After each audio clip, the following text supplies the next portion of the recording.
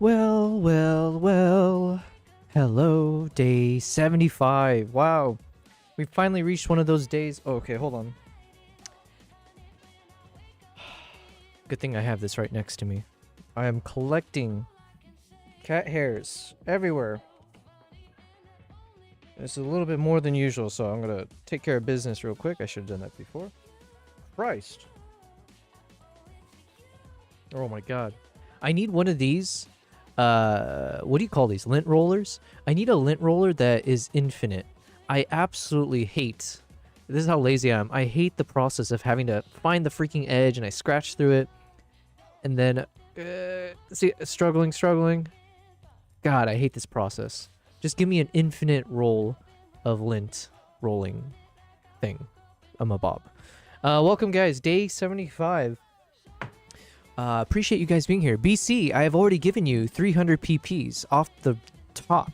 Thank you for being the first one in the chat to welcome me to our 75th day of streaming. I appreciate it. And right off the bat as well, you have squandered those PPs that I just gave you. You are at 20,000 PPs. Oh no, that means low base is beating you now. Damn, slow and steady. This is the tortoise and the hare situation, you know? Welcome, BC. Thanks for being here, man. I'm starting stream a bit late today. I had a full day photo shoot session. To say it's a full day, it's a little bit weird because the first session was at like 10 a.m. and then the next session was at 1 p.m. and then the third session was at 4 p.m., 4:30 p.m.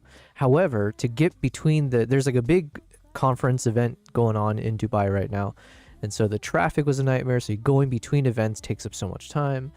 But yeah, it was just a lot of dead time. And unfortunately, my MacBook is still in the shop because I spilled ginger ale all over it on my last trip. So I couldn't take a laptop with me. So it was just kind of like unfortunately, it was a bit of a dead day.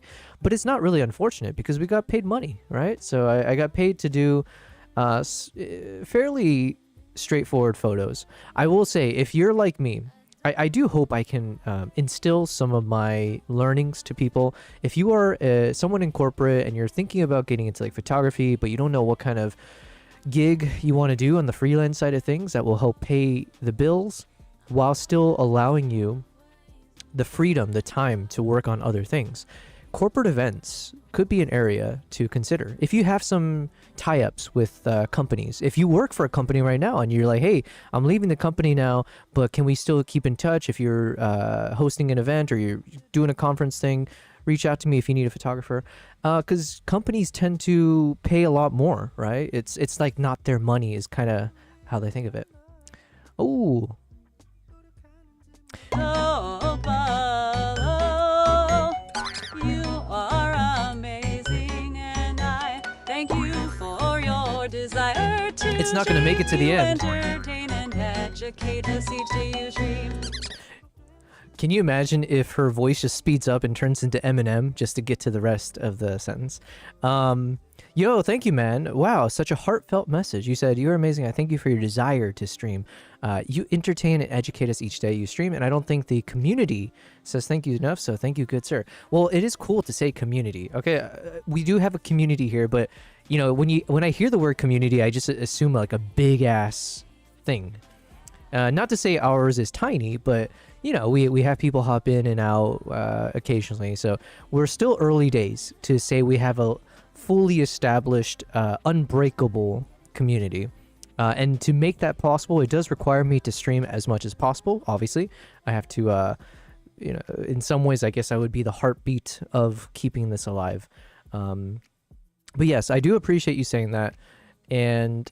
You know what? I do have days where I'm like, oh man, do I want to stream today? And not often, but I will have those feelings of like, damn it, I'm so tired. Because I do end up spending a little bit too much time prepping for the stream. Like these weird little tiny things I might do in terms of taking a different photo each day to then turn into a thumbnail where I use Canva and then I type in something or I add a little bit of a detail somewhere, then going somewhere else. And then, you know, so it's a lot of like granular stuff that I end up doing just to get the stream started.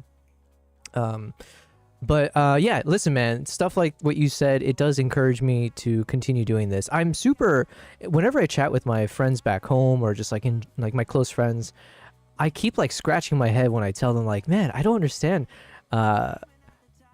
Because they laugh, right? Obviously they, you know, they support me, but we all laugh at me when I'm like, I don't know how I convince people to listen to me yap about nothing for hours on end. And so yeah, I do appreciate it. It's a cool feeling for sure, and it's only possible because of people like you, BC, who's willing to you know, gamble as much of your PPs away and also send these kind of voice TTS and just be a part of the chat. So I appreciate that, man. I didn't know we still had the singing on. Yes, we still have it on until I get tired of it, you know. One thing I just realized, it's really hot and I'm eating more cat hair. Oh, I just got PTSD because my I just fed my cats right before as well. Give me like 30 seconds. I want to turn up the AC because I'm realizing I'm wearing all black. Not that it should matter, I'm indoors and all, but it's getting hot in here. Okay, hold on one second. Uganda, a sanctuary for the wild. Home to primates that swing through misty canopies and lions that command the sprawling savannas. Every corner teems with life. From the elusive shoebill in the swamps to the great apes of the rainforest, this land pulses with the rhythms of nature and the warmth of its people. Okay. We're back, so hopefully I'll keep cool this time. Oh yeah, what was I gonna say? It was kind of random what I was talking about. Hold on. BC said luck was not on my side. Yeah, to think you were at 70,000 PPs just a week ago, right? Not too long ago. How the mighty fall, as they say. Yo, what's up, Primal Nation? Yo, thank you for being here. Thanks for, you know, greeting us with your epic emotes. Primal is known for creating the coolest emotes, I will say. And if I'm not mistaken, Primal, you spend a lot of time during your own streams creating new emotes, and it's a cool process. I'm a huge fan of people like Primal. I mean, I guess I'm trying to do the same thing, right? In our own creative spaces, showing the creative process, right? How do you make the sausage, as they say? So thanks for being here, Primal, as well. The last little quick note I was going to say. So today I did a photo shoot, which kind of extended throughout the day. But the good news is you get paid for the whole day, right? At least I baked that into my cost. So even though there was kind of a lot of downtime in between, it's still your time. It's still lost time, right? So trying to hold firm in terms of saying like this is kind of a split day, but it's a split day, but it's a full day. So here's my charge. And so what I was saying is like, yo, if you're in this kind of space, corporate events, consider it. You know, just reach out to the company you work for now if you end up exiting on good terms or whatever the case might be, and just be like, hey, if you're going to be at an event, if there's something happening, let me know. And then usually, because it's through a company's budget, depending on the size of the company, they're a bit more willing to open up the purse, right? To throw a bit more coins your way. And so it's a good bang for your buck, right? Because then you might end up doing a half day, 1 hour, a full day session. And from that session, you might get paid like, you know, like a couple $1,000s, depending on, you know, situations and all that. So just as a quick little FYI, that's been a huge part of, and I don't even advertise myself doing these things because I am trying to make sure I don't end up going too down the rabbit hole of doing freelance work. Because I want to do this. I want to do the streaming. I want to create content for my YouTube channel. And that's a big commitment with no promise of money at the end of it. So I just need to be as efficient as possible creating this type of content before the money runs out.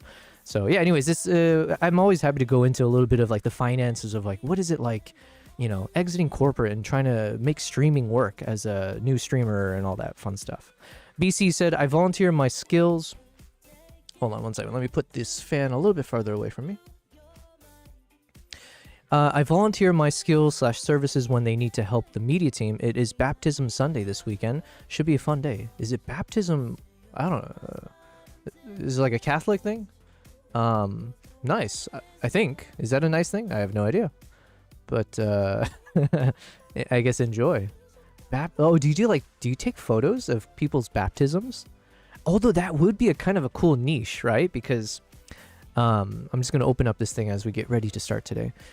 If you do baptism shots, Can you imagine doing baptism videography? Because you got those mega churches, right? Like the omega churches, where it's almost like they have more money than nations. It seems like it's a little bit hypocritical, let's say, but still, if you tie up with the mega church, and then they're like, "Hey, can you film or record or take photos of these baptisms?" Because now you're getting the cool aesthetics, right? You're getting like, you know, in for video you get slow motion with the water droplets and all that kind of stuff, the dip in and out.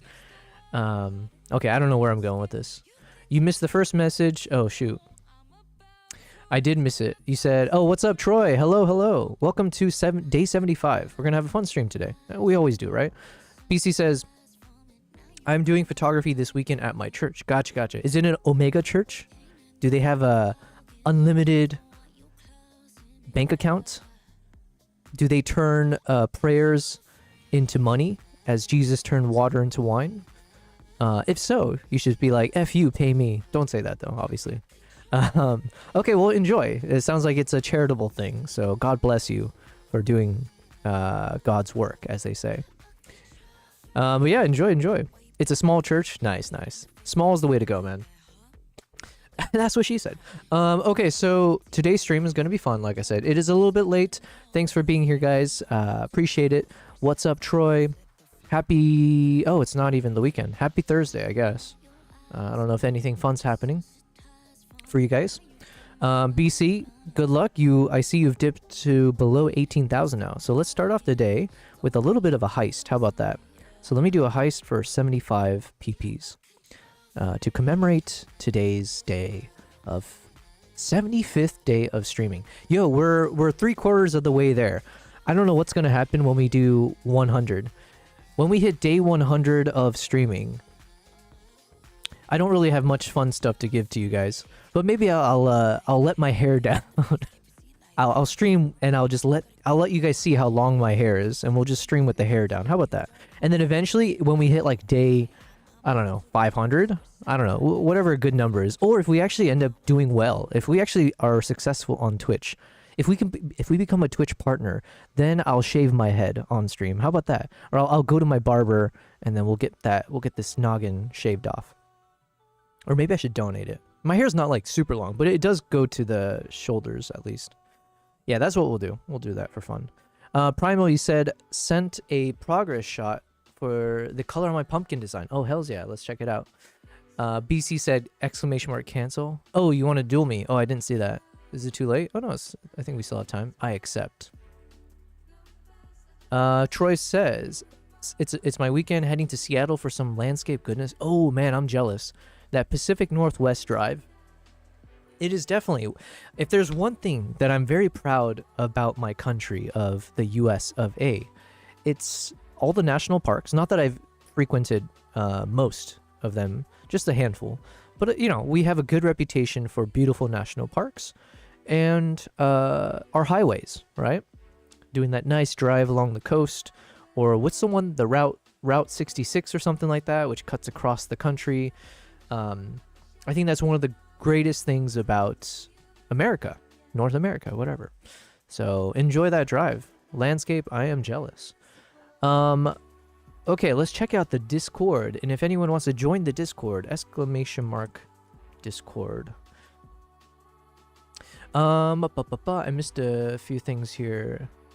Thank you at F. It was glorious. Okay. Let's check out the photos. Oh, nice. Kavai had sent some photos as well. I didn't see this. Okay, so we'll check out some photos from Kavai once Kavai pops in. And since we got Primal here up in this bizatch, let's go and check out the progress he's made on his latest emote. Primal, do you ever like frame your images, or like do they all end up existing in a digital format, or do you ever like print it for other use cases and random stuff?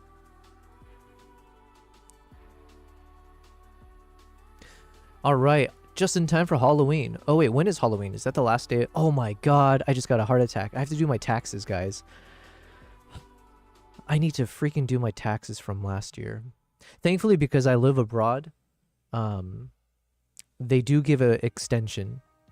Thank you so much, IRS. Thank you so much for giving me more time to hold on to my money. But unthankfully, as an American citizen, I still get taxed. Even though in Dubai they don't tax, I still get hit with it, which is so annoying. I'm not really complaining, but yo, this is really cool, man. Okay, so yeah, I see you got the golden tears. I'm gonna call them tears for now. Pumpkin seeds, nice. Dude, this is awesome, man. I'm gonna say something. I was never a fan of pumpkins. I don't know. Maybe it's like an American thing. Do other countries? Okay, this is a question for ChatGPT. I think I only got 5 minutes left on my voice note thing. Good morning, good afternoon, and evening, Amber. Quick question. What other countries around the world eat pumpkins regularly? Or is it really just a Halloween thing? And is it really just the Americans? Oh, pumpkins definitely get around more than just in the US, and not just for Halloween. Lots of countries use pumpkins in everyday cooking. For example, in places like Japan, they have kabocha, which is a type of pumpkin they use in a lot of dishes year-round. In Australia and New Zealand, pumpkin soup is super common. And in parts of Latin America, in the Caribbean, pumpkin is a pretty standard ingredient in stews and side dishes. So yeah, it's definitely not just an American Halloween thing. Okay, I stand corrected. I did not realize. Thank you, Primal. Epic stuff, man. Keep it up. Let us know. What do you think is your ETA to get it finished? You know what? You told me this before and I forgot. My bad. I think you told me how long it normally takes you to make these guys. Hello, Jake. Wait, Jake, not from State Farm. What a name. Wait, Jake, not from State Farm. I don't recognize that name because I feel like I would have, unless my memory is so shit. But welcome, Jake, not from State Farm. Part of me almost feels like I remember that name from somewhere, but then the other part's like, no, did I ever hear that? You said, wish I knew how to make LUTs. Yo, you've come to the right place. I didn't know how to make a LUT. There's a chance that I still don't know how to make a LUT, to be honest, because I've only tested it briefly. So about 3 days ago, I decided that I need to make my own LUTs, especially as we go deeper into the world of YouTube and talking head videos and cinematic films. It behooves me, right? If we want to make money from YouTube and like sustainably make this a permanent thing, I need to be better at selling products that line up with what I do. And so if I'm making, hopefully, cinematic footages on my YouTube channel, ideally, the best thing to tie up with that would be my LUTs. And then also maybe the audio platform that I use. So if there's like soundtracks from the movies or whatever I make, you get the picture. So I've been learning. And we've had a number of people in the chat who've been super helpful as well. There's a bunch of new people who've joined recently after the Nikon ZR video that I made. Shout out to Nikon. Thank you very much. But yeah, so I've been learning, and people in the chat have also given really good advice, including, you know, a bunch of people telling me like, hey, check out this person's YouTube video. And then we watch it, and then I'm learning about like, oh, this is actually how you create a node structure.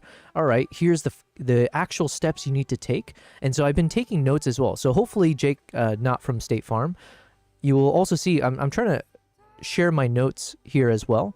And then I will allow, I don't know why I said allow, I will make available the node power grade event, the final version of this, so that anyone can download it for free. And then, yeah, we'll see how our LUTs turn out. So I've only made one LUT so far, and I'm trying to make another one, but first I need to fix my power grade within DaVinci Resolve. In the meantime, you can see here in my notes, I've been taking steps in terms of what is the proper workflow.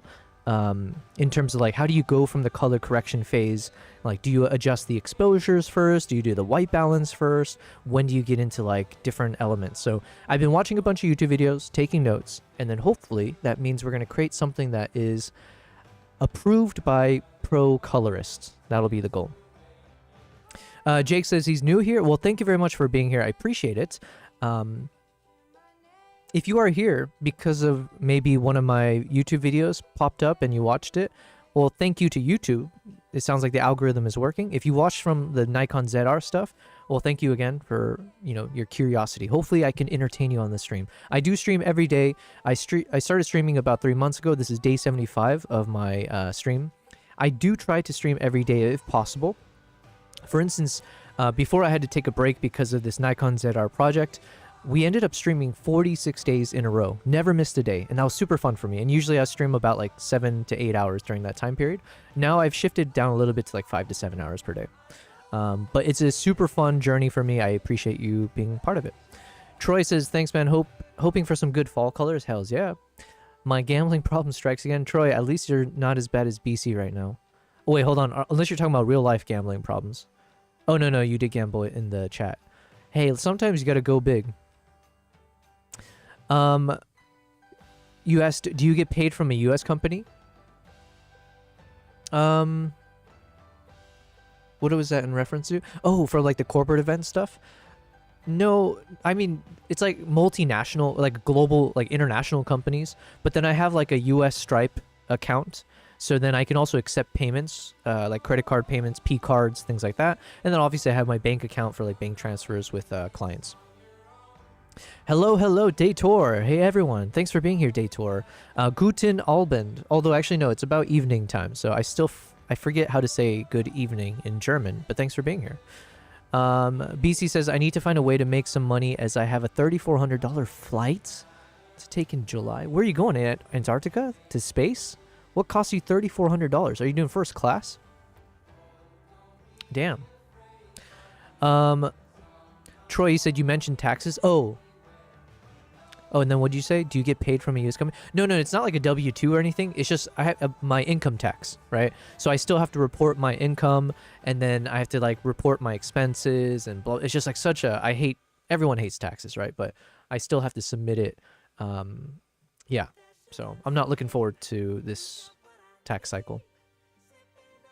It's a full day air-to-air 15 join UPS. I have no idea what that means. How can you get taxed? You are not a resident of the U.S. I am a U.S. citizen with that beautiful U.S. passport. And as part of that negotiation or exchange, it's, you know, you got to put money back into Uncle Sam's pockets, unfortunately, you know. It doesn't feel right that I get taxed at all. It's like, yo, I'm not even there anymore. But I guess that's the privilege of being an American. And I guess the privilege of that passport to fly wherever you want to, for now. Space, maybe not 3,400, yeah. BC, I pay sometimes to go do it for myself for fun, but then create prints and such. Oh, okay. I hear you, not fun at all. Yes. Join UPS, like planes join up with our plane. I'm so confused.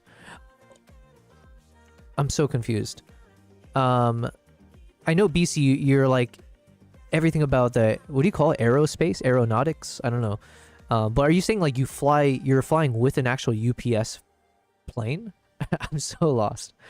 UPS, not UPS. You're still losing me, man. It doesn't feel right at all. Yeah, it doesn't feel right. I want to keep my money.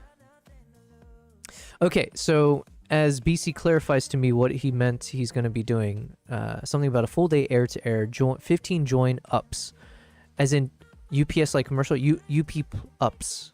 What is UP though? As in there's going to be 15 planes up in the air,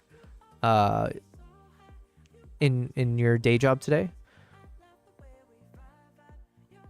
We're all waiting with bated breath for confirmation if a UPS pilot is going to be flying one of your fighter jets.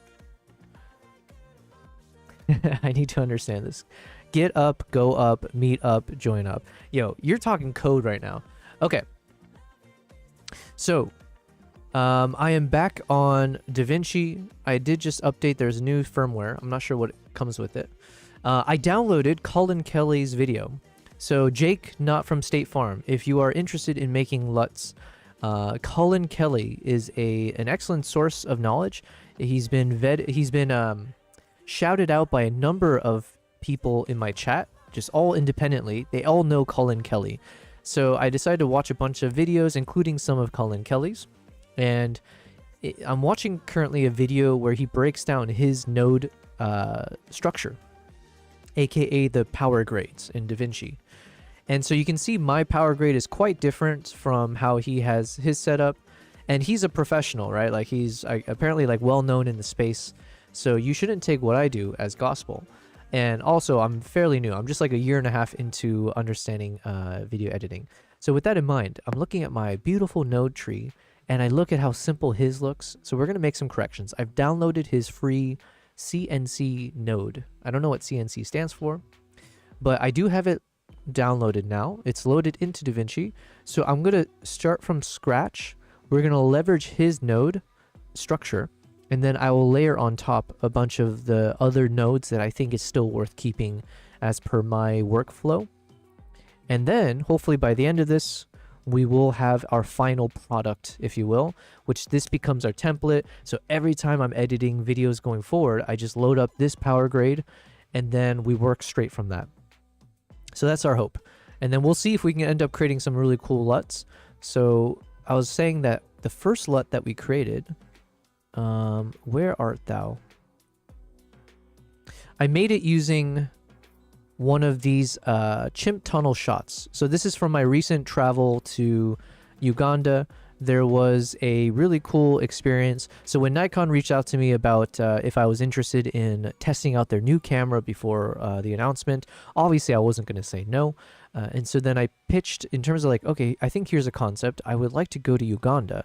And I've been meaning to go back here. I love Uganda. I take people there all the time.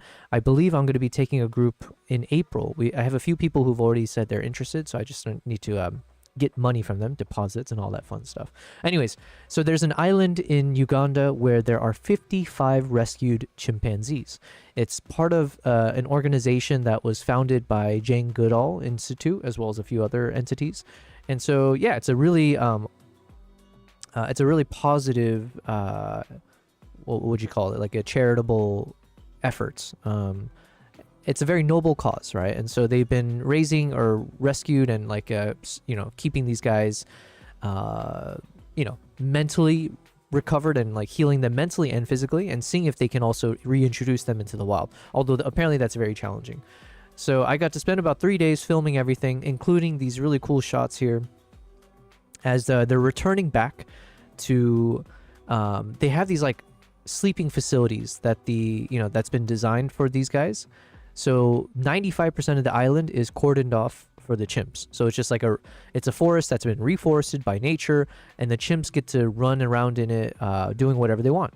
And then in the evenings, it's up to them if they'd like to, but they're incentivized to come back into the sleeping facility where they get fed extra nutritions that they can't get from the forest. And then they sleep there. And then in the mornings, they go back out, and then they spend all day in the forest. So it's like a normal routine for them. So I noticed that there's like a little bit of an L shape to this long chimp tunnel that connects from the forest back to the human side of the island. And so from the L area, the bottom of the L, I set up my camera with a 7200mm f2.8 lens, and then I just filmed as they continue to approach. And it ended up being the coolest, most cinematic, most dramatic looking shots ever. And I did this across all 3 days. So I have a number of different examples from these chimp walks. And so anyways, very, very warm tones in terms of the shot itself, right? So from my minimal understanding of creating LUTs, this may not actually be the best type of footage to create your LUTs from, because you're quite limited by the colors in your shot. So there's a lot that you might not actually know what is the impact of the colors when it gets applied to a different footage, because I'm only playing in this kind of warm space. So I believe you should be choosing shots that have a lot more colors built into it, that's balanced properly and all that. However, it's such a cool shot that I decided, let me go ahead and try this and see what turns out. And the LUT turned out pretty good. And so now I'm testing another shot, which is mostly greens. So I'm basically going to do one that's mostly orange or like warms, and then I'll do one LUT created from a shot that's mostly greens. And then we'll do one that's like got a mix of all the colors. Hello, Kavai. You should see my dinner I sent in Hangout chat. Okay, we shall. Also, Kavai, I think I saw you had posted something else. I was waiting for you to hop in, and then we'll check it out. Damn. Okay, let's check out. Wait, this is your dinner? But welcome, Kavai. It'll be 15 different planes, each plane coming up with us and getting information with the photo plane is called a join up. Man, I said this already, BC. I expect a full-on invitation. Maybe the next time I get an opportunity to shoot with like some super cool lens or camera, I'll try to pitch, you know, can I go to Florida and do an aviation film? But that sounds so cool. I can imagine shooting like slow motion up in the sky with all the jets. Just don't kill me is the only ask. Or if you do, at least make it so that I can get something nice on camera up until last point. Or maybe I have to chuck the camera out last minute so it doesn't blow up in the explosion. I'm not sure. BC, you must get some amazing photos and videos. Yeah, absolutely. Oh yeah, what was I gonna do? I was gonna check out these photos.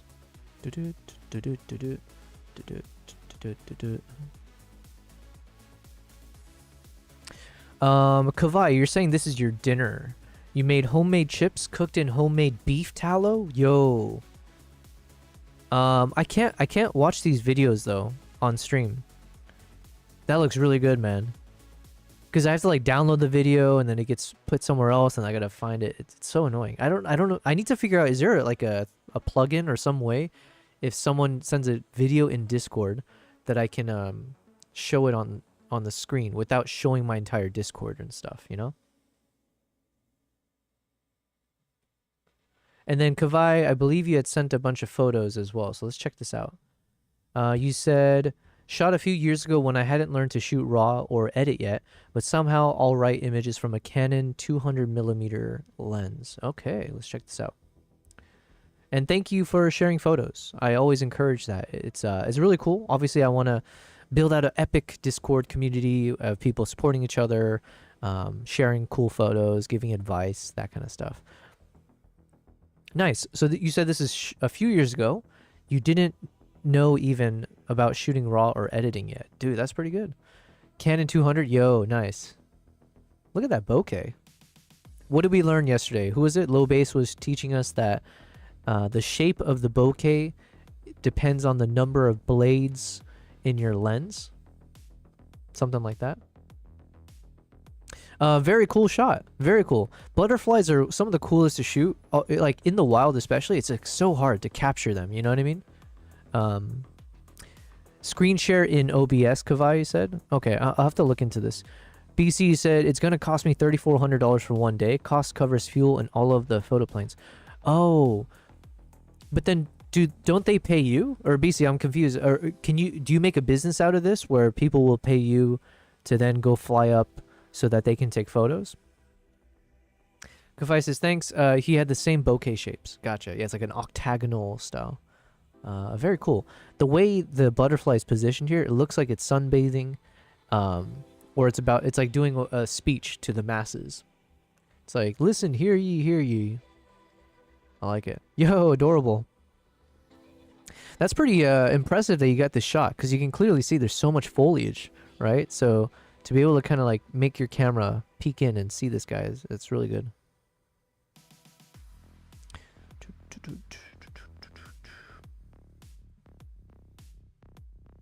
Cool, cool. Was this out from your backyard or something? Nice. Actually, I like this. I like the framing here. Cheetah time. Nice. Okay, action shots. Yeah, you're always looking for action shots with wildlife, for sure. But then they're also the toughest. Yeah, so honestly, I don't think there's much advice I really give when it comes to wildlife photography. I should maybe be a bit more thoughtful about that. But I think the main advice, one of the best advice I ever got from another wildlife photographer, and it's like, it will 99% of the time it holds true, and this is like the only thing you really have to think about most of the times, is just trying to shoot eye level oftentimes will end up giving you better framing and better composition. So whenever possible, you try to go at an eye level with your subject. And I don't know how true that is with other, like with human subjects. I'm not sure. But generally speaking, with animals, you know, they're low to the ground. You try to shift down as well to get that low angle eye level shot.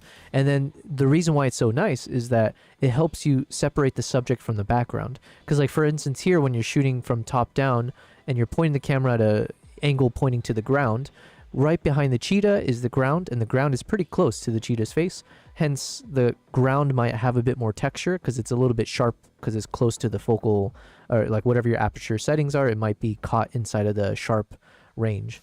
Whereas the moment you drop down at eye level, the thing that's directly behind the cheetah might be super, super far away. It might be like the bushes over here or even further into the horizon. So then it helps separate out the subject from whatever's behind the subject. Hence you get that nice separation, a bit more like compressed looking shot. So that's like the general advice that, and it also helps to have visuals to kind of showcase it. But yeah, I would say that's one of the best advices I've heard, that if you just keep that in mind, then you can just focus on the other techniques.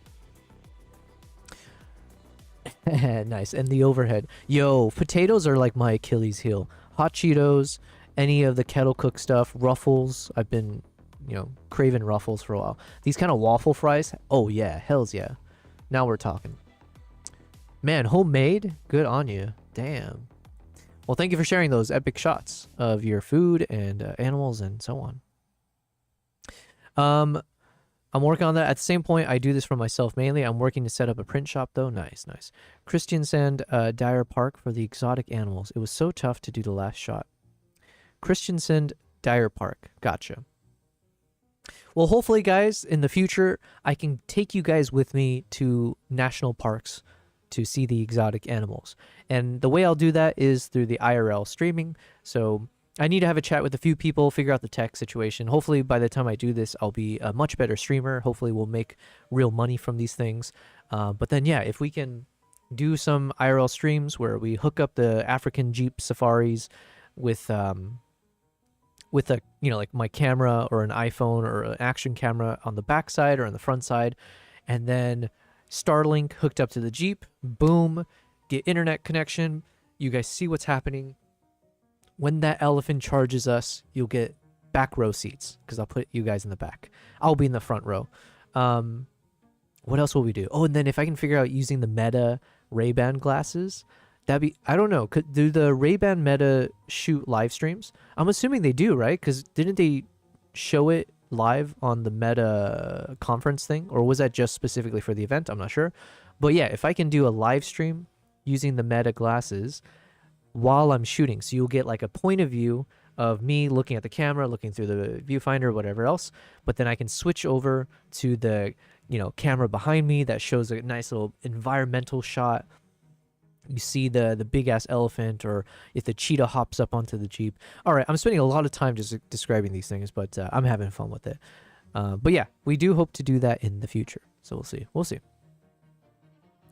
Okay, where were we? All right, so I was a little bit, knee deep into Cullen Kelly's Node Tree. That also sounds a little bit too sexual, so we'll take a step back. We're watching Cullen Kelly's video, and what was he finishing up explaining? Let's see. Let's back up a little bit. That's already saved right into the template node graph, so I don't have to manually do that. But a point where that... So shout out to Cullen Kelly. If you're someone who wants to learn how, so someone like Jake, not from State Farm, someone like me, if you are interested in improving your technique to edit videos in the quality of a professional colorist or someone who works in Hollywood or in cinema, media kind of stuff, I feel like this guy is absolutely worth following. It seems like he's very accredited, is that the right term? But he seems like someone that I still haven't heard anyone say a negative thing about this guy. So Cullen Kelly on YouTube. All right, let's continue watching. I rewinded a little bit just to get a sense of where we were. That preserve node numbers option that we just looked at in our resolve preferences is going to come into play here. So you'll notice in terms of order of my nodes from left to right, my balance actually hits first, but numerically it is numbered higher. That means that when I load in this template node graph, I'm going to be starting on node 1 here because that's where I saved the template node graph to be selected when I load that node graph in. Let me and join when I this hit my heist. favorite button, next node, I'm now going to be working my balance, even though my balance is happening in order of operations prior to the prime node. Now, why is that important? Why do I care about that? Why am I doing that? This is a new change in this new version of my template node graph that really reflects an observation that I've made, that by the time I've made these adjustments, if I have my balance node downstream and I linearize that image for the duration of that node, which by the way is what we're doing here in node number 2, I've right-clicked and I've already set my gamma to linear. That's already saved right into the template node graph, so I don't have to manually do that. But if I do this in between node 1 and 3, as opposed to before node 1, I am not going to be getting a true scene linear image. So I like this to be, in terms of processing order, prioritized and done prior to the left of my prime node, even though for my process as a colorist, for my priorities as a colorist, I still like to start with that prime node, okay? So here in my balance node, I've already got my gamma set to linear, and with my gamma set to linear, I like to just work my gain. This is a very clean to linear. I still like to start with that prime node, okay? So here in my balance node, I've already got my gamma set to linear. Okay, so this is one of those things where I've seen Wakaz, another YouTuber, mention this thing, or one of his suggestions when it was coming to like adjusting the colors is that he switched the node to linear, but I don't actually know I don't understand the reason why. Like, what does that actually do? Why do you switch one of your nodes? So for example, if I have my white balance, you go to gamma and then you switch to linear, but I haven't heard someone explain the reason for that. But it sounds like he's saying the same thing. So when it comes to white balance, you need to be in linear. So let me just write that down. So for the white balance, set node gamma to linear. Okay, let's get back to the video. Where's the video? Ah. And with my gamma set to linear, I like to just work my gain. This is a very clean, very simple way of altering the ratio of red to green and blue. Okay, and also here, he's got his, okay, let me just double check, because I think this is similar to what Wakaz said. Because he said, switch it to linear and then work with the gain. But then he also said something about reduce your something to 0. And it might have been this Luma mix or something. Let me see. So like, for example, if I took this guy, if I switched it to linear. Yeah, okay, so you need to drop this Loom mix to 0. So for some reason, Cullen Kelly did not say this step out loud, but I'm assuming it's part of it. So let's jump back. And let me actually open up.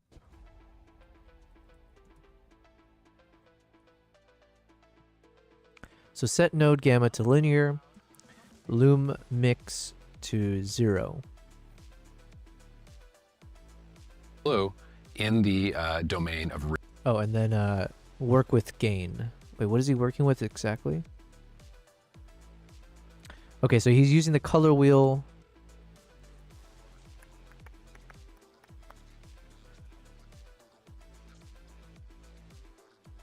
Okay, so set node gamma to linear, luma mix to 0. Then work with the gain color wheel. Wow, we're learning today. Did I win? It hasn't said yet. Okay. All right, fingers crossed that we win our PPs. Way of altering the ratio of red to green and blue in the domain of real and physical light. And you can see this is getting to a nice place really quickly. So I'm just going to kind of nudge this around. And what I'm looking for are really 3 things when I'm making a balance adjustment. I'm looking at maybe getting a traditional sense of like neutrality, or like what we would call white balance, like in sort of a technical sense. But more importantly, I'm looking at 2 other things. I'm looking at skin tone, making sure that I'm making skin look just as good or preferably better than it did before I made my balancing adjustment. And I'm looking at color separation. I really want to max out my color separation using my balance. A really good rule of thumb when you're color grading: color separation is very easy to diminish. It's harder to create. It's harder to get. So in my first pass of grading through a shot, for the most part, in most cases, I'm really trying to max out that separation because I know I can always take it down later, but getting it can be tricky. So I want to front load that as much as possible, get as much separation as I can, and then know that it'll be very easy to pull back on that a click if that's what I decide I want to do. So here's my balancing node thus far, before, after. That's a big shift, that's looking really good. Oh, here's my balancing node thus far, before, after. That's a big shift, that's looking really good, right? So that's node number 1, and now node number 2 with my balance set to linear. Let's go next, or with my gamma set to linear, I should say. I'm gonna save this, and I'm gonna go next node again, and you can now... Yo, I didn't know you could save. Hold on a minute. Wait, did I know this? Oh, you know what? I'm an idiot. Well, I mean, we all knew this. Because I've had times where the thing crashed, or I deleted something. I can just hit Command S and save my freaking project. All right, well, common sense kicking in. Now see, because I've got my node numbering preserved, I'm going to the next numerical node in my node tree, which is my sat node. Now, my sat node is something that there's been a lot of questions about here on the channel lately because we've been talking about color slice lately, the new tool that was released with Resolve 19, which among other things has a very good saturation model that I'm a big fan of. So the question has come up like, oh, in your template node tree, are you using color slice instead of the sat node that was in your previous generation or iteration of your template node tree? I am not. I'm still using that same setup that I've used previously, which is to set my color space to HSV, and then turn channels 1 and 3 off, leaving only channel 2, which is the F. Color space to HSV and only turn on channel 2.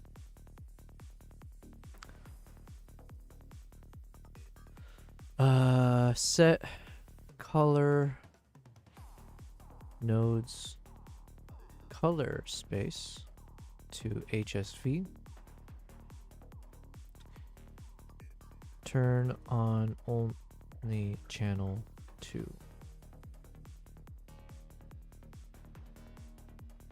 Previously, which is to set my color space to HSV, and then turn channels 1 and 3 off, leaving only channel 2, which is the S of HSV, or saturation. Here's why I'm doing this. Color Slice has a slightly better model, it's true, than HSV. I like it a little bit better. It's not a world of difference, by the way, but it is slightly better. And HSV, I like it a little bit better. It's not a slightly better saturation. Here's why I'm doing this. Color Slice has a slightly better model, it's true, than HSV. I like it a little bit better. It's not a world of difference, by the way, but it is slightly better.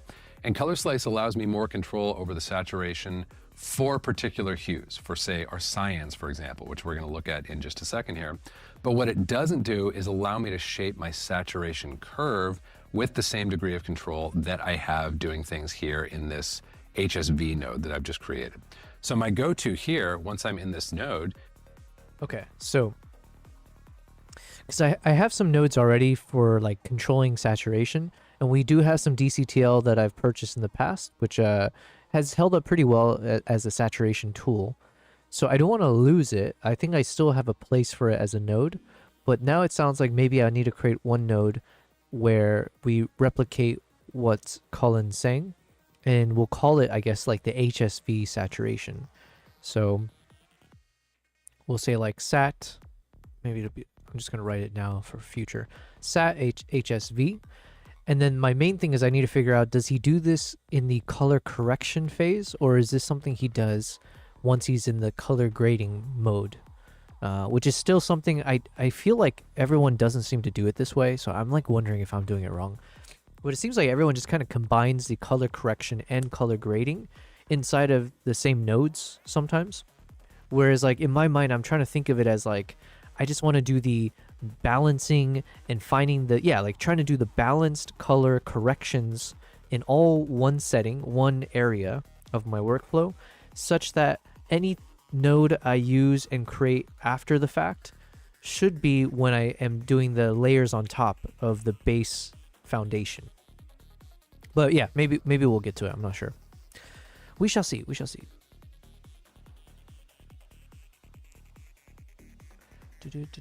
Oh, I forgot to promote my thing. Hold on. All right, let's keep watching. is just to use a combination of gamma and gain to kind of get a saturation level that feels really good. Gamma, once I'm in this setup, is essentially going to target the medium and lower saturations in the image and boost those up if I turn it to the right. And then gain is something that I can counter with or even just leave alone. And that's going to be the saturation of my stuff that's already. Okay, so for saturation, set nodes color space to HSV, turn on only channel 2, adjust gamma and gain.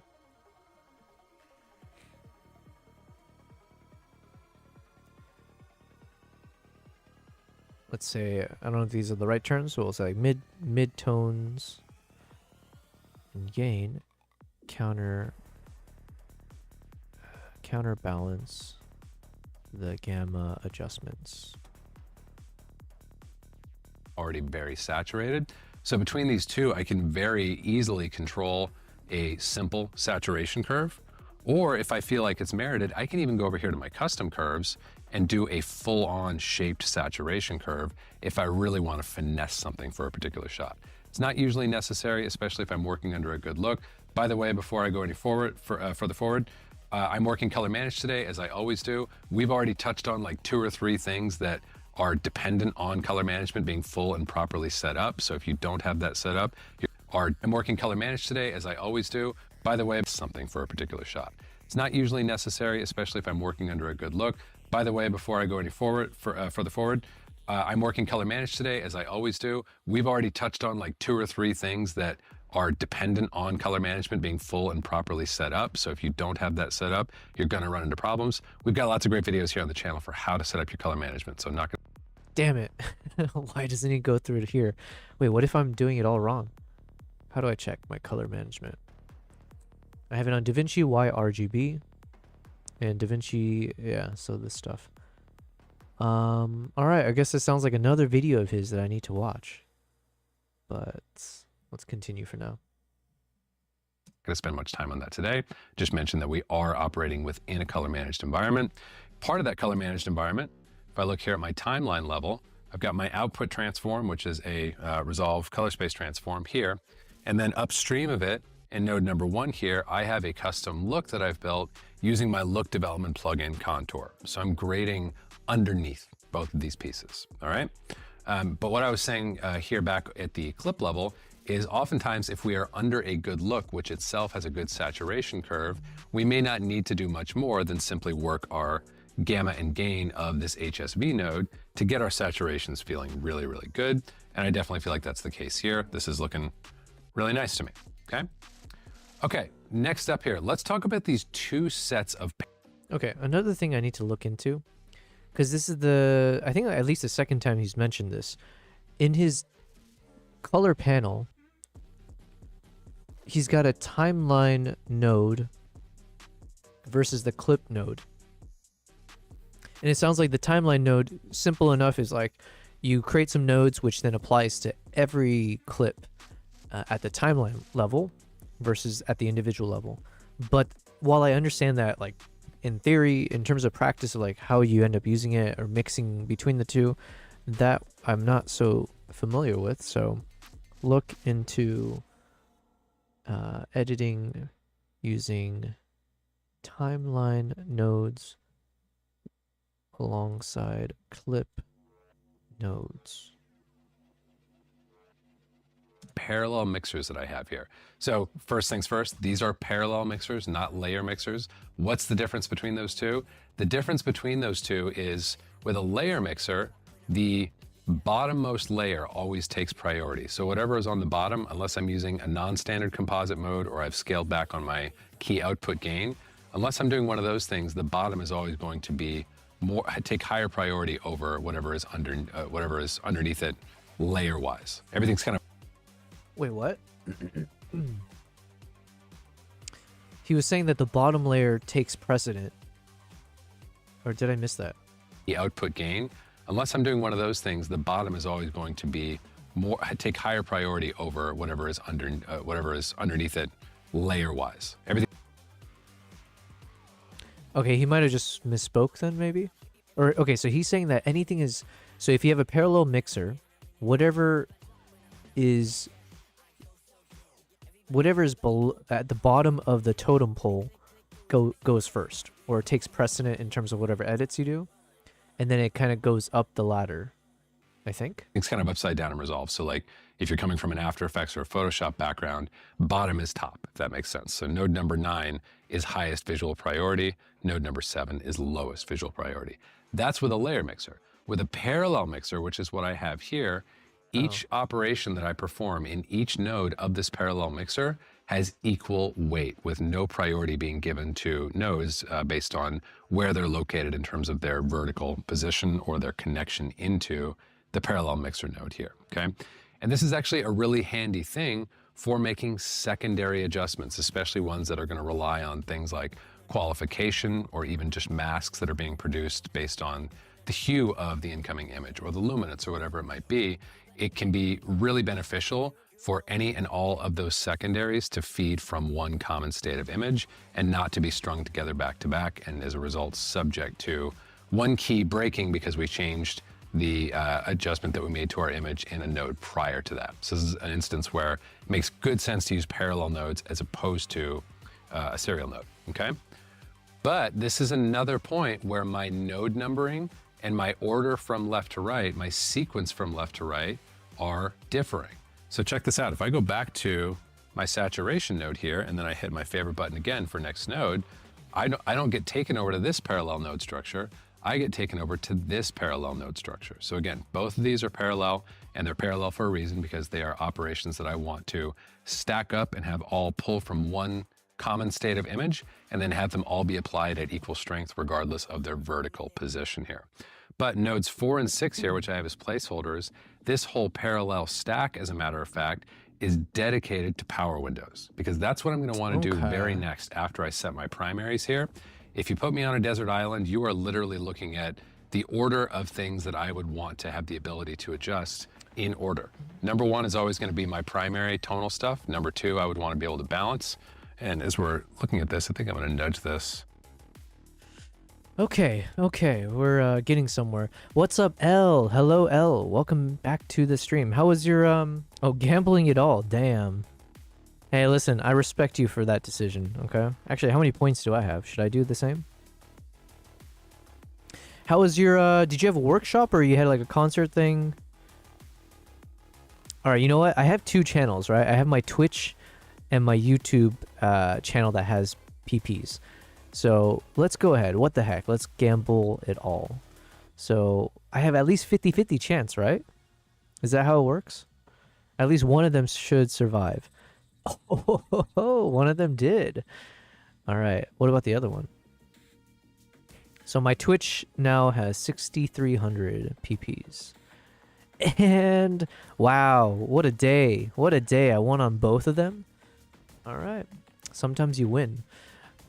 Ellie, you said I just had 2 minutes of ads, and now I can hear you. Nice. Thank you for watching those ads. Hopefully that turns into beautiful money that rains into my bank account, as we hope. I was just saying hello to you, and I was wondering if you had a recent workshop or a concert or something. I couldn't remember if you had something. But yeah, hope you're doing well. You're on your way home from work. Nice.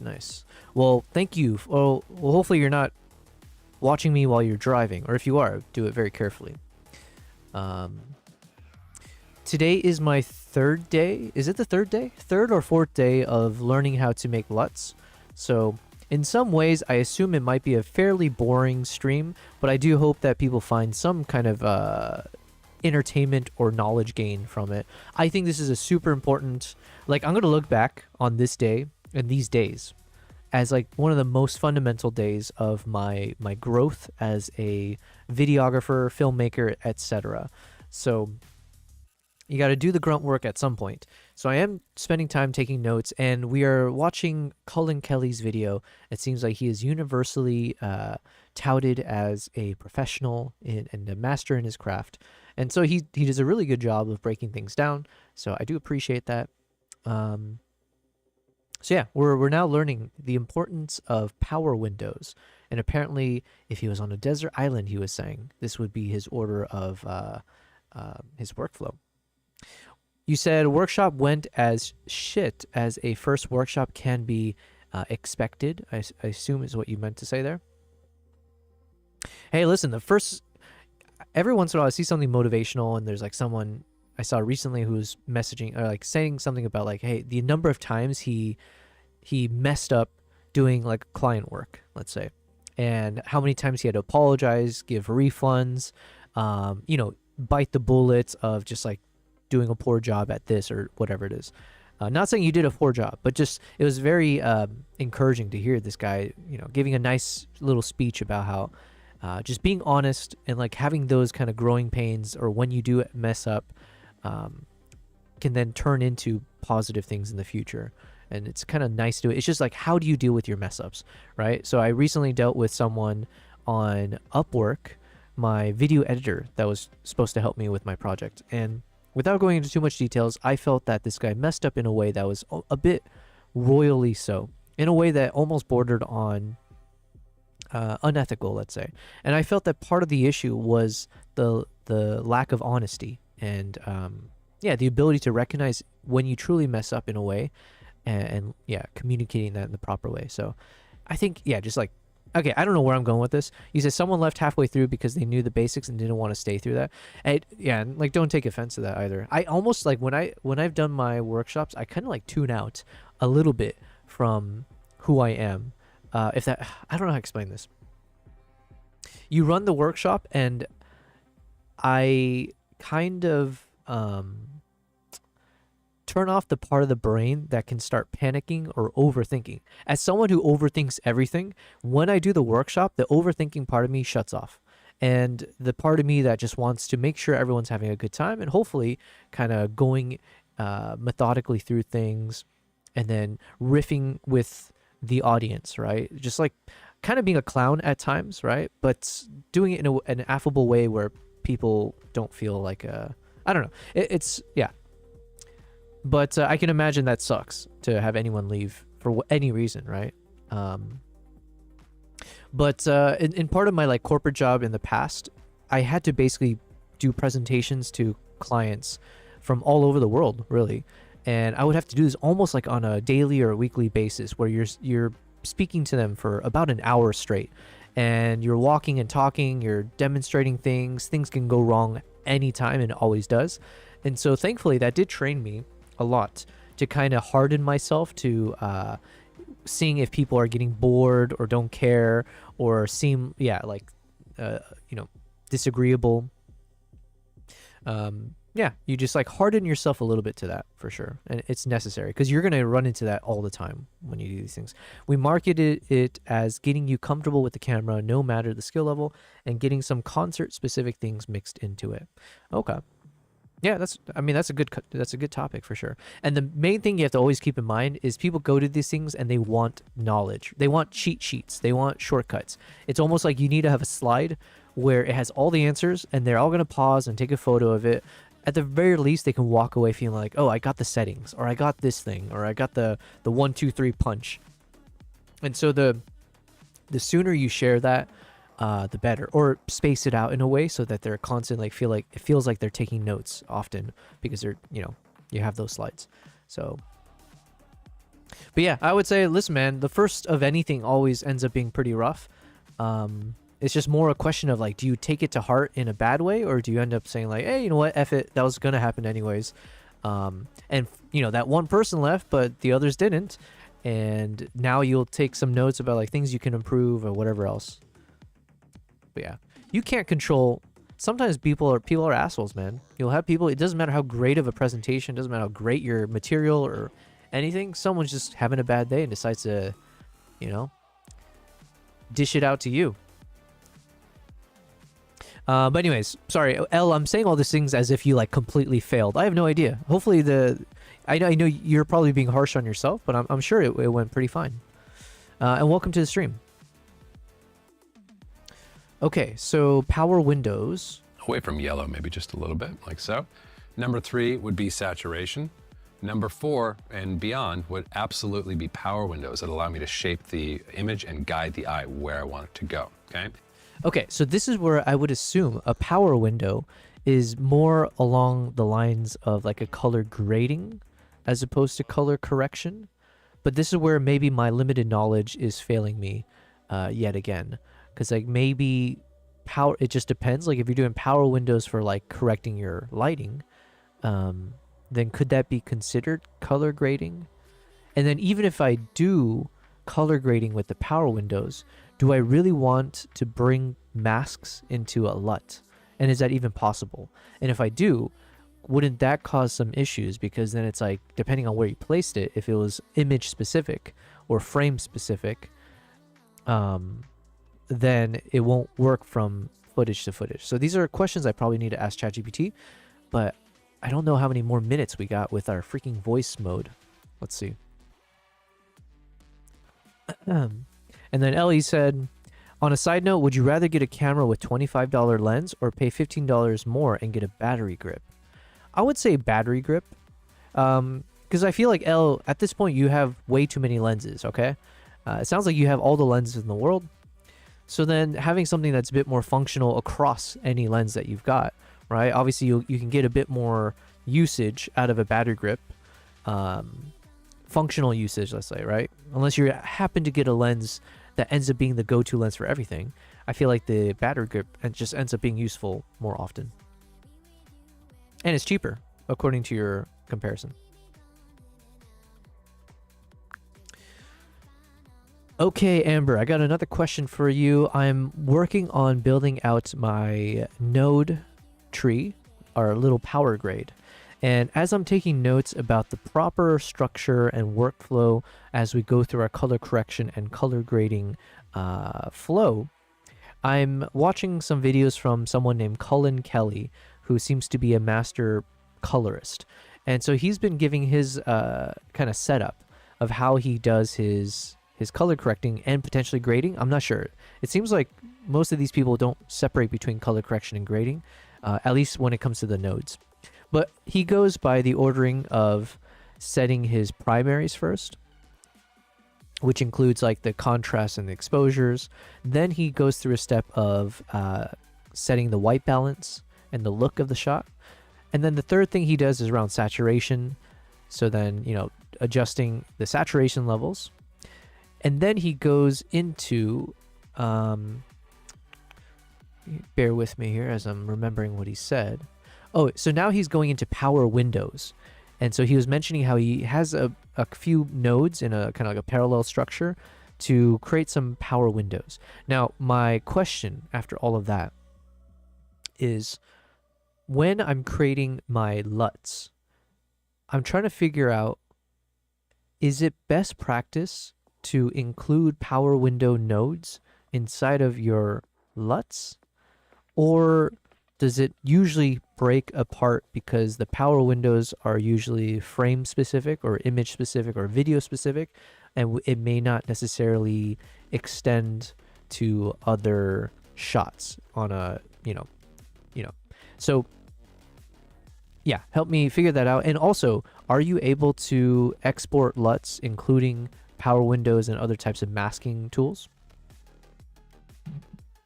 Absolutely. I can help you sort that out. So generally speaking, when you're building a LUT is basically just a mathematical transformation of color values.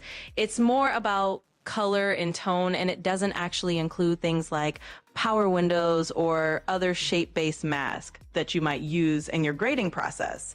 So what that means is that any kind of power window or a vignette or anything that's really specific to the framing of a particular shot, that doesn't get baked into a LUT. LUTs are just color info. So it's not really best practice to try to include power windows inside your LUTs because they just won't transfer over. And when it comes to exporting LUTs, yeah, you can export them from your grading offware, but just remember they're only going to carry that color transformation and not any of those positional adjustments. So you can feel free to do all your But what if you're using the positional adjustment tool, like a power window, to adjust your colors? Right, I see what you're getting at. If you're using something like a power window to adjust colors in a very specific part of the frame, say you're darkening just a corner or you're adding a little highlight to one area, that's great for that shot. But that Elle kind of says, positional time to leave adjustment Wi-Fi, so I is gotta head really out. tied to Thanks, Elle. that exact framing. So if you try to I still put think that you should into get a the LUT battery and grip, then but yeah. apply that LUT to Thanks for another being here. shot that has a different composition, it's just not going to line up. Basically, the color change will still be there. You said with the lens I can sell it for 25, so it'll cost less. Not going to use it as it's what was a kit lens before the 18 to 55 standard kit. Yeah, like I feel like the battery grip, man. The battery grip. It's you're like adding to your camera in a way that it works across all lenses. So practically speaking, I feel like that's a better investment, you know? You'll probably end up using the battery grip more often across all your lenses than you will use that one new lens over the long run. Potentially. But thanks for being here, Elle. Enjoy being off of Wi-Fi, you know? Explore the world, be offline. And yeah, I'll still be here, potentially, to say hi when you're back online.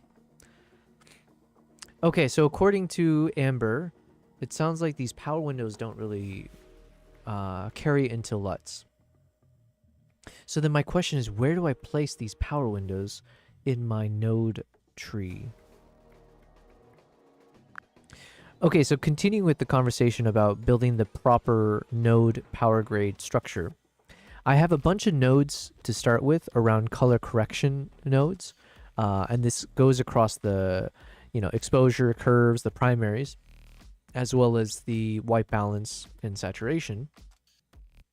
However, after I do those color corrections, sorry, I said saturation as well, but I guess I don't really touch saturation in the color corrections side of things. So I do more of the primaries, the exposure curves, contrast stuff, and the white and black points and the white balance.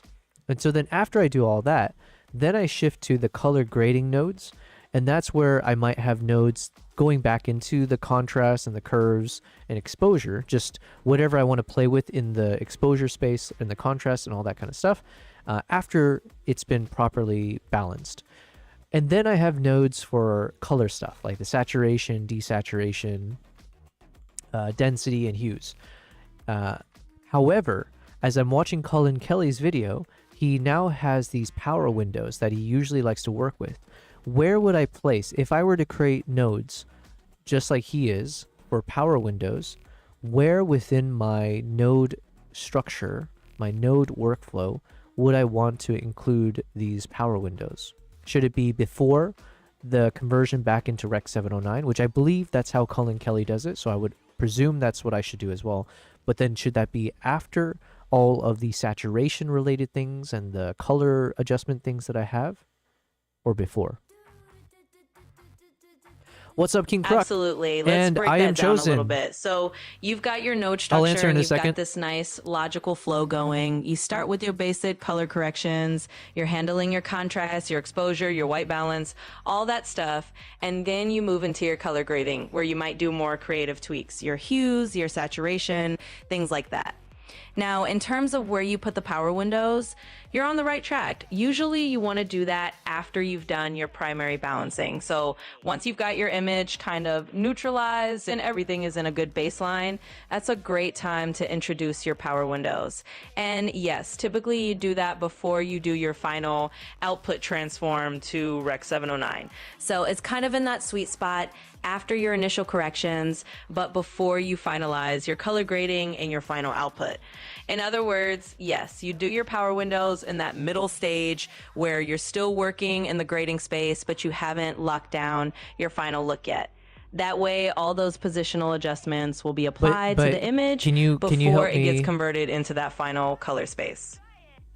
Okay, but can you help me just, I need answers, I need guidance. So if you were in my shoes, would you put it before or after I have nodes that adjust universally for saturation, hues, density, desaturation, the curves, and the exposures? Or would you do it after those nodes?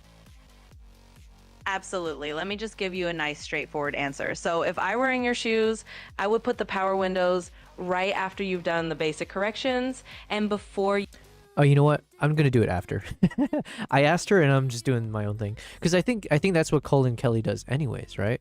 Because he technically had the saturation node first, and then jumping later on, he's got the power window stuff. So, yeah, I think this is gonna be first the saturation related things.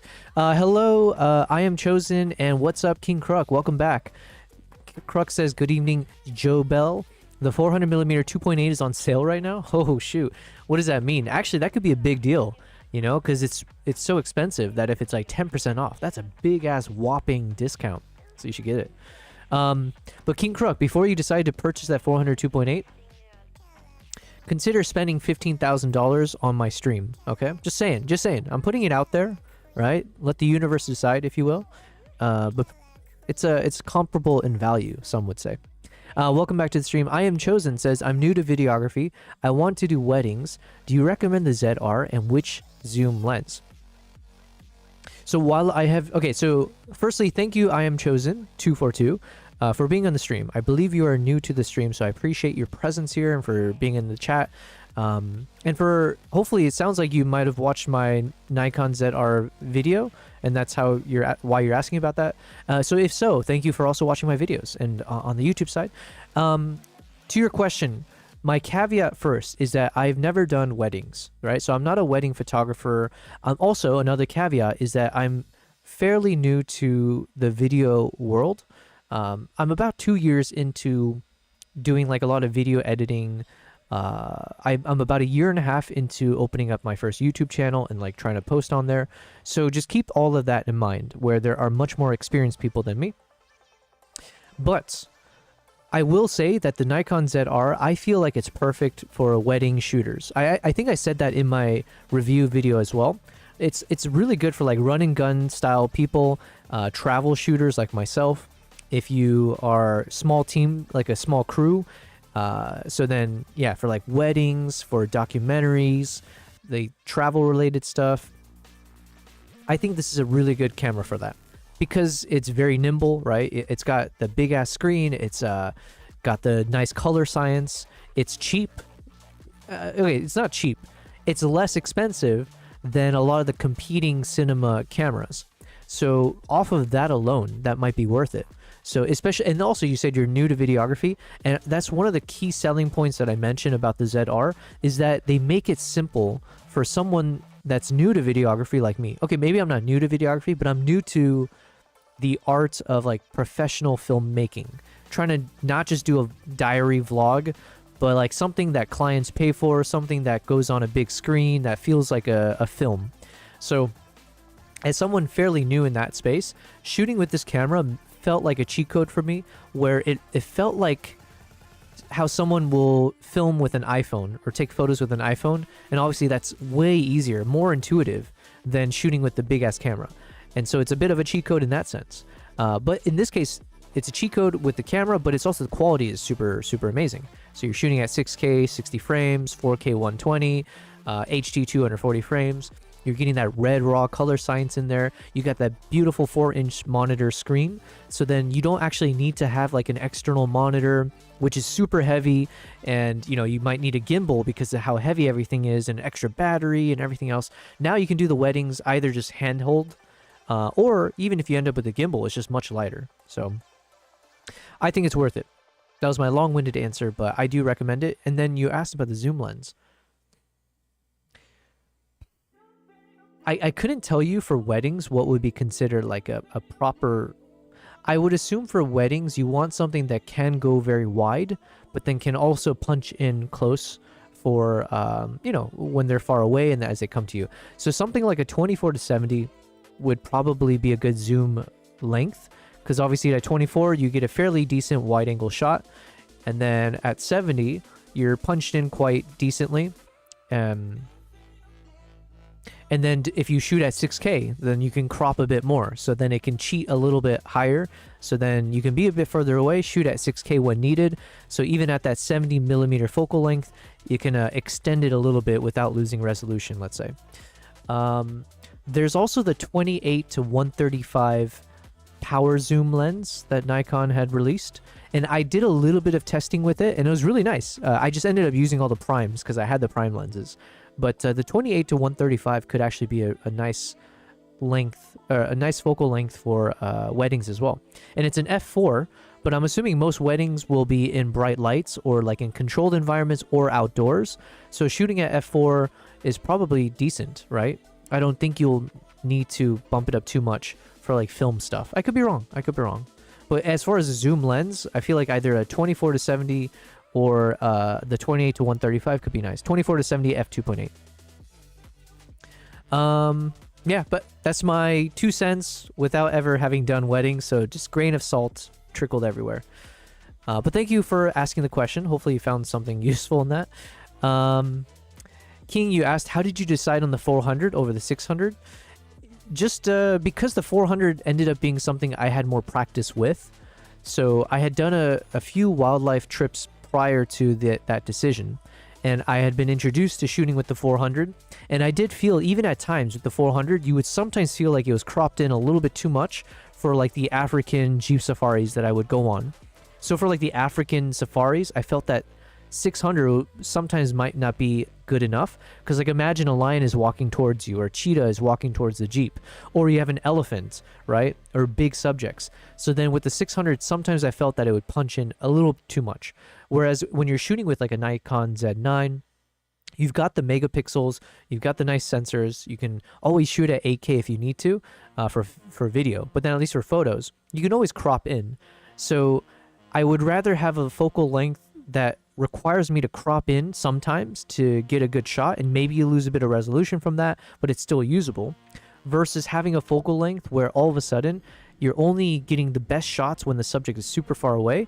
But then sometimes the shots that I really care about are the ones where they tend to be a bit closer, right? Because it might be better, it might have more clarity to the shot, you might be able to get better like low angle shots, or there's just a little bit more personality when the subject is closer anyways. So with the 400 or something less, you might be able to do a close-up of the face. So you might not be able to get the whole body of the animal, but you get a really, really clean close-up of the eye, of the face and stuff. And just with the 600, it felt more often I'm forced into only portrait mode, and then you lose out a lot. And also keep in mind with wildlife, the wildlife is running around. They're zipping past. They're chasing after a gazelle. And so in those fast action moments, the more cropped in, obviously, or with the 600, it's just harder to chase the action. Plus it's heavier, and also plus it's more expensive. So a bunch of reasons where I feel like 600 is really good for only the types of wildlife where you know it's going to be always more often than not far away. So like the snow leopards, or for a tiny subject, right? If it's a small animal, you know, then having the 600 would be nice. Otherwise, I think a 400 is best. 300 might be the sweet spot. So that's what I was saying earlier. If they end up getting a 300 2.8 lens, I think that would end up becoming my favorite lens ever from Nikon, because I love the 400, but it's goddamn heavy at 2.8, and again sometimes you end up running into the risk of not being able to crop, or you know, you end up cropping in. So if they come up with the 300 2.8 with the 1.4x teleconverter, holy Christ, I might sell my 400 just to get that, because there's no chance in hell I can afford both of those lenses at once. Hopefully you find that useful. I don't know. I Am Chosen says, okay, thanks, appreciate it. Well, I thank you for appreciating my response. Okay, so I Am Chosen, if you are new and anyone else, this is my 75th day of live streaming. So I am on YouTube, Twitch, and Kick. So that's been a fun journey for me. And usually during my live streams, we'll go for like, you know, anywhere from 5 to 7 hours every day. Today I started late because I had a photo shoot all day. Generally speaking, what I do on stream is I show the behind the scenes of how do I edit my photos and my videos. Oftentimes I'm focused on videos because I have been traveling all throughout the past 2 years. And so I have like 12 different countries or trips that I've traveled to, about 100 terabytes worth of footages, mostly wildlife and nature related stuff.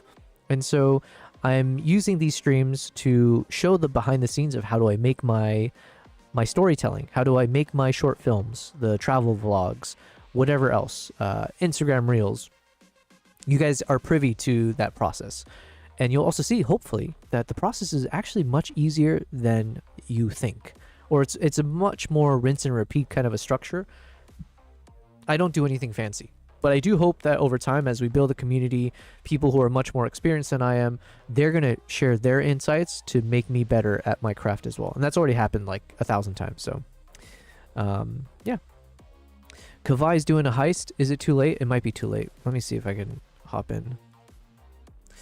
Okay, let's keep watching though. Where is the video? So that's what's going to happen here. And I've gone ahead and saved just some general window shapes here that are nice and soft, nice and big, and are really easy for me to modify for whatever I want to do. So in the case of this shot, maybe I would just want to do a real loose, soft shape around my subject. I already have these pre-inverted because this is often what I'm trying to do with my power windows, is do things on the outside. If not, I can always flip that back and uninvert it. But in this case, that's doing exactly what I want to do. And all I want to do here with this power window is knock down the world a little bit. I feel like that background is making it a little bit harder for me to kind of like look into my subject, and it's a little bit distracting. There are different things that I could use to bring that world kind of more into the background and to knock it down. Depending on what I'm trying to do, I might use my HDR exposure as we did in our prime node. I might use my gamma in my primaries. That's maybe the most common thing that I will reach for. In this case, because these... Okay, let me hear that again. And also, let's put this in our little notes section. So in the color grading, so after the saturation, we're going to put maybe after saturation, but then before dehancer. We're going to call this the power windows.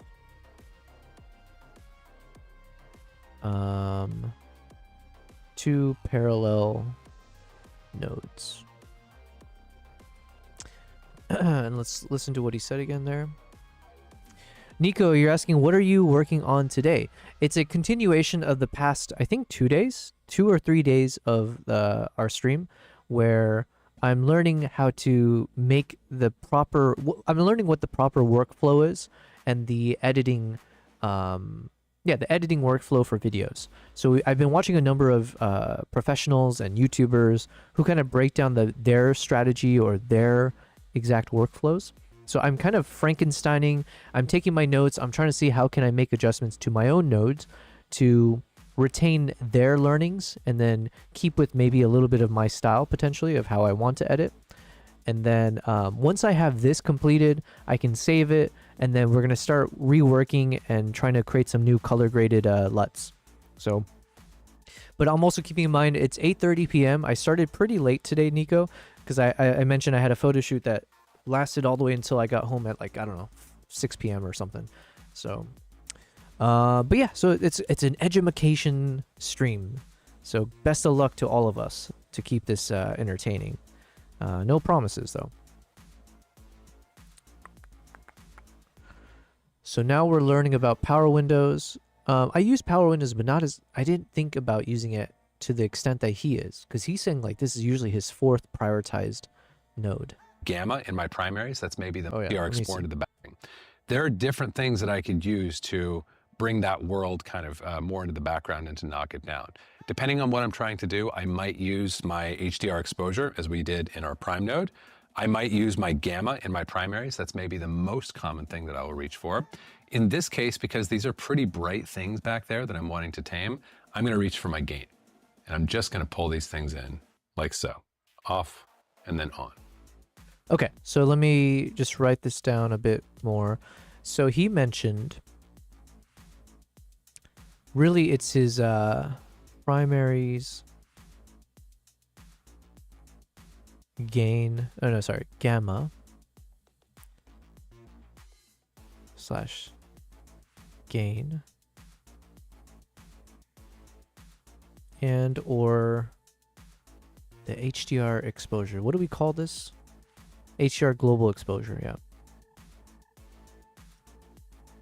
Okay, and you know what the cool thing about this is? I am actually feeling like I'm learning a lot from this because I'm starting to recognize patterns, and that's like my only way. That's one of the ways when I start realizing I'm evolving or like I'm now ascending hopefully to the next level of this course is when I recognize patterns. And so one of the patterns I'm recognizing is that across all the YouTube videos and the other editors that we've watched videos from, they all seem to converge to the same answer on some things.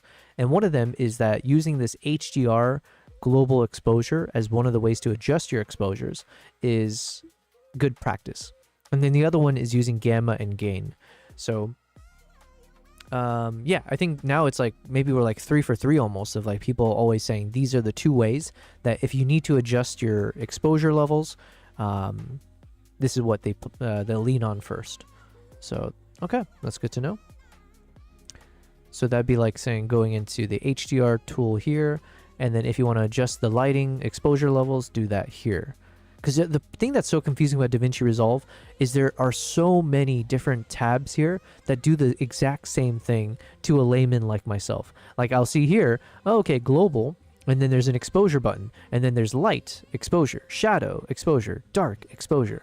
But then, what if I hop over to this primary's color wheel, and then we can see same thing. Well, there's something called offset, but then this adjusts the overall light, gain, gamma, lift, and then this adjusts the overall light. Yeah, there's just like they don't make it easy to understand for a beginner, is what I would say. Which I don't think that's, let me think. Yeah, I would want them to be a lot more, you know what? I would want DaVinci to make it so if you hover over any of these functions, it would give a little bit of information. I want the same thing with, like, for instance, my Nikon camera. Sometimes they do a good job of this, where like if you're going through all the settings of your camera, you'll sometimes see a little information circle, and if you click on it, it pops open a little a window that gives you a little bit more context, right? I kind of want that for this, because I feel like it's a bit gatekeeping. Like, you have to be someone who's studied this or watched all these videos to understand the actual way to do it. And I just want them to just tell it to me, you know? So, okay, I'm griping. Let's watch. That feels really nice, right? And this to me is a great example of something that happens all the time that a template node tree really helps with. As soon as I make that adjustment, I'm like, well, overall, we could come up on our exposure a little bit. All I'm gonna do is go back to node number 1, my primary node. That's always gonna be where my base exposure lives. And I'm gonna go back to my HDR and just open things up a little bit, like so, okay? So node number 4, this power window, off and then on. That's all I really wanna do with my power windows here. If I had more that I wanted to do, I would go forward into node number 6. And if I wanted to go forward from there, I would add additional parallel nodes within this stack as necessary for all of my windowing work. So again, all power windows are gonna happen here in this stack, all right? In this case, we're in good shape with our power windows, and we can go forward to the next thing in terms of my order of priority for my process, which happens in order of processing before these power windows. So if I hit next node, I'm gonna go back over to this first parallel node structure. Now, what's this parallel node structure for? What is its purpose? This parallel node structure is sort of a category of exclusion. This is for stuff that is not a primary, which I'm considering to be a prime, balance, and sat, and it is for stuff that is not a power window. Anything else is going to go into this parallel node stack. We could loosely call that our color secondaries. There's only one exception to that, which we're going to talk about in just a moment when we look at the overall end of the node graph, the last 2 nodes, all right? But for now, this is my catch-all for everything else. This is my color secondaries. This is where I might, for example, look at my color slice tool, which we talked about a moment ago. And if I go to my cyan saturation, I might want to get a little bit more sat out of like this shirt that is in my foreground, okay? So off, on. I'm gonna push that even a little bit further. There's kind of a balance to strike here. Like, I'm getting some really nice separation and additional kind of feeling of colorfulness out of this. Okay, so to me, what he's saying, I'm kind of translating this as like his color grading for the colors, right? He calls it color secondaries. So then I'm kind of presuming that similarly, these 3 are roughly speaking his color correction tools. And then these are when he wants to do that extra creative stuff, which then falls into like a color grading mode, where this is maybe where it's properly balanced. And then this is where he does those additionals. It's not like a 1-to-1 exact, because I think he does a mix of color grading as well within these 3. But then this is like, for instance, where the LUT creation would come into his node process. Maybe, I don't know. So then what he calls color secondaries, I think is similar to my node tree. Oh, whoops. I think it's similar to my node tree here, where I have I have this section here, which are my color gradings for like saturation, desaturation, if I want to pinpoint different hues or sections of the colors or the density. So that's where we do the creative color adjustments. So I think I'm still kind of following the right steps. All right, so while I have a lot more nodes than he does, generally speaking, I think my structure has not been broken by his mode of operation, let's say, which is good. Then it's just like, okay, to each their own, but at the very least, we're following the same logic, or I'm following his logic, let's say, just in a different way. But I don't want to go too far because it's starting to create a little bit of chatter in the image. So I'm going to find like a sensible level for that, maybe like around a 1.5.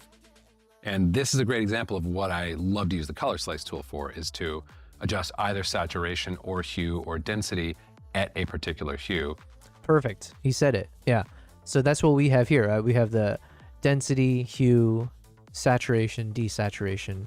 And then I also learned recently about the whole color slice thing. So that's why I have these two nodes side by side.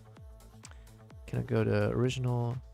So the rationale behind this was I was trying to say, look, we have one node, which is using the built-in DaVinci Resolve tool, which is the color slice, which I was like, oh shit, I saw some videos. It looks like it does a really good job of doing the densities, the desaturations, the hue changes, everything. So then we have these nodes for the built-in DaVinci stuff. And then parallel to that, I've created the nodes that are for like the DCTLs, like these third-party plugins that do the same kind of effects, but might do a better job, supposedly, right? So yeah, hence why we got these two nodes side by side. But we are following his instruction. Things are lining up. Okay, I'm feeling good. I'm feeling good. As opposed to the way I'm using my sat node over here, which is to shape my overall saturation across all hues, okay? So that's what I might do here. But anything else is fair play too. If I wanted to pull a qualifier, I would do it here. If I wanted to do like a hue versus hue rotation, I would do it here. Any kind of color secondary work that is not a power window would happen here in this parallel node structure. And as I mentioned here with my Windows parallel node structure, I would simply add parallel nodes as needed to this stack to build things out. Both of these are examples of that compromise between being very comprehensive and having everything that I feel like I need, but not giving myself a template node graph of like 40 nodes, which I'm sure, like me, you guys see out there all the time. He's talking about me. Actually, how many do I have right now? I got 1, 2, 3, 4, 5. Oh, yeah, there's a numbering system. It looks like I have 35. Hold on a second. Let me see if it's accurate. 1, 2, 3, 4, 5, 6, 7, 8, 9, 10, 11, 12, 13, 14, 15, 16, 17, 18, 19, 20, 21, 22, 23, 24, 25, 6, 7, 28, 9, 30. We have 30 nodes. Okay. So he said 40. He wasn't talking about me. I'm just slightly better than the caricature he described. Yeah, I like his style better, but we'll see. We'll see what I can remove from this list, which is possible for sure. Time and you see people working within, and that seems a little bit like madness to me. So I've got a framework, a structure, a method of operation with this template node graph that I can easily expand on. It's not that I'm allergic to adding more nodes. I should feel very free and very capable of adding more nodes in the right place with the right purpose, and also maintaining my overall organizational structure that is provided by my template node. Nico, he said, I have to go. I have a lot of studying to do. I will join later. Well, thank you very much, Nico, for being here. Best of luck on your studying. And yeah, I'll see you next time or later. Graph. Okay. So if I go off and then on here, that's my little cyan bump. Love what that's doing in the image. You can see in the vector scope, that's really kind of stretching out that color contrast and making the image feel more colorful. Okay, let's turn off my effects over here and take a look at the tail of the node graph. So once again, I'm going to go forward through my two nodes here, and we're going to go to node number 10. Node number 10 doesn't have a label, seems to just be sitting there blank and empty. What the heck is the purpose of node number 10?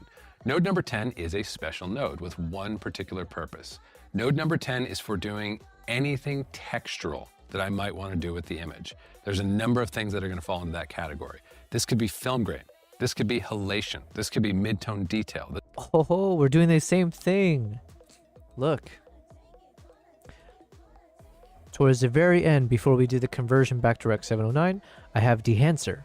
And dehancer is the thing that does that film look, the halation, the bloom, the grain. So it looks like we're kind of on the same page here. And actually, as I look at my node, I can already see that there's a few that I will end up deleting. So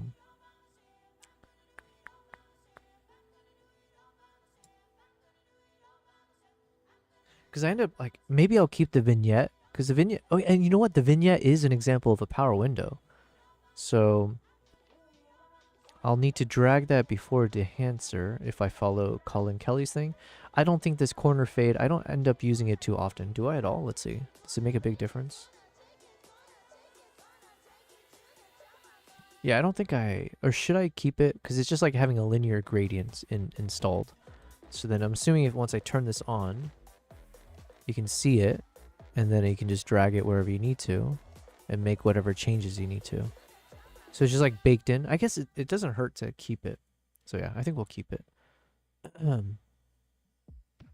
Okay, so we are following his flow so far. This could be blurring. This could be texture popping. Anything that is about the relationship of pixels spatially to one another. Now, why am I doing that here? Why? And then let me write this down. So he said power windows, secondary color stuff. So in terms of the notes I have, we do color secondaries,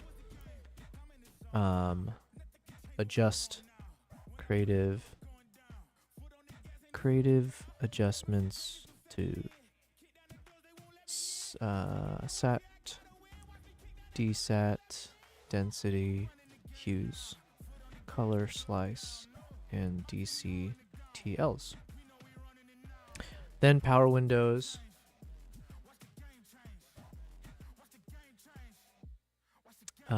Power windows and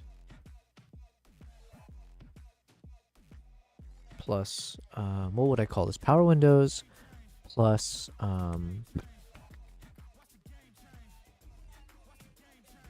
corner fades, I guess. I'll say like linear gradients. Because that is that considered a power window? Let's see. Windows, yeah. And then we got dehancer.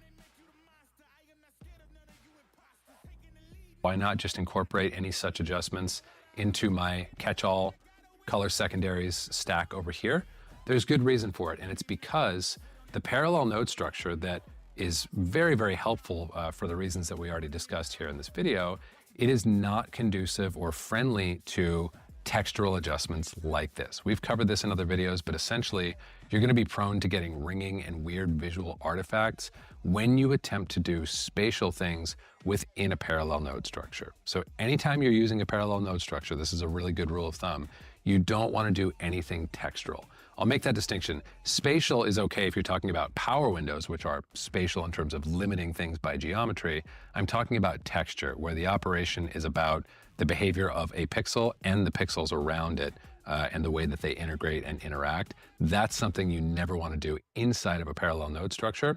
It's not something I necessarily do a ton of at the shot level, and it's not something that I want inhabiting a bunch of empty real estate in my node graph, but it's something that I do enough that I want to have a dedicated place for it that I can go to at any time I want to do that. And in the case of this shot, there actually is something that I want to do. I referenced a moment ago when we were adding some cyan saturation to our image that I'm starting to see a little bit of noise here.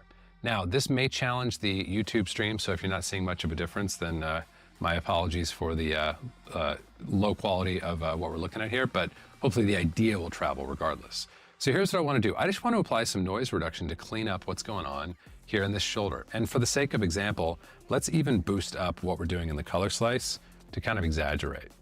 So I've got a little bit more noise going on here that's being created by really pushing the color slice too hard, but you can take my word for it that even if you weren't seeing it before, this bit of chatter that is starting to emerge was still there, and it might be something I would want to address even if it's less visually obvious than we're now looking at. So let's go back to node number 10 here.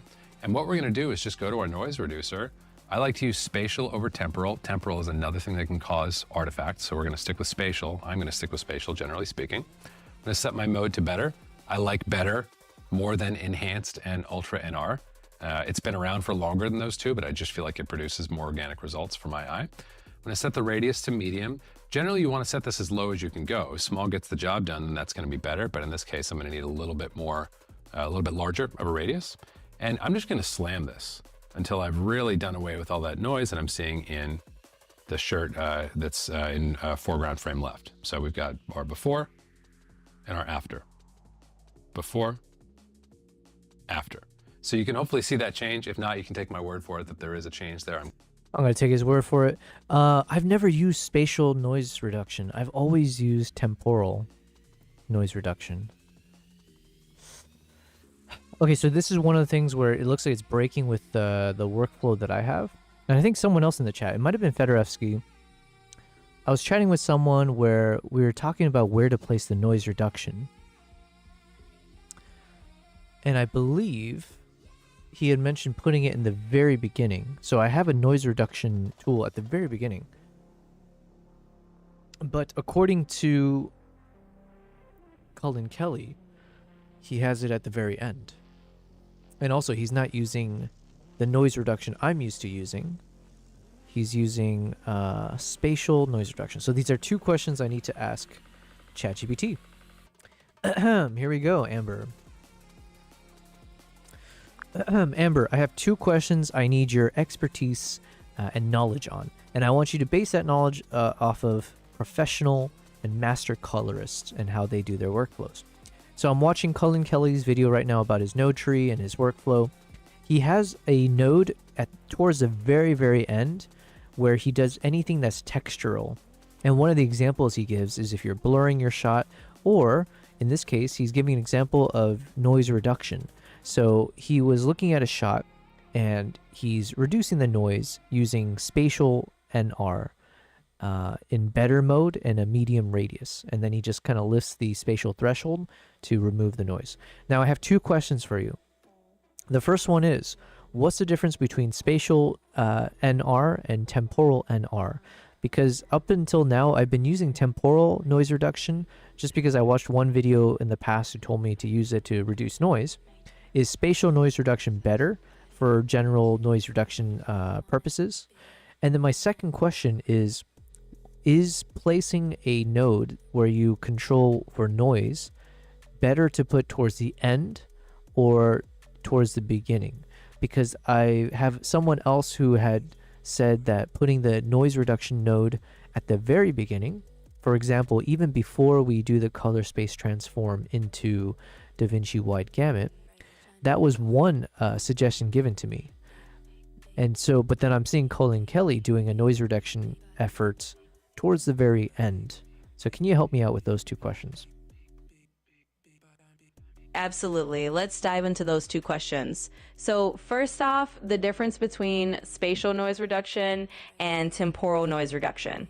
So spatial noise reduction basically works on a single frame at a time. It's looking at the noise within that one frame and it's smoothing it out. So it's all about what's happening spatially in that one image.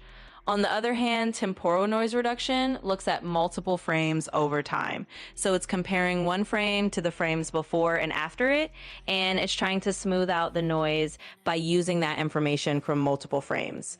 So temporal noise reduction can be really great when you have a static shot or when there's not a lot of motion, but sometimes it can cause a little bit of ghosting or weird artifacts if you have a lot of movement. Now, which one is better? It really depends on the shot. Spatial is kind of a good all-rounder if you're just doing general noise reduction. Temporal can be really powerful if you have a stable shot and you can take advantage of those multiple frames. Now, for your second question, where to put that noise reduction node, you're going to get different opinions from different colorists, But generally speaking, a lot of folks do put it towards the end of their node tree. The reason is that if you do it at the very beginning, you're applying noise reduction before all your color adjustments, and sometimes that can affect the quality of the image as you go through your grading process. By doing it at the end, you're essentially getting all your color work done and then just cleaning up the noise as kind of a final polish. So if I were to give you a piece of advice, I'd say lean towards putting that noise reduction towards the end of your node tree. That way you've done all your color work and you're just doing the final cleanup at the end. Okay. So hold on one second. Radius. Now, when it comes to that noise reduction, would you say it should be done prior to converting into Rec 709, or should it be after, in the Rec 709 space? Yeah, absolutely. So when it comes to that noise reduction and where to do it in relation to your Rec 709 conversion, it's generally a good idea to do the noise reduction before you convert into Rec 709. And the reason for that is that you're working in a larger color space, probably something like a log or a wide gamut space. And when you do the noise reduction there, you're just preserving as much image information as possible before you narrow it down into that Rec 709 space. So in other words, yeah, I would say do your noise reduction towards the end of your node tree, but before you do that final Rec 709 conversion. That way you're working with all that rich data, and then you lock it all in when you transform it into your final color space. Okay. Now, another question I have is, in my current node tree, I have my Rec 709 DRT, and then I have a few nodes that I've created after it's in the Rec 709 space, including a couple placeholders where I can place some LUTs. But then I have kind of like a parallel node tree where I have 3 nodes, one for vignette, one for corner fade, and a third for film grain. Now the film grain, I don't know if I need to keep anymore because we have dehancer where we can apply the film grain prior to the Rec 709 conversion. However, for the vignette and the corner fade, the vignetting is essentially similar to like having a power window, right? It's just that in this case, I created a node where if you turn it on, it would automatically fade the edges, like a dark vignette. And then the corner fade was just simply having a linear gradient set up already in one of the corners such that you can apply whatever changes you want. However, I'm trying to think if it's necessary to keep those there or if it's just a bit in the way. But then separately, does it make sense to put it at the end after the Rec 709 conversion? Yeah, absolutely. Let's talk through that. So when you're thinking about things like a vignette or a corner fade, those are definitely kind of like power window effects that you're just applying as a stylistic choice. Now, in terms of where to put those, it actually makes a lot of sense to put them after your Rec 709 conversion because those are really finishing touches. They're kind of like your final stylistic flourishes that you're adding on top once you've already got your image into its final color space. And you're right about the film grain. If you're using something like dehancer and you're adding the grain before the Rec 709 conversion, you might not need a separate grain node at the end. So that one you can probably skip if you're already doing it earlier in the chain. But for your vignettes and corner fades, I think it's totally fine to leave those at the end of your node tree after you've converted to Rec 709. That's a pretty common workflow, and it makes it easy to just do those final little stylistic adjustments once everything else is in place. Okay. Let me think for a second here. Give me a second. Give me another second. Of course, take your time, no rush at all. Just let me know when you're ready and we can keep sorting through all of this.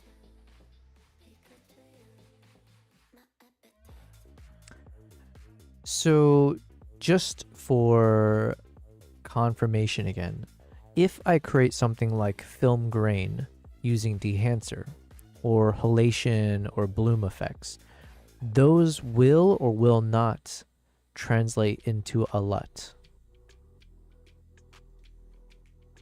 Right, great question. So, just to confirm, when you're using something like dehancer to add film grain or halation or bloom, those kinds of stylistic effects are not going to be included in a LUT. A LUT is really just about color and tone mapping. It doesn't carry over I any of got you. I got you. I know you said this before. I'm repeating a question you already answered, but I just wanted to confirm for the last time. And then the final node that I have is a sharpen node. So does that still make sense to put at the very, very end, like the very final node, or what do you think?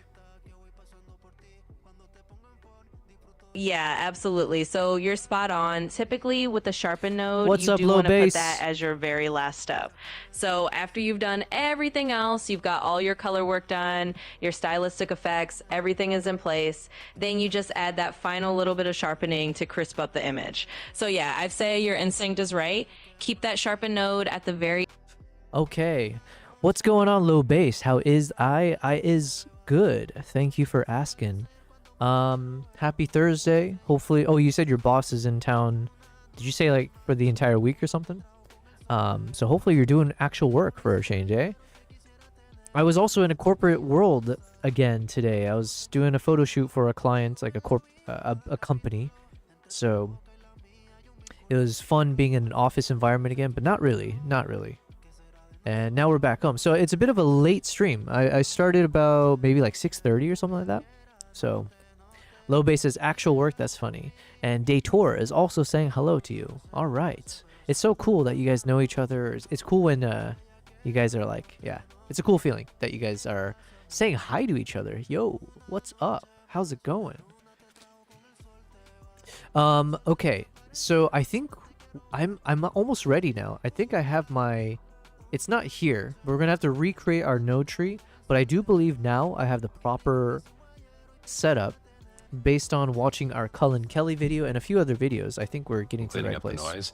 And what you might be seeing even more readily than the change on this dude's shoulder here is the change in the texture of my subject's face. This is that classic sort of like plasticky thing that comes with noise reduction that makes me want to avoid noise reduction at all costs and do as little of it as possible, as late as possible in my color grading process. But in this case, I want to find a way to get what I want without the things that I don't want. And one way that I might go about that, I can limit this spatially. I can use a power window if I wanted to. In this case, I've got a really easy color basis that I can separate these things on. So I'm gonna go to my qualifier and I'm gonna go into my highlight mode here. And I'm just gonna use hue to narrow my selection arbitrarily to like, you know, a pretty small width.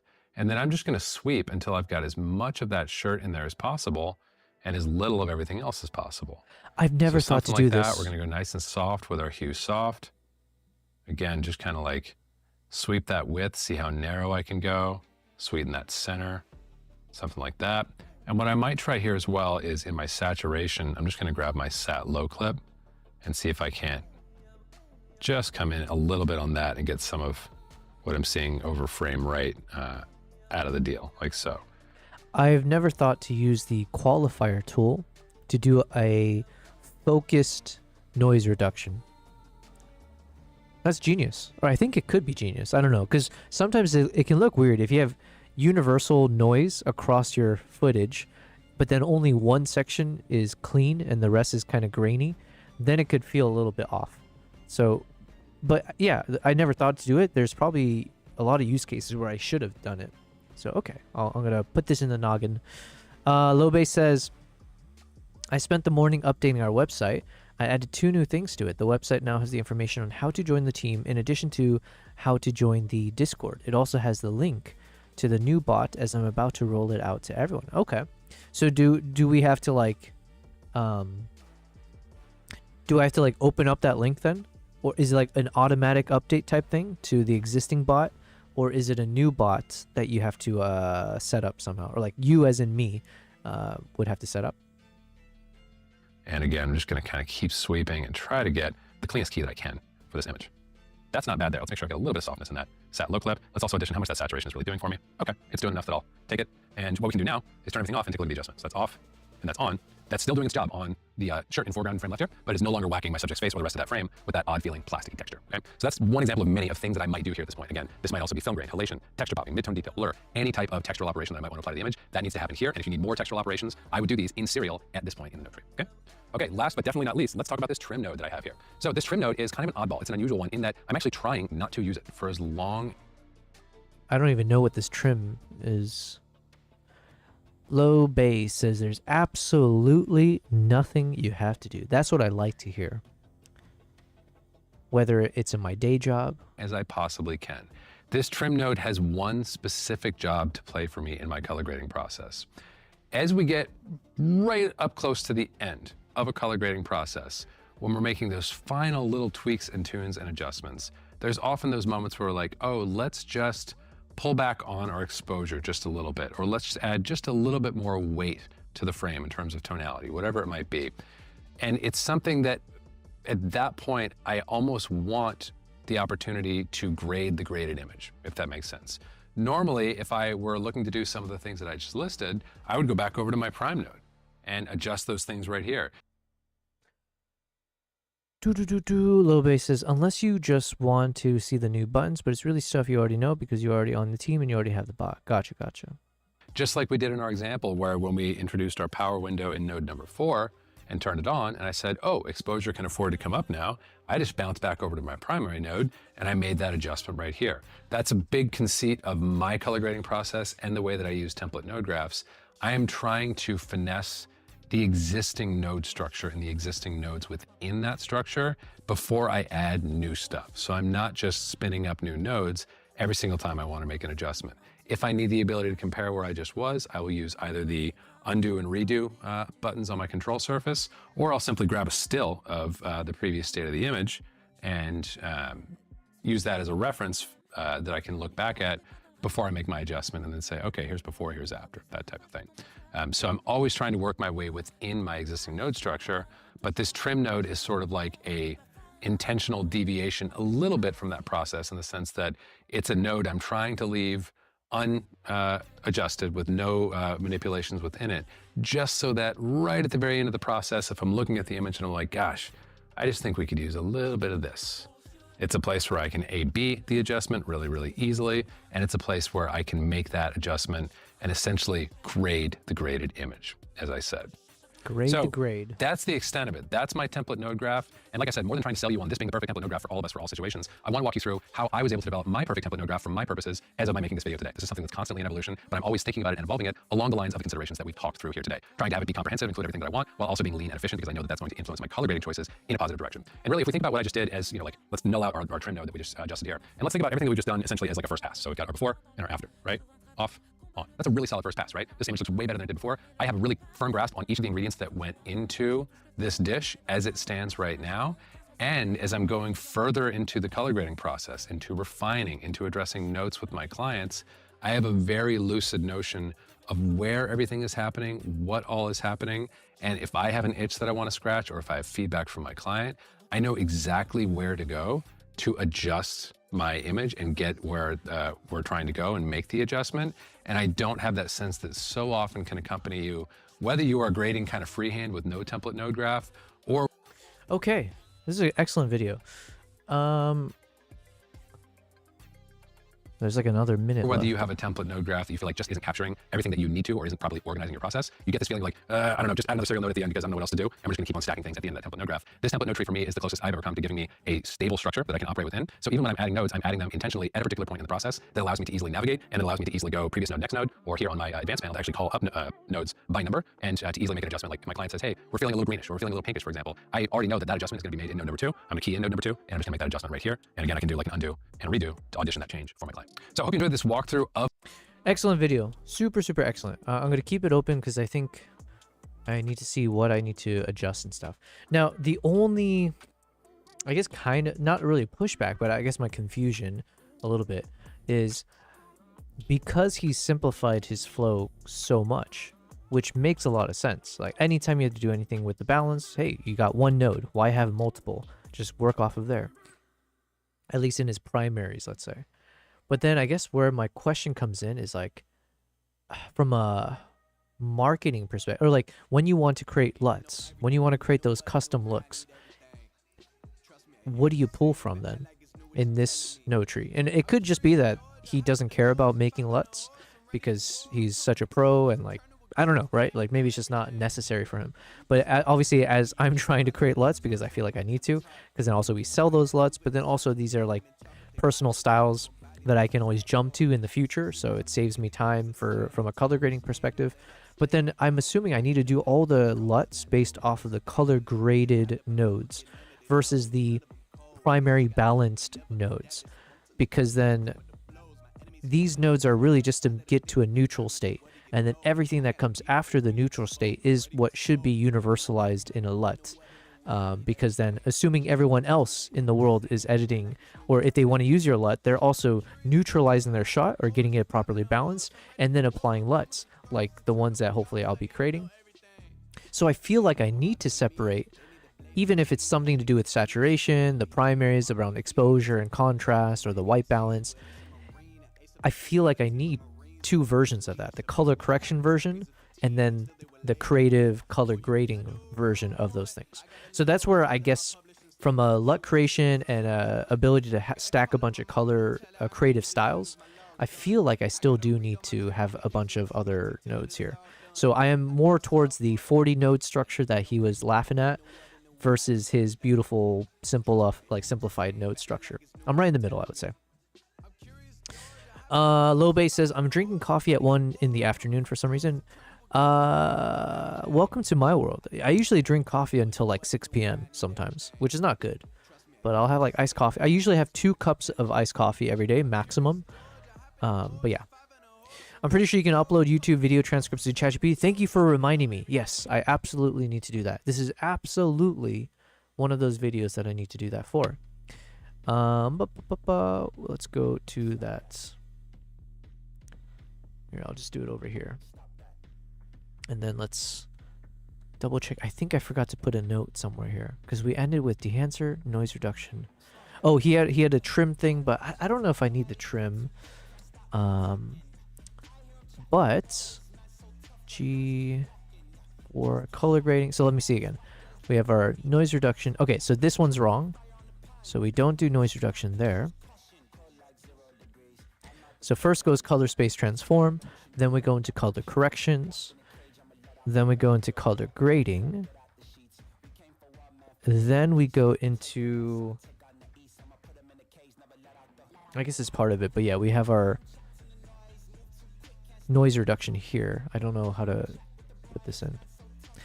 Either way, then we have our DRT to Rec 709, Gamma 2.4. Then we have LUT placeholders in parallel mixer. Or should, oh wait, that's another question. Should I do the LUTs in parallel mixer or should it be serial? Let me ask.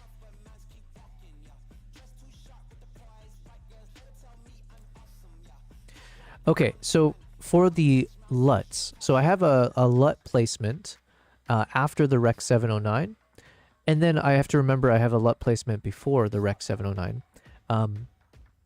For either of those, let's say if I want to add more LUTs to my footage, is it better to use serial nodes or parallel nodes? Yeah, that's a really good question, and it's something that comes up a lot. So when you're stacking multiple LUTs, it actually is often a better idea to use parallel nodes rather than serial nodes.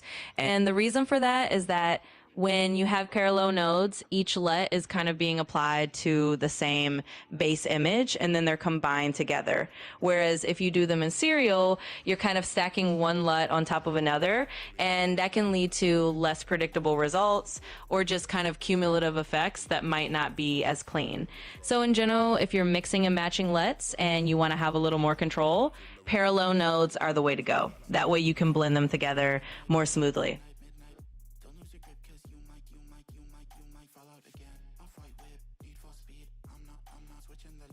Wow, I feel so enlightened today. Damn, I'm learning so much. Shout out to Cullen Kelly.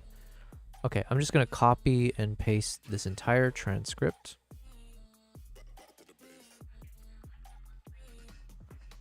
And then let me just open up separate ChatGPT on my other monitor.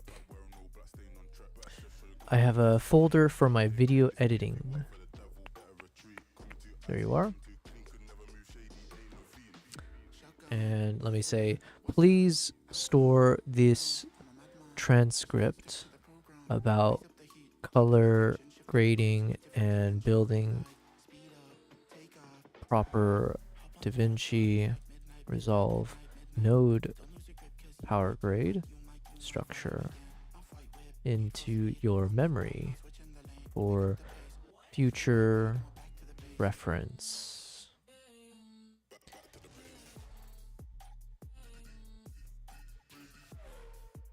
This is from YouTuber Colin Kelly.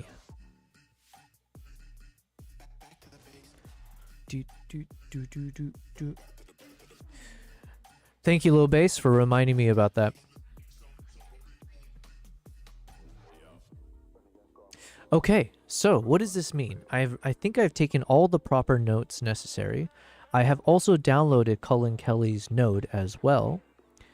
And so I want to see, is there a way that I can recreate our node? Yeah, so I want to recreate it. Let me just find the right footage. Is it this one? No.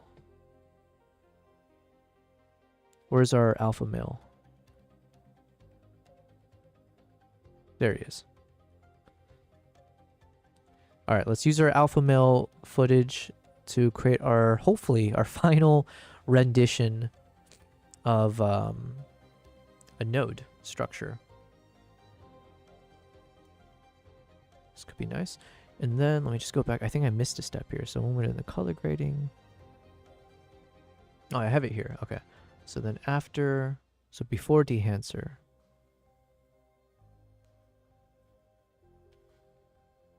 So before dehancer, we have LUTs placeholder. Okay, I'm excited. We're about to create some magic, hopefully.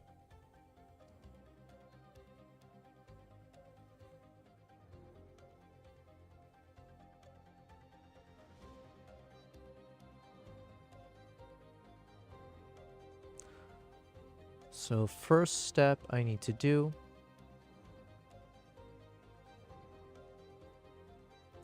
let's create a new node. Color grading version is added. We'll rename this one Final Node Tree. Okay. So then if we go to Colin Kelly's node, at this point, let me zoom out. Let's delete everything. And then, where do I go? To gallery. Here is Colin Kelly's apply grade. All right. Look how simplified and beautiful his is compared to our crazy monstrosity. And the reason I want to do this is I think he had mentioned some of these he had set up a certain way. Gamma, linear, channels all. Gamma, linear, channels all. So let's go back to final node tree. So for our final node tree, some other things we need to change is noise reduction. Should come after these two. Somewhere here. And also this noise reduction. Now, this time, I'm going to set it differently. So instead of using temporal noise reduction, we'll just have it set to better and medium. And then, should we have it on? Yeah, for simplicity's sake. We'll just put it on like 35. But generally speaking, it'll be turned off. So it's like when you load in the power grade, it won't like slow down your thing until you turn on this one. Low Basey said, yeah, I really can't stand YouTube tutorials. I prefer just a written step-by-step list of how to do what. So I use ChatGPT or Gemini for that. You know what? I agree halfway with you. I guess like I don't dislike YouTube tutorials. In many ways, I feel like I need to use both. So for example, this Colin Kelly video was tremendously helpful because not just like the written notes that I could glean from ChatGPT, but the visuals obviously made a big difference for me just to kind of get a visual reference. And as a visual learner, that just takes me the rest of the way. But then with ChatGPT, what I've actually enjoyed more than actually just having it tell me the instruction, it is just being able to ask overall questions. So not even like saying, hey, here's a transcript from Colin Kelly's video, and now let me ask you questions and you respond based on his transcript. I still think I want to rely on ChatGPT for the universal knowledge, almost like a, it's almost like a checks and balances, right? So it'll be my way to say like, hey, here's this video that's highly accredited from this dude named Colin Kelly. And then I want ChatGPT to focus in on like an overall response. I guess you could still do that, but at least this way it's not as biased. I don't know. So I guess my main point I'm trying to say is that I like being able to ask very long-winded questions to ChatGPT, things that I can't necessarily type into a Google search, and things that the YouTube video itself doesn't have that specific question answered for. But then the YouTube video itself, depending on who makes it and stuff like that, I just find the visual learning much more enjoyable for me. But I'm also not a coder or anything like that. And low base, I feel like you are very much code brained. So I think like having it in front of you in a logical way probably is faster and more efficient. I don't know. You're not disagreeing that I can't stand YouTube tutorials. You're just saying you think differently. I don't know how I think. I don't think really.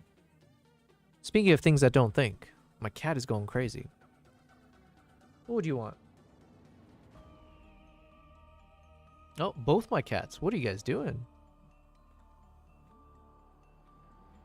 It's just my hand.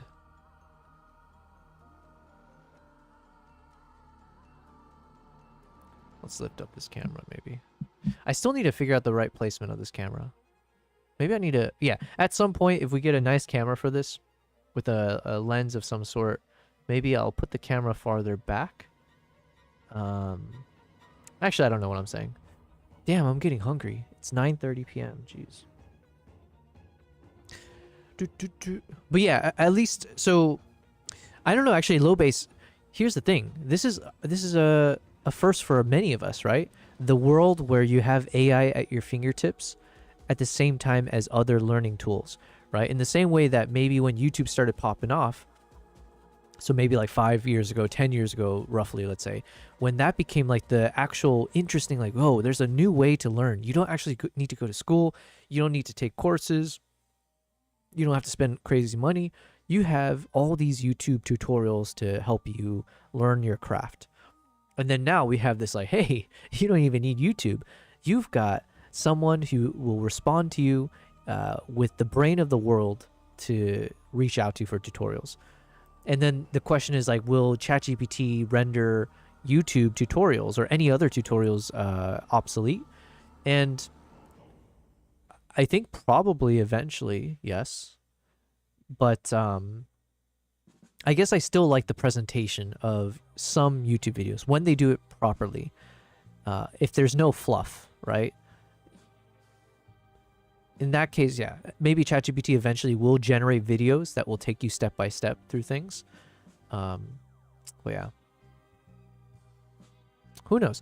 But you know what? The other thing I would say is that maybe part of the learning process is also just enjoying the learning process. So like if I had to get all my answers from ChatGPT, I feel like that takes away part of like the joy of like listening to this dude, Colin Kelly. He seems like the type of guy, he's fairly straightforward, not like he's not much of a jokester, but I feel like he's the type who has a very good dry humor. I get that sense from his tone of voice. But anyways, he's very engaging, or he has a nice, pleasant way of explaining things. And part of the reason I'm enjoying learning is because he makes it enjoyable. So yeah, I don't know. What do I know? All right, so here we are. Let's go ahead and proceed by figuring out what we need to readjust here. Oh shoot, I forgot. Should I ask this again? Let me ask again, because I forget what the answer was.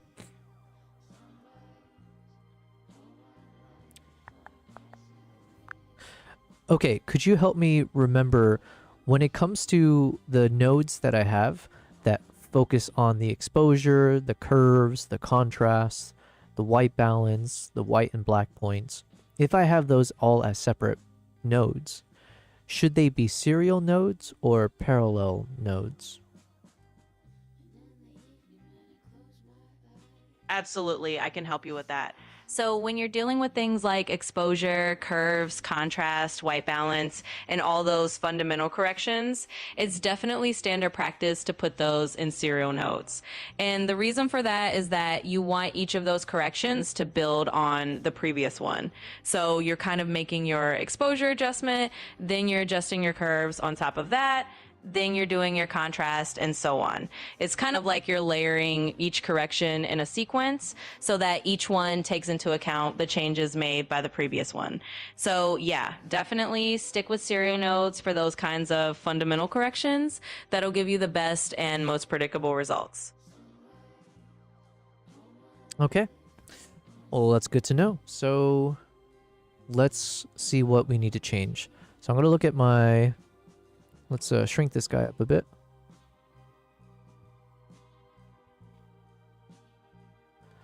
So we've got step 1, DWG. And then we've got step 2, which is our color correction side. And here I'm starting... Hey, hey. Oh my god.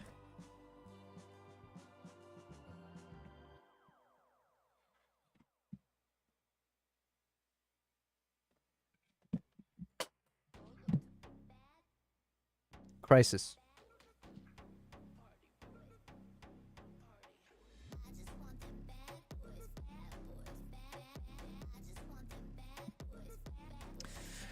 I don't know why, but Kimbap decided at that moment to hop up on my desk and then hop back out, dropping my light source over here. And then I tried to catch it, failed miserably. It made the other cat freak out, and here we are. But thankfully, nothing broke. Nothing besides cat hair in the air now. All right.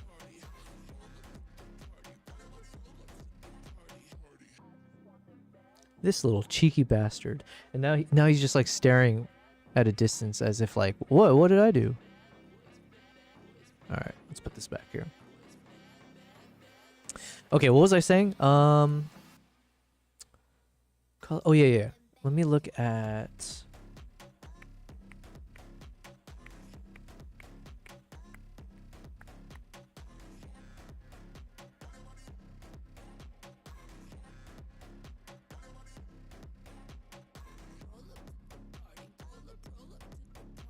Let me just look at this video one more time. Because he had a order of operation. So he goes from primaries, then to balance, then to sat. Even though the ordering is different. So he has his balance go first in the sequence. Okay, so let me keep that in mind. Balance, primaries, sat. So it should be balance, exposure, contrast stuff, then the saturation stuff. Even though he prefers doing it in a separate order. Okay, so balance, primary, sat. That means I need to disconnect a few things, but this should come up top first. Let's disconnect these. So it goes from this to balance, white balance. Then it goes into exposures and curves and contrast. And then the white black point we'll put at the end as well. So let's drop these guys. Whoops. Let's drop everything.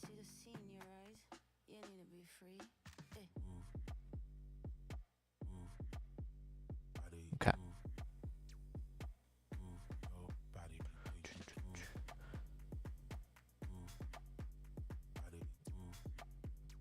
All right.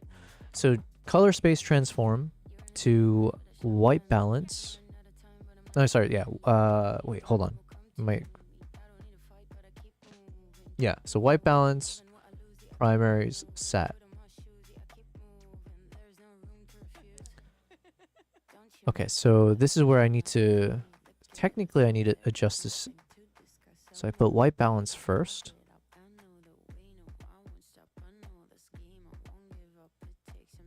And then I'll put a note.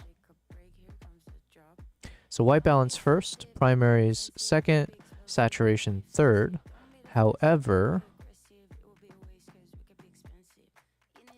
work on this first before white balance. According to Cullen Kelly. So it goes 1, then white balance, then saturation.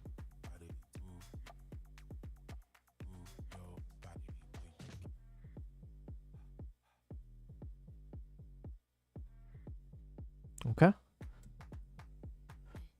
So white balance, exposure, and this is where I need to figure out how does he adjust those numbers.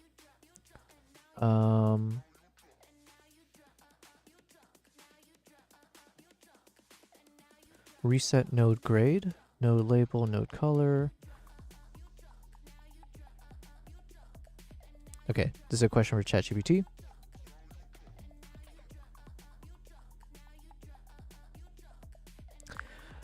Okay, Ember, in Cullen Kelly's video, he talks about how he essentially reassigns his nodes to be different from how they're connected on the node tree itself.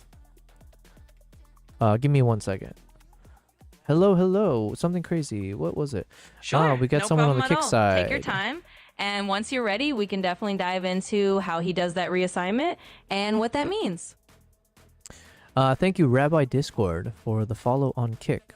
We're going to wait with bated breath to see if you have something that you want to pitch to us. If not, thank you for being a real human being who's joining me on the Kick side. I have not given up hope on the growth of our Kick channel, but it has been the slowest, I will say. Okay, hold on. Thank you very much. Let me get back to this real quick. She sounds friendly. You think she has a sister? Amber, someone is asking if you've got a sister because you have such a friendly voice and they want to be introduced to said sister. Well, I appreciate the compliment on my voice, but I do not have a sister or any siblings for that matter. I'm just here to be friendly and helpful to you. But I think he wants you to be helpful to him, if you get what I'm saying.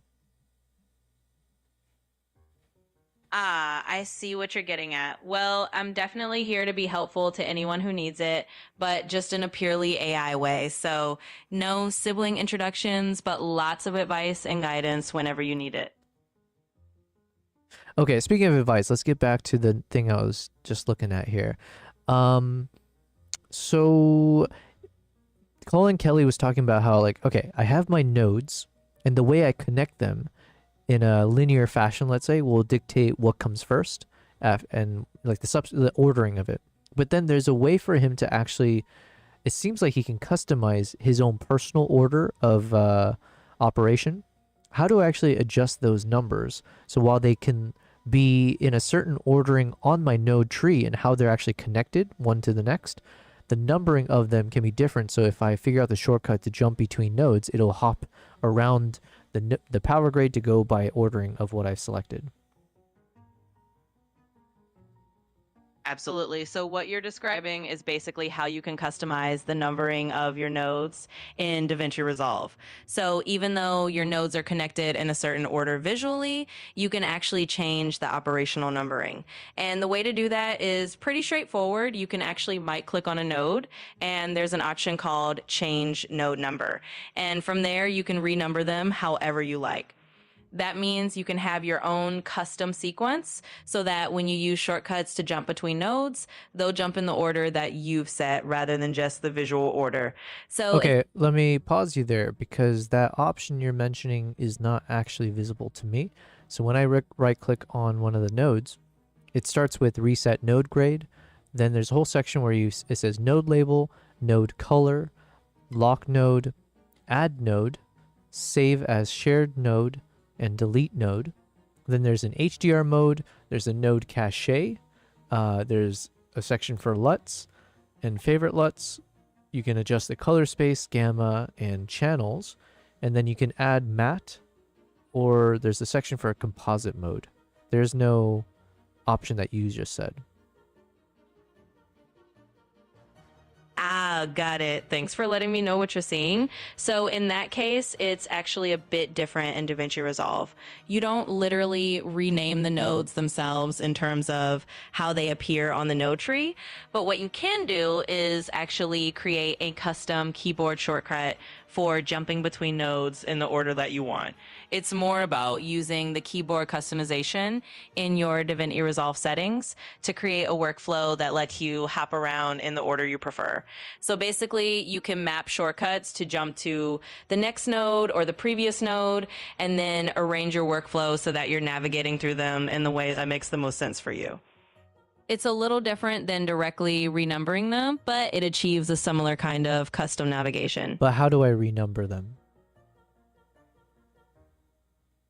So just to clarify, in DaVinci Resolve, there actually isn't a built-in feature that lets you literally renumber nodes in the sense of... You're nothing to me, Amber. Okay, well, let's, I guess we'll just do it manually. So it goes DaVinci to white balance, exposure, curves, contrast, to DCTL contrast, to white and black points. Then it goes into our color grading. So we got our 18% gray, which we'll use as our kind of quick check after the corrections. Then we go into the creative sphere. So here I think I need to, let me just like disconnect everything. Can I zoom in? We're gonna disconnect all of these freaking...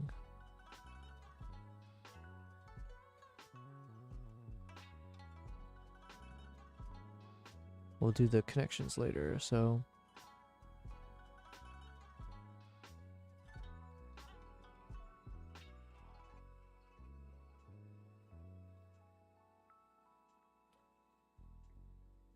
Saturation, desaturation, density. Oh wait, did I ask this one already though? Okay, this one I'll ask. Oh wait, no, I did ask. These ones should be in parallel. Okay, let me just get a simple yes or no. Amber, can you give me a simple yes or no? I think you answered this already, but I forgot. For my nodes that control the creative saturation, desaturation, density, and hue, do I want those as parallel mixers? Yes or no? Yes, using parallel mixers for those creative adjustments is a good idea. Okay, that's all we wanted. Hello, Beatty. Hello, people of the universe.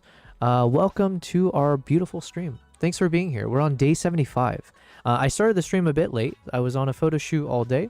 So I think we're like, what, 2 to 3 hours in? Almost 3 hours in. So welcome to the stream. I'm probably not going to stream for much longer because I am a bit exhausted from today and I'm starving. I'm so hungry today. Today I saw the sun. I walked around in the sun for more than 30 seconds. We did like maybe 10 minutes of out in the sun walking. I burned some calories by walking as well. So yeah, today was a big day for me. But yeah, good to hear from you, Beatty. Yo, what's up, Espionage? It's been a while. It's been quite some time, Espionage. Hope all is well, my friend. Thank you very much, Espionage. Yes, all has been very, very well. The past few weeks have been very fruitful for me in terms of confidence boosters and creating some content that is milestones for the direction I want to go. So in that sense, I feel very, very good. And now the pressure is on because we have a lot more content to do. So what I've been doing, Espionage, in the past, I guess 3 days, is I've been actually trying to learn somewhat properly without taking courses, but I've been trying to learn how to be better at color grading. So how do I actually figure out what are the key steps when it comes to my workflow of color grading my footages as explained by professional colorists. And so that's been a really fun process. We just finished watching a few videos from Colin Kelly, who was suggested by a number of people in the chat. So it seems like he is universally respected. And so I've been taking a lot of notes here, and now I'm just going to hopefully do my final version of my node power grade structure here, which will become our final template for how I edit all of my footages going forward. And I'm going to apply a bunch of the knowledge as well as the some of the things that comes with Colin Kelly's node power grade that I downloaded. And then we're going to test it out, and we're going to try to create our second LUT ever. So that'll be fun. Beatty says, I'm glad to be back home after that very stressful show. Oh yeah, I forgot to ask. We got through it, had a really early flight. Oh, I've been there on the early flights. Stressful show, but hopefully by you saying we got through it, everything went over well at the end of the day. But congrats on hopefully having a good show. And welcome back. Man, early flights, I'm so used to that. I've had so many... I've lost count how many flights I've taken in my life. If you could collect miles, I would absolutely be in the platinum zone, I would think. Especially shitty layovers. I need a price for that. But yeah, congrats, BD, on getting through that show. Do you normally, now that you're done with the show, do you have like some respite? Like, do you get to take a couple weeks off, or do you just hop on to the next production? Well, hopefully you're getting some break.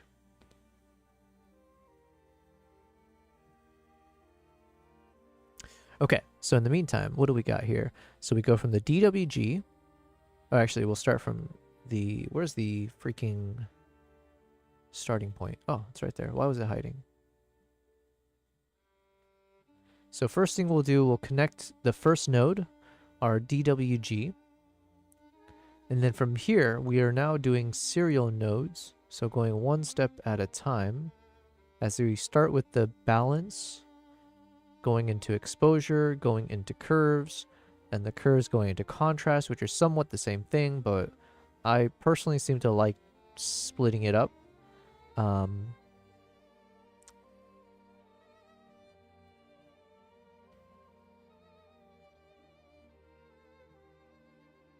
What does a parallel node look like?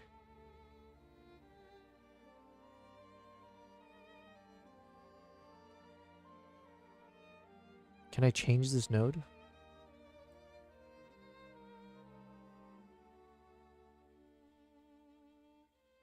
I guess I can't. BD said, no, there's 12 other projects that actively need my attention. Well, damn. Not sure what to say to that. I mean, I guess best of luck to you, or... And 12 other projects. Do you work on them simultaneously, or do you have to like choose which one and then hand off the rest to someone else? And what kind of projects are we talking about here? Is it similar to the show that you did before?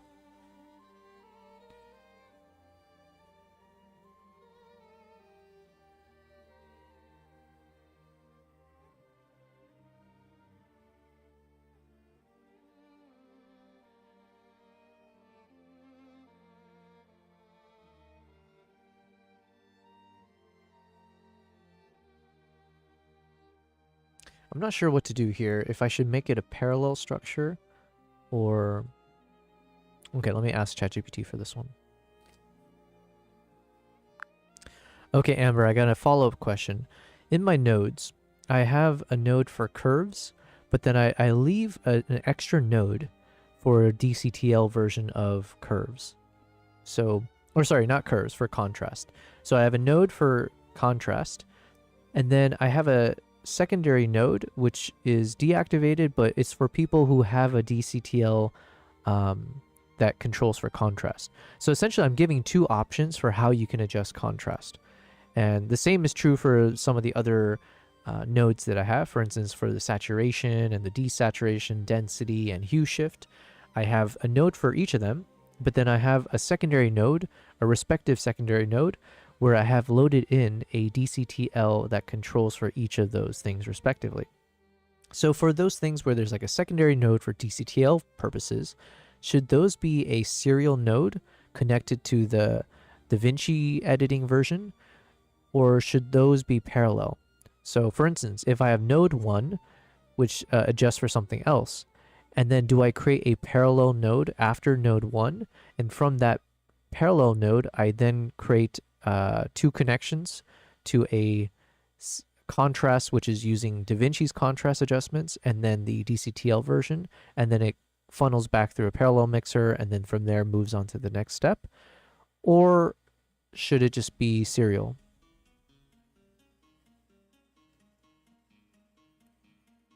Yeah, that's a great question. So, in this kind of scenario, what you're describing, it's actually a good idea to use parallel nodes. And the reason for that is that if you have a parallel node structure where you're offering basically two different ways to adjust the same thing, like one node that's doing the standard DaVinci Resolve contrast and another node that's doing the DCTL version of contrast, you want those to be in parallel so that you can easily toggle between them or choose which one you want to use. So essentially, you can have a parallel mixer that splits off into two nodes, one with the DaVinci contrast and one with the DCTL contrast. Now, what if you end up using both? Yeah, and that's a bit of follow-up. So if you end up using both, then having them in parallel is still actually the way to go. Because what that does is I don't need the because. Thank you very much. BD says, I'm very out of alignment because I had a very lovely 3000 nit monitor I was working on these past couple of days, and the monitor I use for normal computer use here is only 1500 nits. How big? Can you help me understand? Are the nits, is that only controlling for brightness, or does that affect like the colors or anything, or like anything else besides like brightness? Yeah, let me know. We're learning everything. We don't know much. Ooh, let me join this heist real quick. Heist 75. And welcome, did I say this already? Welcome to day 75, BD, to our 75th day of streaming. Wow. We've made it this far. Can we make it to 100? That is the big question everyone's thinking about. All right, I won something. Hells yeah. Okay, so apparently I need to create a parallel node. So after my curves, let's add a parallel. We'll just drop it here. Stare in your eyes.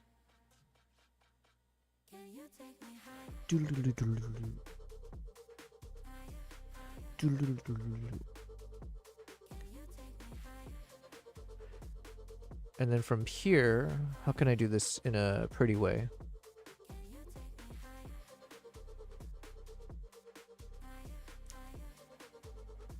Maybe something like this.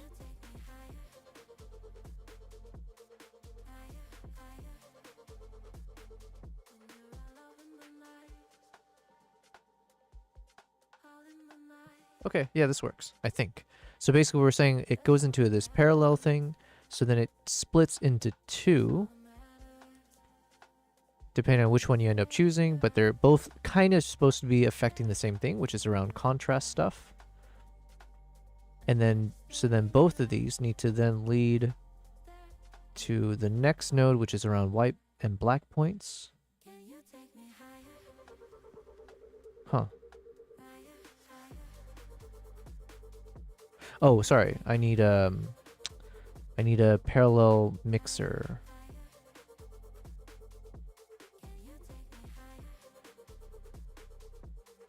So that from this, basically I need to connect both of these up to this parallel mixer. Yep, it's connected. And then from there, we then connect it to our final color correction tool, which then takes us to... Do we need... Oh no, we don't need this one anymore. We don't need this parallel mixer. But now it's just going to lead to our next step, which is around this 18% gray. And then it goes into... Okay, then we move on. Let me take a pause real quick. I think it's too late to accept, but let's try. Gamble all? Yo! Oh, that was a big gamble. But the funny thing is... Oh my god, you try to gamble 6,000? Jeez. Well, damn. Now I feel bad. I was like, yo, you just gambled it all.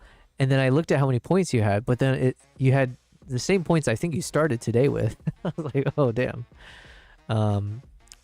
Listen, sometimes it's just not your day. BD says overall dynamic range primarily, you see more of the spectrum. Oh, okay.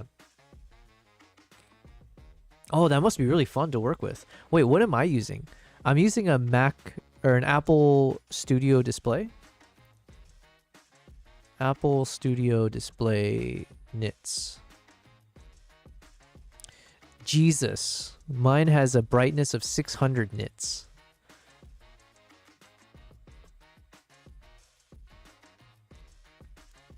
So just for my own understanding, I guess, to put into a little bit of context, I guess. So you are playing with, what did I say? I have 600 nits. And then BD, you're using 3,000 nits. And then in general, you have a 1,500 nits one. Damn.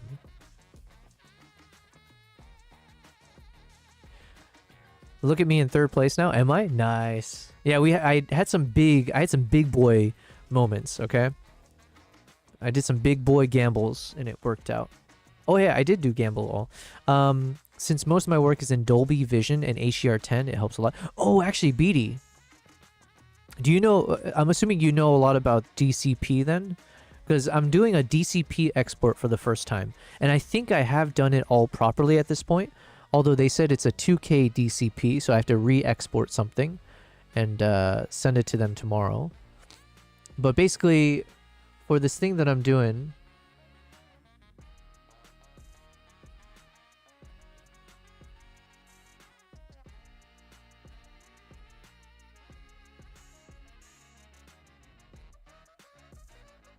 hold on, I'm just trying to, sometimes this annoying thing happens where this, how do you make this bottom bar disappear? So annoying. Because without knowing how to make it disappear, I just got to resize this so the thing shows up at the end. But yeah, when I export this footage, so basically there's like some upcoming event where I think they're going to be displaying it or like showing it on maybe like a theater screen or something. I don't know. But as part of that, they said, can you export your video in DCP format? And so I thought I did everything correctly, and apparently it's like a different color space, and everything about it is different. So, and the ratio was different because it's like a 4K DCI as well. So it's like a DCI resolution, and then export in DCP. I was like, I don't even know what half these words mean, but okay. But it sounds like DCP is something that's used for more like, would you say broadcast or like for like theater or something? I don't know, professional things. You do have a Flanders 55-inch monitor that I use in my studio for judging color. That is 2,000 nits, and that is a quantum. What? I've never heard anyone say quantum in the real world, outside of like being in some science lab. Yo, that sounds insane. Okay, we're gonna look up this quantum freaking monitor you have. They're expecting you to export DCP yourself? Question mark. Yes. Is that a bad thing or like? Yeah, I don't know. I'm just trying my best to follow the, and that's where I struggled a few days ago with understanding audio, because it was like, oh, you need to put the audio in 5.1, and then we struggled during the stream, and then ultimately I just converted my bus 1 track into a 5.1. But yeah, I don't actually know if I did it correctly. What is this? The Flanders 55-inch monitor. Flanders 55. Maybe, do I need to put this thing? Oh, it is this one. Okay. Ow, that was so bright on my eyes. Wow, thank you, BD, for sharing this, because now we're learning again about this other world that exists once you become super pro. So these are things for me to aspire to understand, and then hopefully be a part of this world. 55-inch QD OLED HDR mastering monitor. The XMP, Jesus. Again with all these weird-ass lettering from every freaking electronic company in the world. I just want some electronic company to come up with a naming structure that's just like makes sense. Go off the year, have the, oh, actually this one does make sense. I apologize. Because it says 550, so maybe the 55 stands for the 55 inch. But then what is XMP? Ultra high definition resolution, HDR and SDR reference mastering. Jesus, okay. Quantum, is that what the Q stands for? Is this what you meant? The quantum, oh yeah, quantum dot OLED panel featuring 2000 nits peak luminance, 4 million to 1 contrast, and our widest color gamut to date. Oh wait, Beatty, is this like so for instance, when I'm editing in DaVinci, I oftentimes see that I'm a bit limited, where if I go to my timeline settings under the monitor, it only shows me 8-bit and 10-bit. So I'm obviously editing in 10 bits. However, my shot is actually a 12-bit footage. So then it sounds like it's a limitation of the monitor, maybe. So I would need like one of your monitors, for example, and then all of a sudden it should show the option for 12-bit.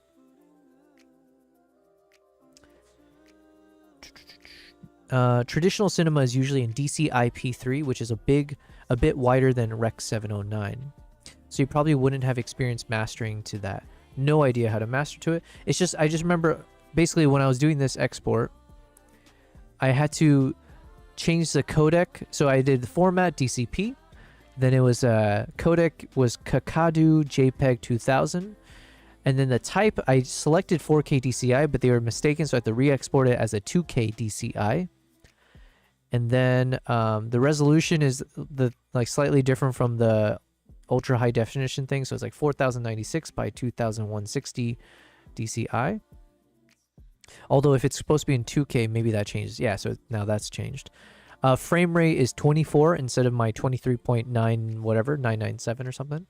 But then in the advanced settings, here the color space tag, at least what ChatGPT told me, is I need to switch it to XYZ CIE color space tag instead of the Rec 709. And then the gamma tag should be gamma 2.6. Because when I exported my footage, I did notice that the footage looked discolored. Like it looked very off. And I didn't know if that was just during the export process or if that's what the final footage is going to look like. And I have a feeling that actually in one of my older exports, the final footage ended up looking off. So I did a new version with this whole XYZ CIE and gamma 2.6 thing. But yeah, this is like such confusing technical mumbo jumbo. But hopefully I did it correct outside of switching to 2K. All right, let's look at this beautiful monitor.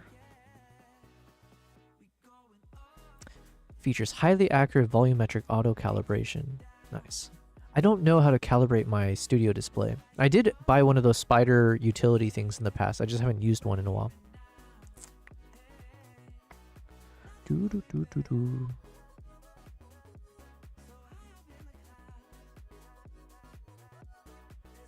Okay, I get the point.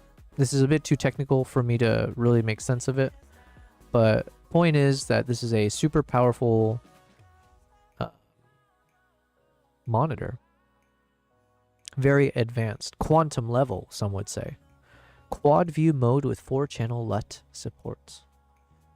Well, I'll be damned. That's crazy.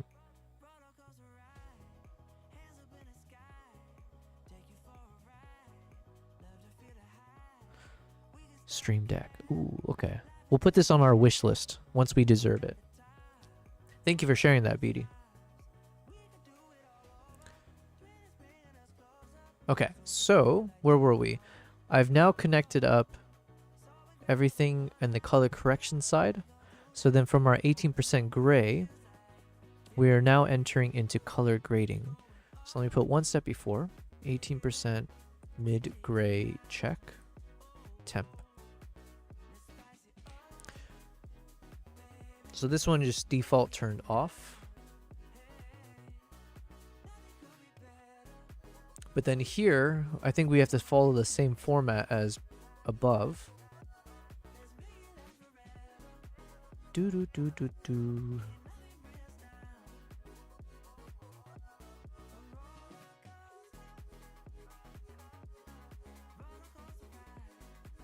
Yeah, okay, so we need to follow the same steps as before.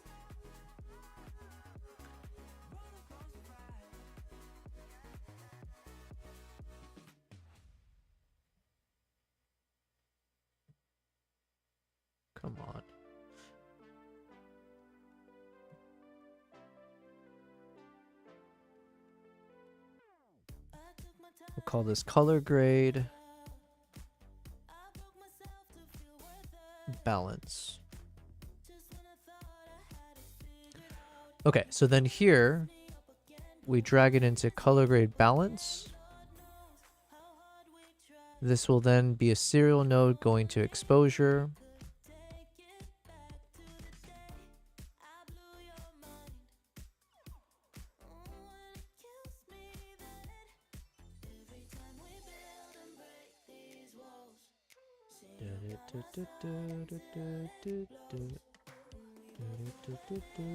All right, so then from exposure, we go into curves.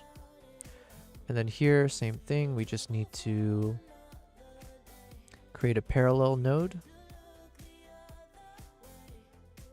Dun, dun, dun, dun, dun, dun, dun, dun, dun. Dun, dun, dun, dun, dun, dun.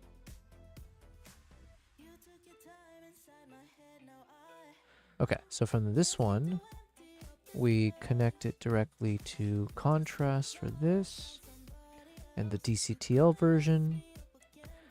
And then we need a parallel mixer.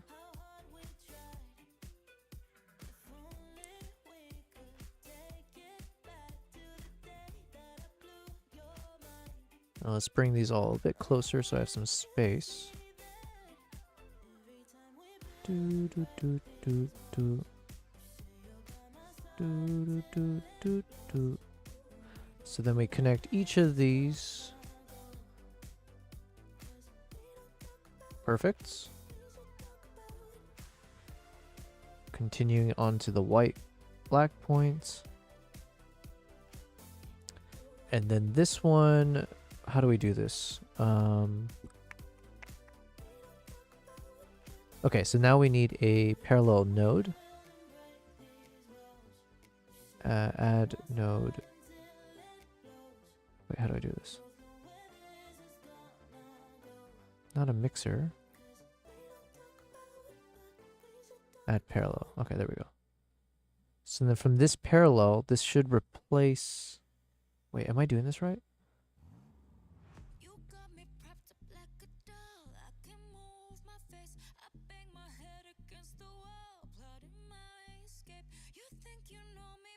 There we go. Okay, we're doing it fine.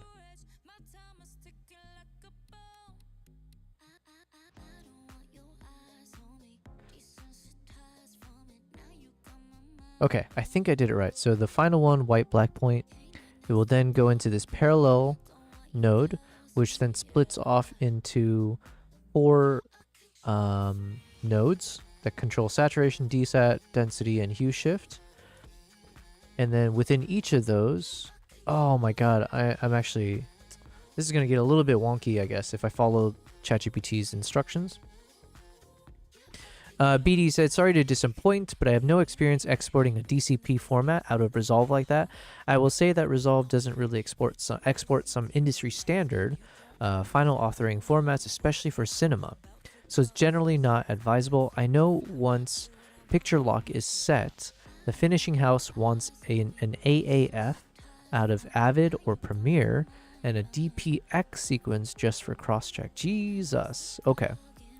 They handle DCP creation themselves, and studios are quite particular about how each of them wants it, at least in the realm that I work in. Well, I trust your realm, and unfortunately, maybe I don't trust mine. So, no, I mean, I'm not disappointed. I appreciate you sharing that.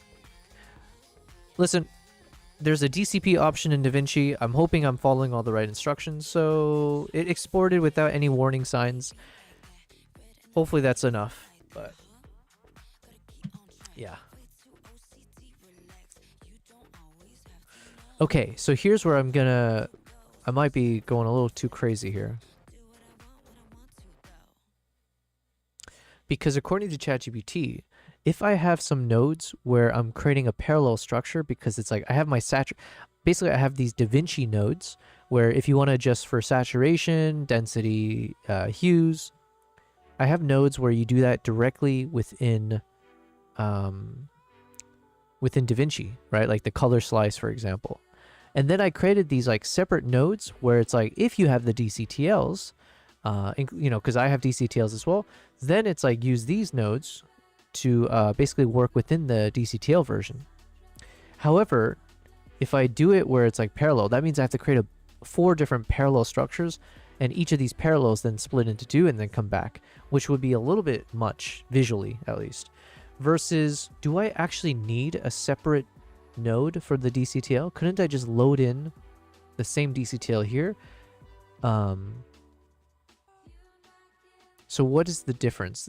If I have a single node where I could do the color grading from DaVinci's color slice, for example, and then I have a separate node where I do the color stuff within the DCTL, this allows me to deactivate one and quickly see the adjustment.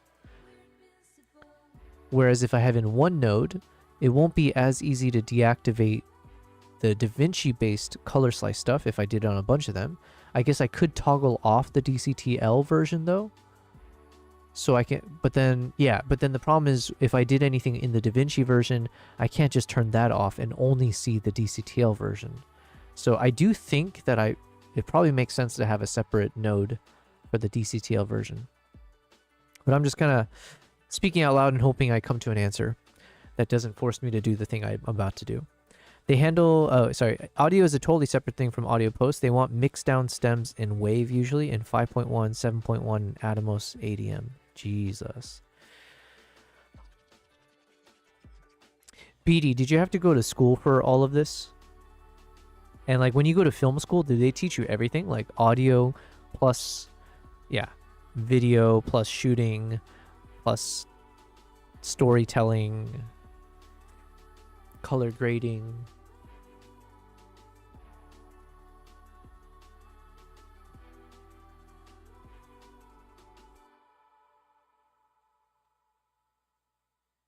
How many parallels can I create?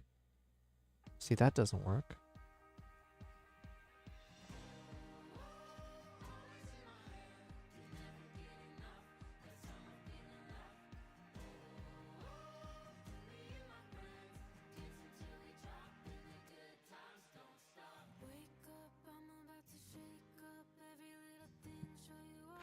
Huh. You know what? Maybe we're okay just leaving these 2 here.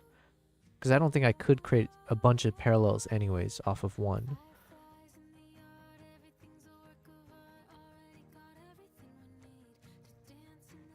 So you know what? Okay, here's what we'll do. I think it's okay to have these as serial nodes connecting between the 2 options.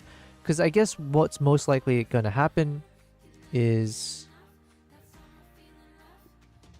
probably only working with one of these versions. Maybe. Actually, that's not true either. BD said, I dropped out of school and what I studied or rather didn't study was not really related to film. Well, that's encouraging. It's like, okay, schooling only takes you so far. It's one path to, let's say, success or to finding like your path, but it's not necessary. So that's encouraging because like in my mind, I'm like, I mean, you clearly have so much knowledge, right? You've been in the space, I don't know how long, but the point is you're in that world. And I'm like, yo, do I have to actually dedicate years of studying to like actually, you know, like taking exams and writing papers or just having those things over and over and it's ingrained in you to be able to get into the world of film? Which I was hoping wouldn't be the case because obviously I don't want to do that.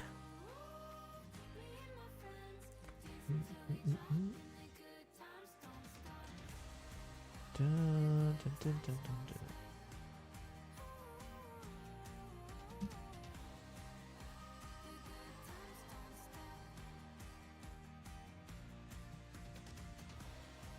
Okay, so I think I will just have this split out into each one. And then add a parallel.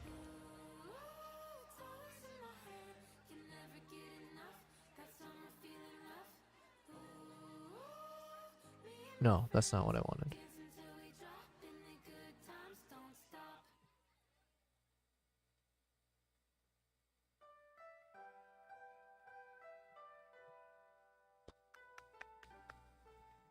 All right, this is a ChatGPT question. Hopefully she will understand my very, very complicated question about to happen.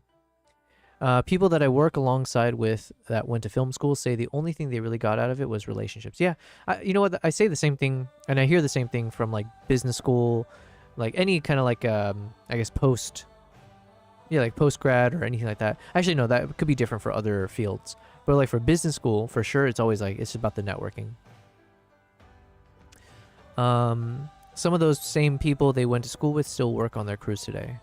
I was just involved in a project with Barry Jenkins, and the majority of his people he all went to film school with.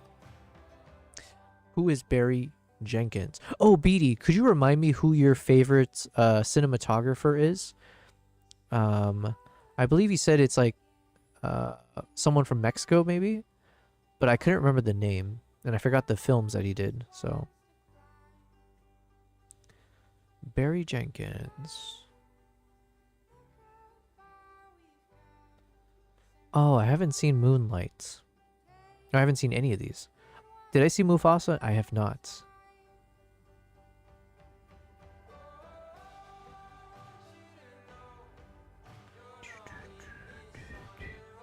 Oh, you know what movie I want to watch is, what is it? Something about Babylon? No, not Babylon.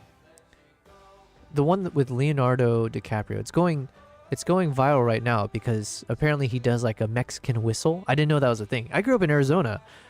I didn't know that was like a Mexican thing, but there's some viral thing going on social media of like, it's like, as a Mexican, Leonardo is now an honorary Mexican because he did a perfect Mexican whistle or something. I was like, what? One battle after another. Thank you. One battle after another. I want to watch this movie.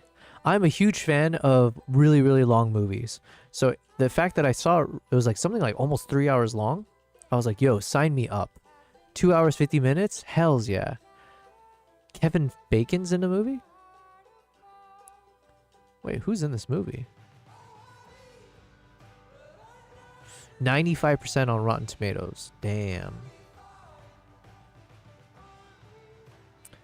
85 and 95. Okay.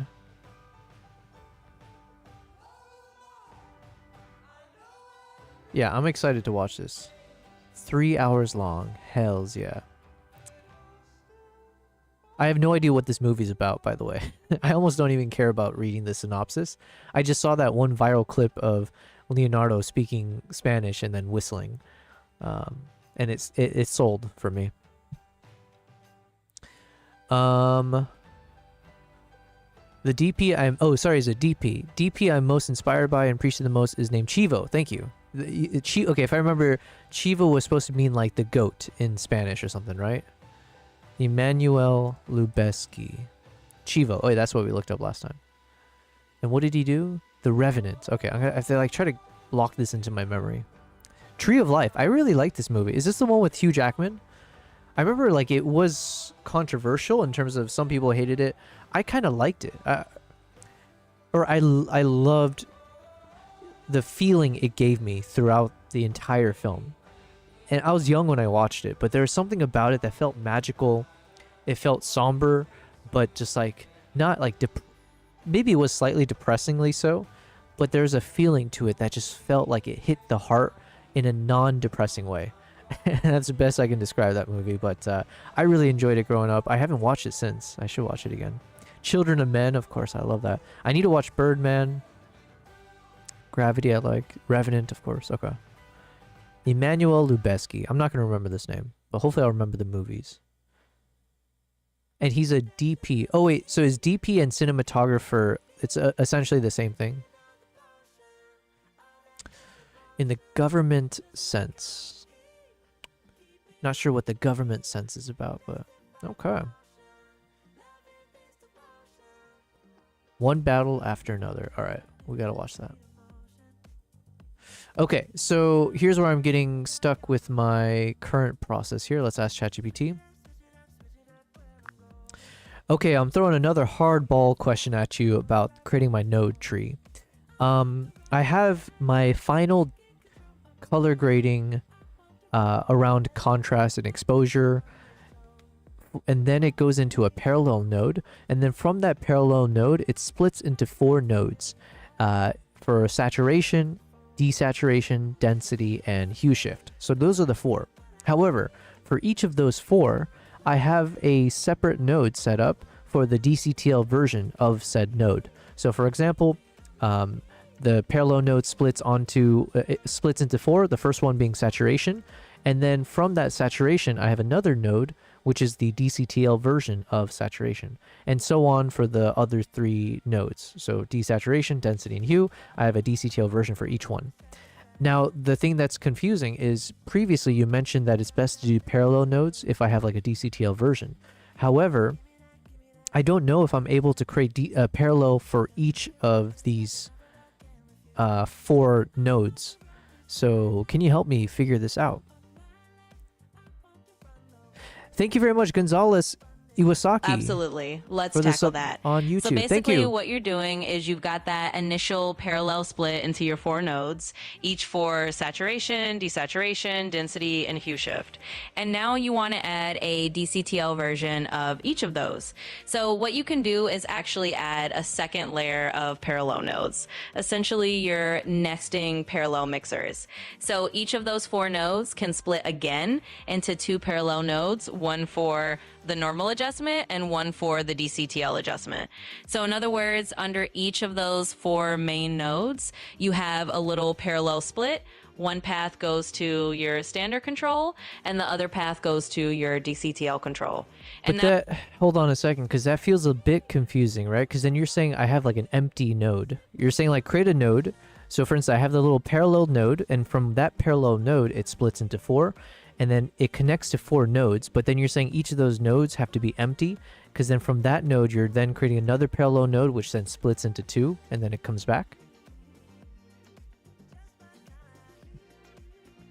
Yeah, I get what you're saying, and it can sound a little bit like you're adding extra nodes just for the sake of it.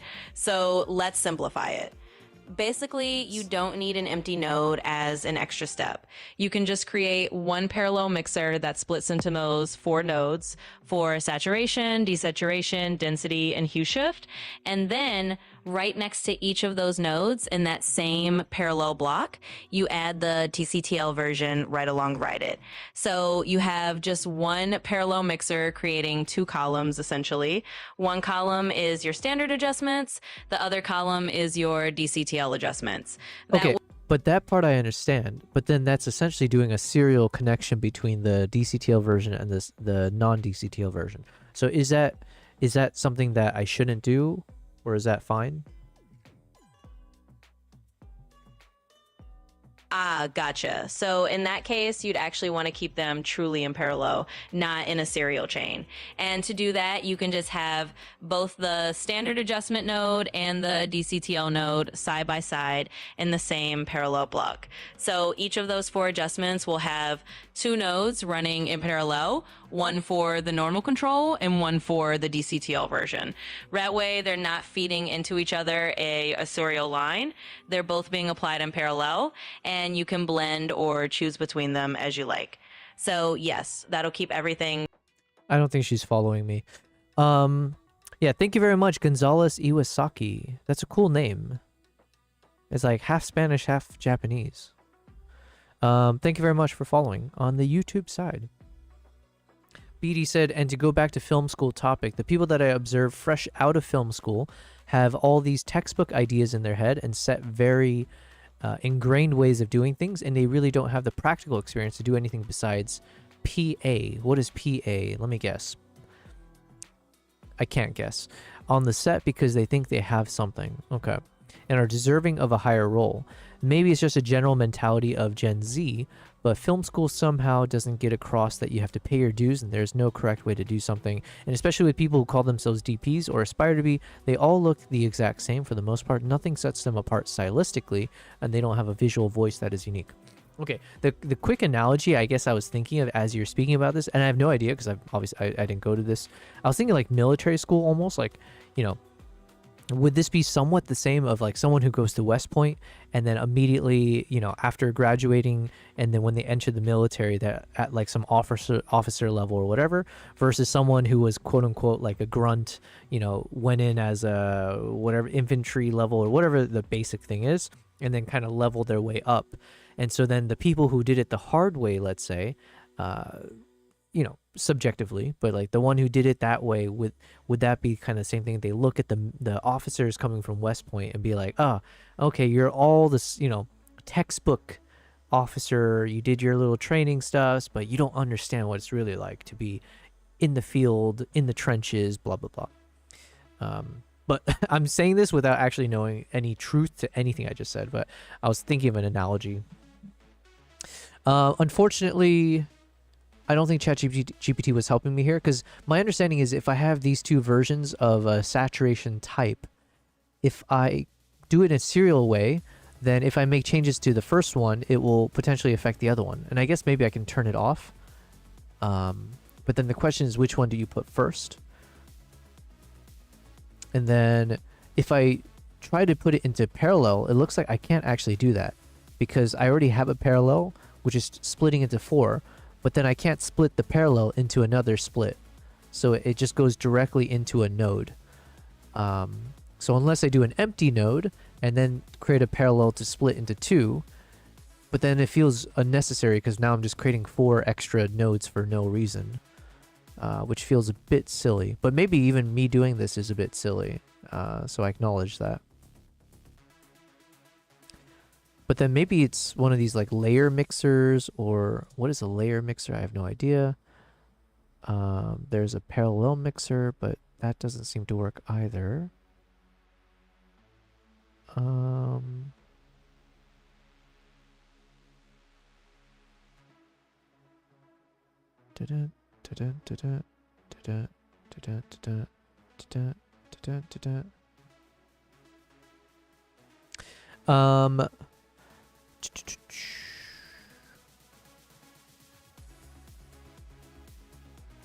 The best experience, wait, what did I read? The best experience that somebody will get and the most amount of knowledge that anyone will gain will be to shadow or apprentice for someone who does what you want to do. Yeah, I think I agree with that a lot. Actually doing the thing. For example, I went on a wildlife photography trip with a really excellent wildlife photographer, Michele Bavassano in Italy. And so by going on one of those trips and then also like asking him questions directly, seeing how he shoots, attending his workshop, obviously, and like he's sharing his knowledge, I learned immensely more than if I had just watched a bunch of videos. So just like the practical knowledge makes a big difference. Also, Beatty, I'm going to take a moment because I don't remember last time you were here if I showed you this, but someone in my YouTube side, I think it was Fedorevsky, he coined Amazon Kitty. And because Nala over there, she's been enjoying sleeping on the bed, but on top of an Amazon box. Let me see if I can bring her over just to show her off real quick without disturbing her too much. We'll see if we do a good job. Hey, Nala. Good girl.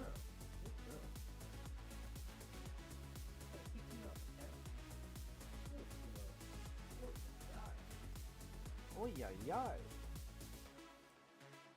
The package has arrived. Look at this freaking... Oh, she's getting heavy. We got a freaking Amazon Kitty. That is the perfect name. Look at this girl. Yes, good girl. This is your kingdom. Everything the light touches, stay away from it.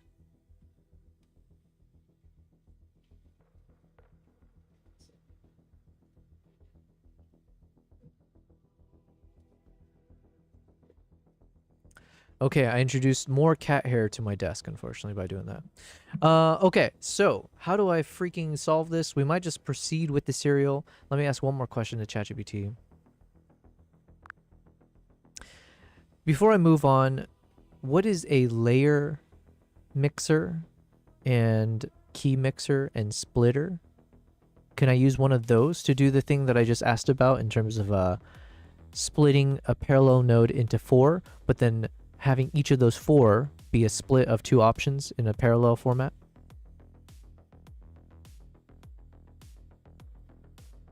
Yeah, absolutely. So those are great tools to know about.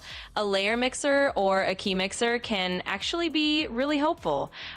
Basically, a layer mixer lets you stack multiple layers and control how they're blended together, kind of like layers in Photoshop. And a key mixer lets you combine different key signals, which is a bit more advanced, but it gives you a lot of flexibility in terms of how you merge different corrections. For what you're doing, a layer mixer could actually be a nice option. You can use a layer mixer to have your original adjustment and your DCTL adjustment as two layers, and then you can blend them together or toggle them on and off. So that might actually simplify things visually and give you a little bit more control. What about this splitter option? So for instance, I see this splitter where it has one input and then it splits. Right now there are like three outputs that you can drag into. Could that potentially work? Yeah, absolutely. So a splitter is actually a great tool for this kind of thing. Basically, it allows you to take one input and then split it off into multiple outputs. So if you want to have that kind of structure where you're splitting one node into multiple paths and then applying different adjustments in parallel, a splitter will definitely help you do that. It's a nice clean way to just fan out your signal and then you can process each branch however you want. So yeah, that's definitely a good option for what you're trying to do. But which one would you recommend, the layer mixer or the splitter? BD said, wow, interesting. Yes. Yeah, my I'd Amazon say kitty. it really Oh, depends on how here's you my other want to cat. manage your workflow. If you want something that's super visual and lets you really blend layers almost like you would in photo editing, a layer mixer is really intuitive. On the other hand, if you just want a straightforward way to split your signal into multiple paths, the splitter is really clean and easy. So it kind of comes down to your personal preference. Either one will work just fine. All right, I'm going to try the splitter because at the very least it seems like it might solve my issue. Because I think if I connect this to this, we have our splitter here. And then if I just create a bunch of parallel mixers. So let's say if I create a parallel mixer for each of these. Right? And then I connect to this one. Can I add... So this is where we lose something. It can only split into 3. God damn. Okay. Okay, potential issue here. I am trying to use a splitter, and I was getting hopeful about it, but it looks like there's only 3 outputs allowed from that one splitter node. So you have like the one input in, and then it's got 3 green dots that you can essentially extend out from that. And I don't see a way to add a 4th one. And like I mentioned, I have 4 nodes that I want to be having like parallel options. Again, choosing between the original node and the DCTL version. So does splitter not work then if I have these 4?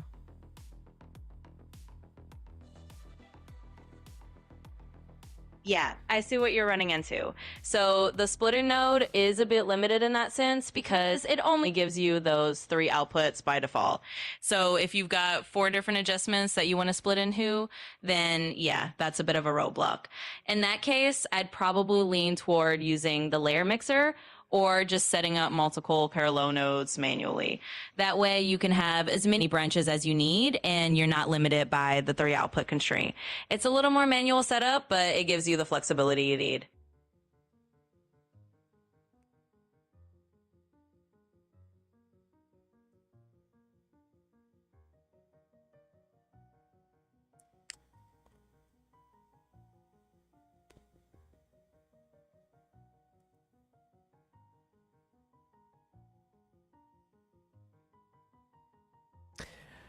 This is a struggle session. I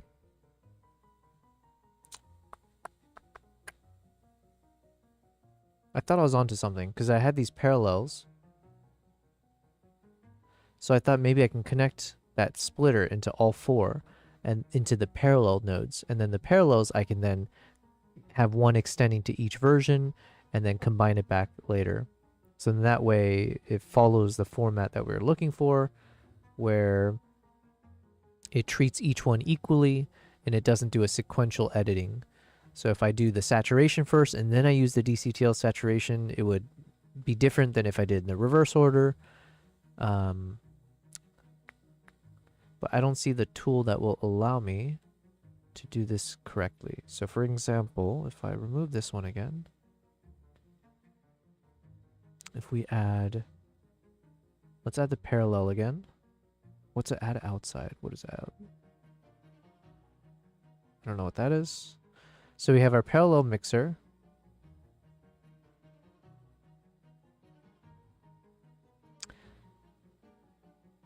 Okay, then here's another question. Do we have a single parallel mixer? And could this single parallel mixer connect to everything? I can, oh wait, hold on a second. Maybe I'm just an idiot. I mean, definitely, but maybe I'm more of an idiot than I realized. Because I can use this single parallel mixer and just connect everything. Because it shouldn't matter the ordering. Because I was going to do these in a parallel anyways. Hold on a second. Let me confirm with ChatGPT, but I think I have the answer. Okay. Amber, I think I solved the problem. No thanks to you, by the way. Thanks so much. I thought you knew everything. I think I just needed a single parallel mixer connecting to all 8 of my nodes, the originals as well as the DC tails, and that's it. So I just needed a single parallel, and it just connects, branches out to 8 different nodes, and then it converges afterwards. Because I'm assuming when it comes to the saturation, desaturation, density, and hue shift, all of those things were meant to be parallel edits anyways. So yeah.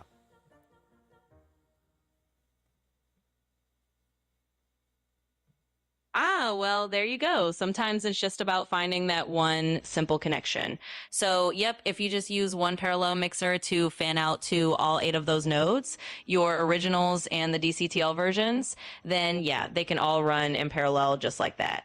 And it makes total sense because things like saturation and hue are often meant to be parallel anyway. So I'm glad you figured it out and that it's working smoothly for you.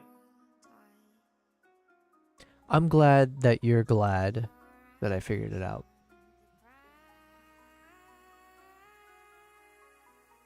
Absolutely. It's always a nice feeling when things click into place. So if you need any more guidance as you keep refining your node tree or anything else, just let me know.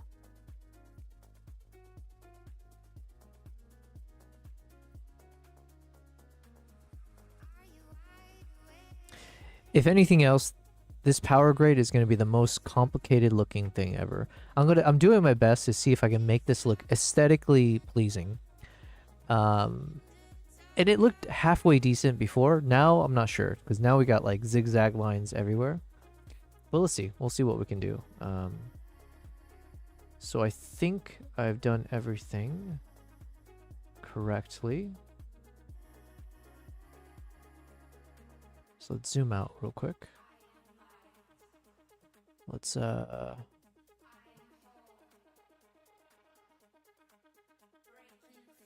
okay, so we go from here, boom, boom, boom, boom. This one branches into 8, and then all 8 go back into our little connecting device. Let's see. Looks like it. 1, 2, 3, 4. 1, 2, 3, 4. Yes. Okay. So then, as it connects all back inwards, this one then needs to connect to the next phase, which is our LUT. Let's zoom in. That LUT goes into our dehancer. Dehancer goes into our noise reduction. The noise reduction goes into Rec 709. Rec 709, we've got our 2 additional LUTs. We're going to delete the film grain. So now we have a corner fade and vignetting, which then goes into sharpen. Okay, I think we're almost done. I'm pretty sure I'm missing a few steps though. There were some power windows that Colin Kelly had in his edits, which I think should come before LUTs. Let me see. How do I have in the ordering here? Yeah, exactly. So we need to add the power windows before this. So what I'll do, because I don't think this matters yet. Oh, actually, but I'll copy and paste. So this one, let's create one more node.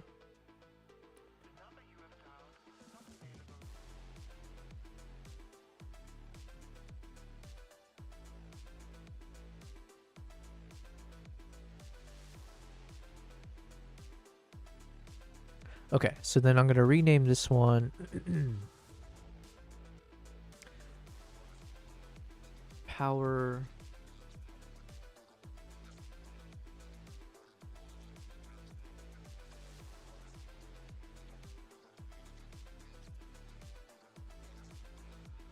I guess we'll just call it power windows, but essentially this is where we do all those little masking things. Or maybe I'll say that. Masks and masks plus windows. And then this one is our LUTs.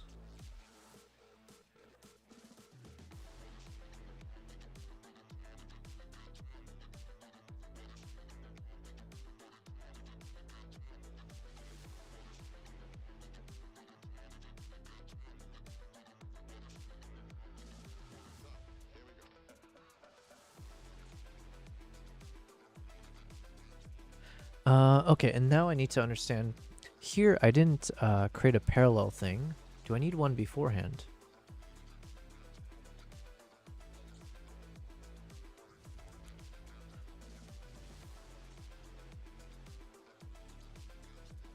Okay, so in Colin Kelly's thing, he just splits it directly. So the parallel mixer, is that only needed? Okay, this is a question for ChatGPT. Can you help me understand something? Are the parallel mixers or the parallel nodes only necessary for when you're trying to converge things back into the next step? Because like, for instance, I'm seeing some nodes where from a node, you can then, from that node directly, you can split it into multiple nodes. Instead of needing to have that node connect to a parallel mixer node, and then from the parallel node, splitting into a bunch of things. So help me understand that.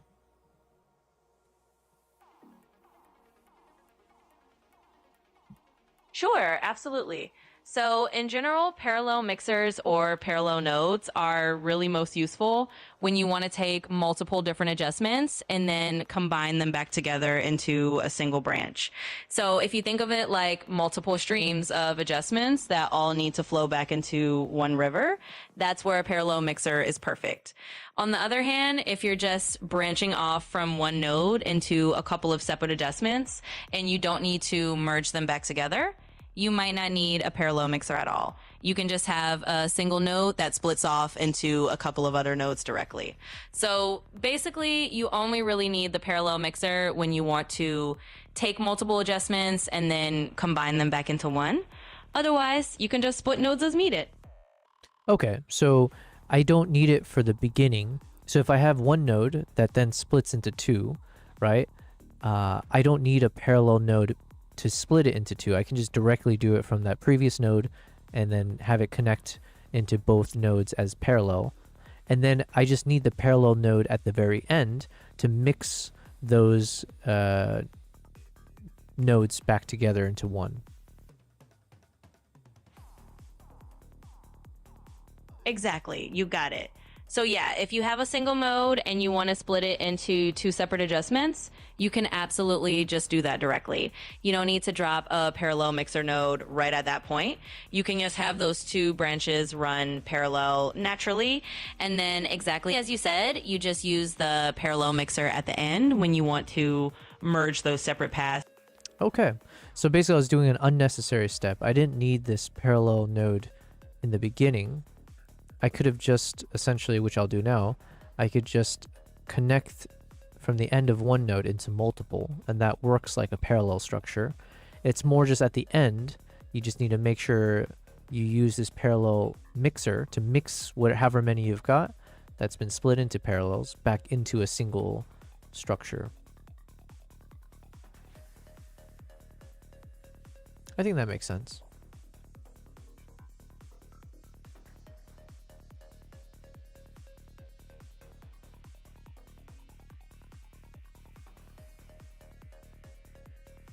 So same thing, that means I don't need this parallel mixer. I can just connect it from this final point here, which is, again, unfortunately, it's going to look really messy now. So I need to see, is there actually a way to rescue the craziness that is my node structure here? I'm not sure there is.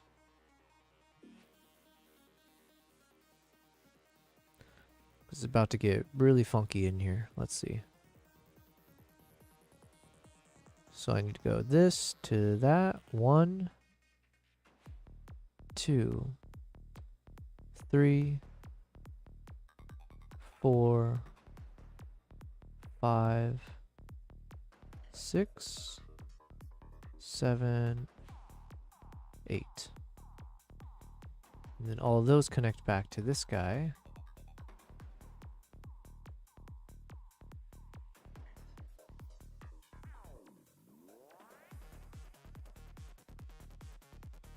Which then we've dragged into row 2, going into mask and windows, the LUT, dehancer, noise reduction, converting into Rec 709, then some placeholders for some additional LUTs.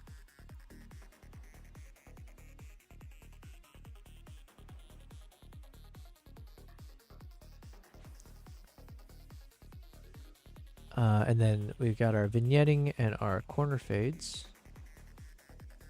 And then the final step being sharpen, which then goes to our final thing. Okay, so I think I have covered everything. Let's zoom out.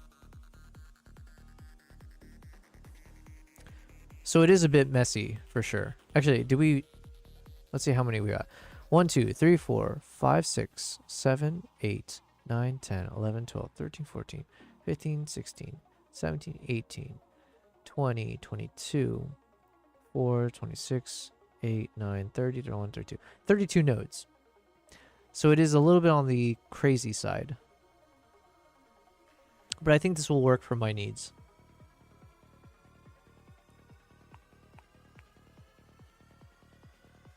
But it is a bit crazy.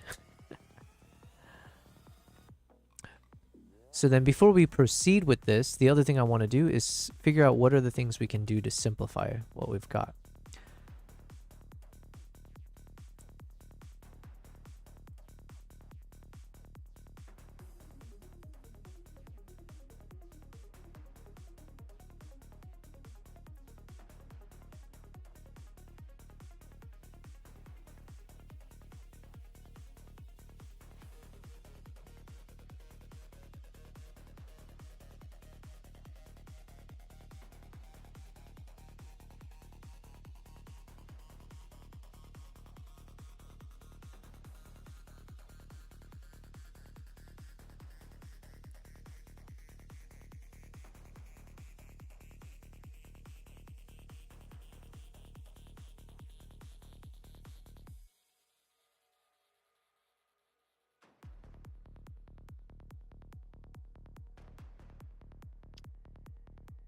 I'm thinking like maybe I can remove maybe the white and black points, because I could just use the curves for that / exposure, right? Because okay, let's say we're trying to work on the exposure level. I'm assuming within that one thing we can also adjust for the white and black. So that's what I think we'll do. We'll remove this white and black points.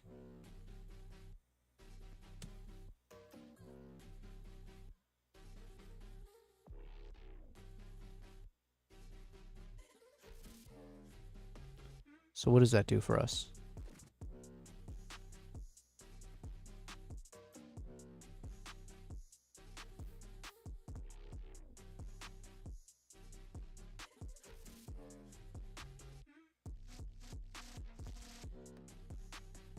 So now we've got our white balance, we've got exposure and curves, contrast. Now I don't really use contrast too often. And I guess contrast, again, this is where it gets a little bit murky because I usually use the curves. And you get similar effects by adjusting curves, you're also adjusting the contrast. So it is a bit duplicative, I guess, but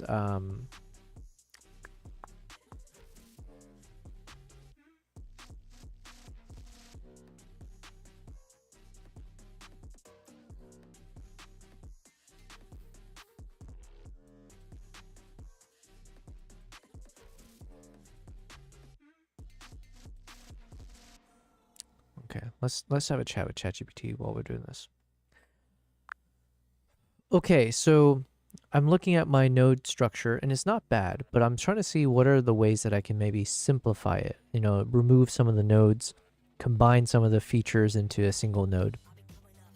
So let me kind of spell out what I've got so far, and then if you can tell me which ones of these you think are worth removing or like combining those steps into a single node.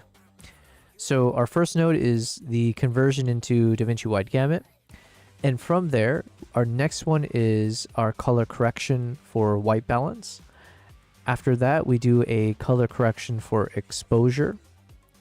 Then the next node is a color correction using our curves.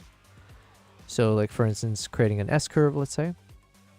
The next node is where it splits into a parallel two nodes, one of them being for color correcting for contrast using the contrast tools within DaVinci, and then a node for the DCTL version of a contrast tool that I've got. Those then go into another node, which is a temporary node I use to test for the 18% mid-gray. Then this kicks off into our color grading nodes. So the next one is color grading node for balance. So again, playing with the temperature of the footage in a color grading creative style. The next node after that is a color grading node for exposure. So again, when I say color grading, I'm talking, this is where we get into the creative adjustments. So one for exposure, another node for creative adjustments on the curves, and then a creative color grading node for contrast, as well as the similar color grading DCTL version for contrast. Then those two parallels merge and we move on to another set of parallel nodes, which are for all the saturation and color related things. So this is where we have those 8 nodes, which are for 4 different features, one for saturation, another for desaturation, a third for density, and the fourth for hue shifts, shifting the hues, and then the DCTL versions of those. So those are kind of the creative adjustments we have for that. Those all converge back through a parallel mixer to go to the next step, which is a node for our masks and power windows. Then we have a node that's a placeholder where we can drag in some LUTs while we're in DaVinci Wide Gamut. Then we have a node for dehancer where we can apply dehancer effects. Then it goes into a noise reduction node, after which we've now created a node for the DRT converting into Rec 709. Then I have 2 nodes as placeholders for LUTs in the Rec 709 color space. And those then go into a parallel mixer and then also parallels again to a vignette node as well as a corner fade node, which then combines in, and then the final step is a sharpen node. So from everything I said, what do you think of the structure, and are there any noticeable nodes that you think are slightly unnecessary or can potentially be combined into a single node?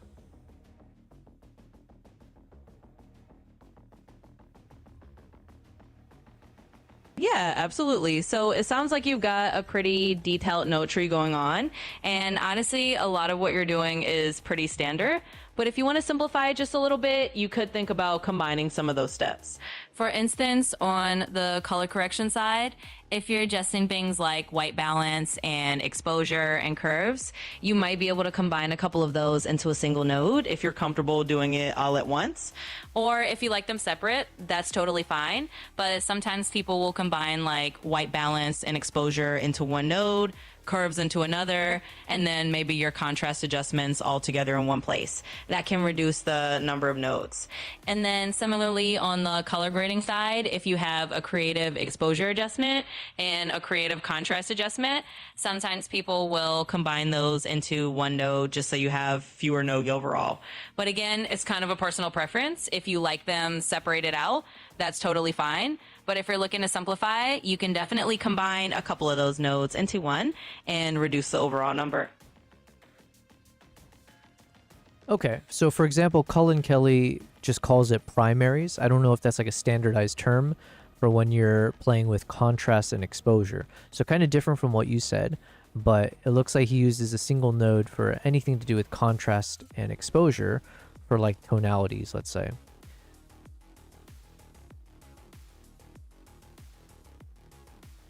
Yeah, absolutely. So that's exactly it. A lot of colorists like Cullen Kelly will just call that whole section the primaries. And that just means all of your main tonal adjustments. So your contrast, your exposure, your basic tonal balancing can all live in one node. It's kind of a standard practice to refer to that as your primaries. So if you want to do that, you can just combine all of those tonal adjustments into one node and just call it your primaries node. It's definitely a common approach. Okay, what about on the color grading side? Does it still make sense to have a separate node for contrast, or should I just have one color grading node for curves? And should I have a separate node for exposure, or just combine it all?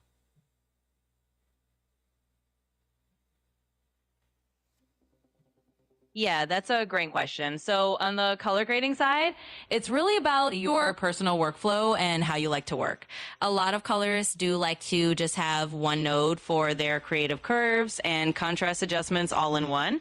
So you could definitely combine those into a single node if that makes it easier for you. And the same thing with exposure. If you want to do a creative exposure adjustment in that same node, you can. Or if you prefer to keep them separate so you have a little more control or a little more flexibility, that's totally fine too. But yeah, you can definitely combine some of those steps into a single node if you want to simplify it. It's really about what feels comfortable and intuitive to you.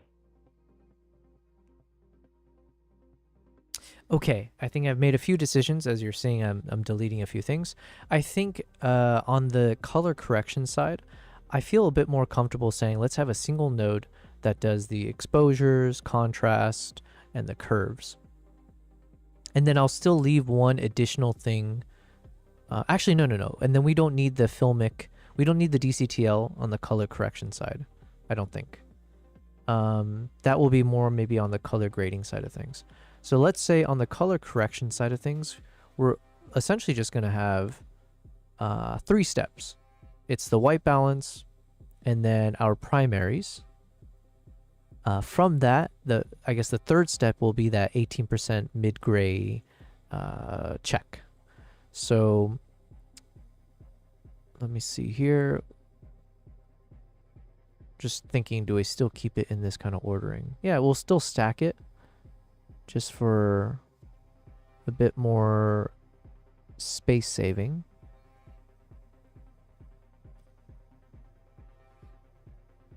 All right, so basically now what this means is, let's just adjust it here. Let's give it a little bit more space.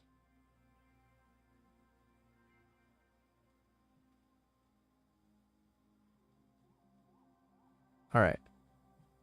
So now we have saved quite a bit of space here.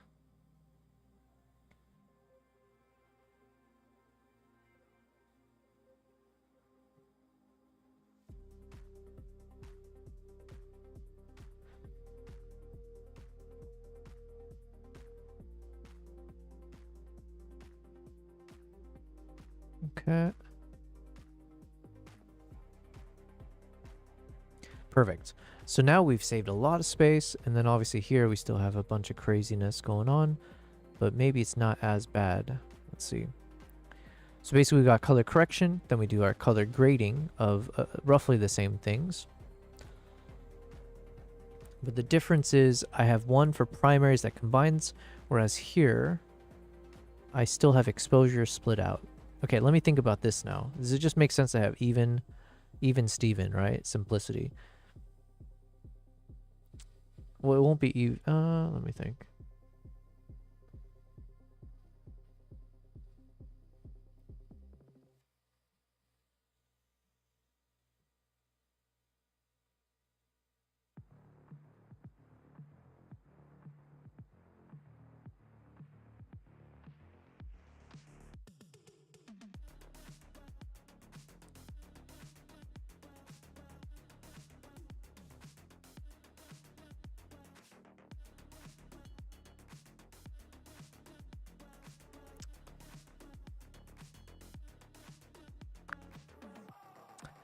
Are there other terms that people use to describe when you're working on curves and exposures and contrast stuff? Where you can just use a single word that represents it that everyone understands.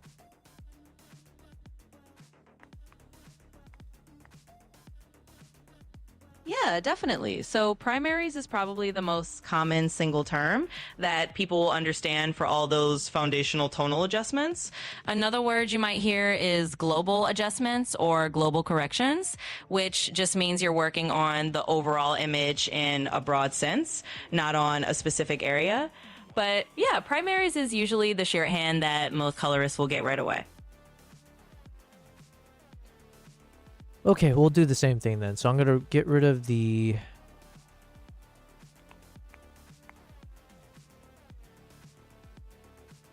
I'm going to get rid of one of these. So it'll be balance, primaries. Yeah, so we'll do... I'm going to rename this one. Balance. This will be called primaries, which will now combine our contrast and our exposures and our curve stuff. Then we have our DCTL contrast version, as in a little extra thing that we do. And then from there, it's splitting off into a bunch of our color stuff. So we got our color grade. Do do do do do do. Do, do, do, do, do,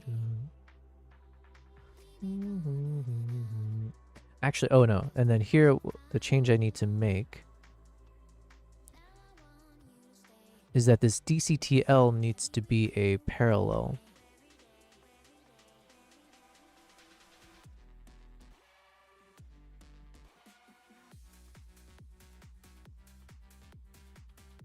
Okay, so unfortunately I gotta do a lot of redos.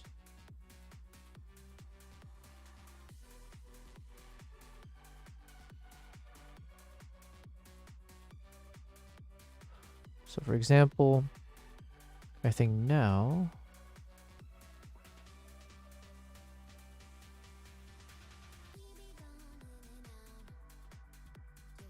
da, da, da, da, da. Da, da, da, da, da, da. Da, da, da, da, da.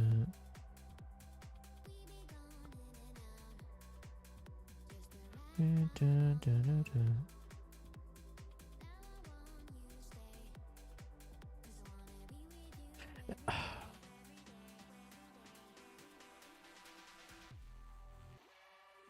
The other thing I'm thinking about right now is like, do I do this in rows now? Do we do color correction as a row, then color grade as a row?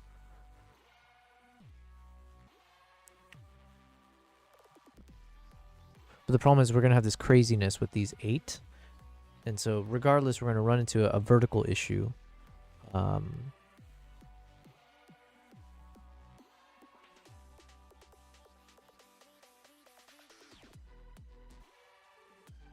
right, we'll just keep it like this. So then let's add a parallel mixer. Nope.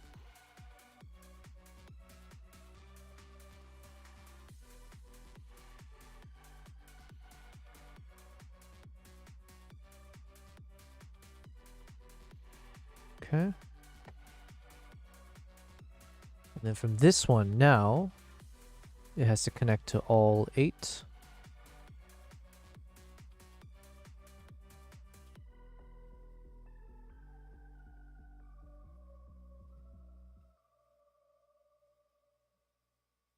Okay. And then we can drag this one closer again. All right, so we have simplified it a bit. So we have our color correction, and then I need to now recolor these ones. Oh wait, I have to do it individually though, unfortunately. So we'll... Okay, I'll just color the color correction ones. What color? Apricot.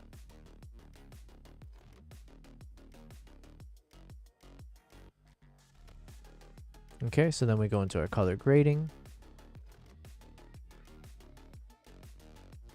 Then it goes into additional color grading, but I think I want to call, yeah, we'll just call it color grading as well.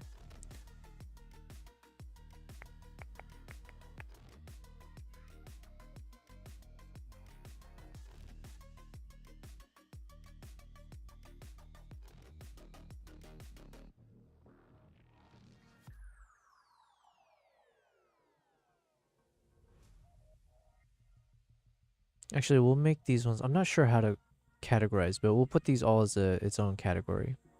Because it's like creative stuff. So these are the creatives.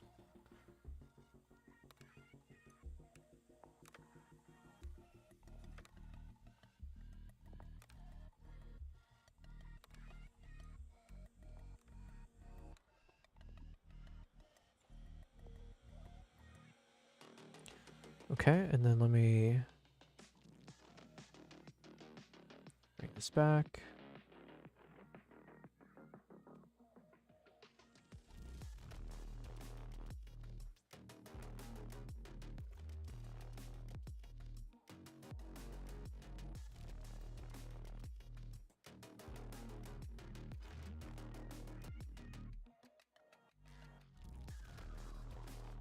Okay, and then I just want to squeeze these guys a bit closer just to make it a bit easier on my monitor screen.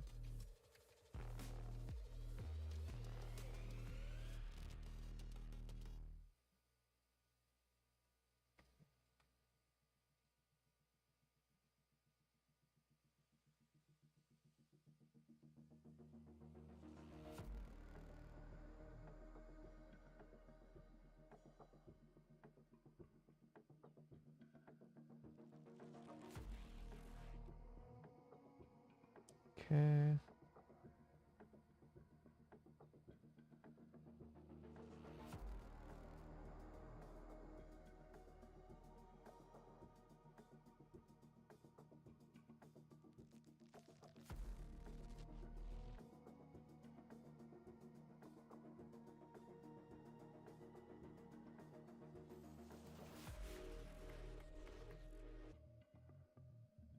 Okay, I think we got it. Well, kind of. Okay. We've got the structure, but then a few of these I need to make some adjustments based on Colin Kelly's version. Because I think he did some crazy things, right? Like the... how do I go between versions here? Colin Kelly's nodes. So for example, gamma is linear for balance. Let's see if we have that on ours. So gamma is linear for that. And also, I believe the Luma mix needs to be 0. Let's compare. Colin Kelly's balance node is gamma linear. Luma mix is 100. So no, this one he didn't do that. 1, 4.35. Okay, so I'm mistaken here. He did leave it at 100. Okay.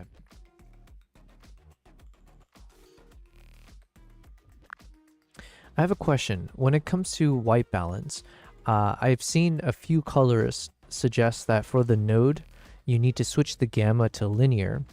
And I could have sworn one of them at least said that you should adjust the Lum mix, L-U-M mix, to 0, whereas the default is at 100. And then after doing that, you're supposed to play with the primaries color wheel, specifically with the gain color wheel. Is the loom mix being at 100 versus being at 0 make a difference when you're doing this type of node in linear gamma?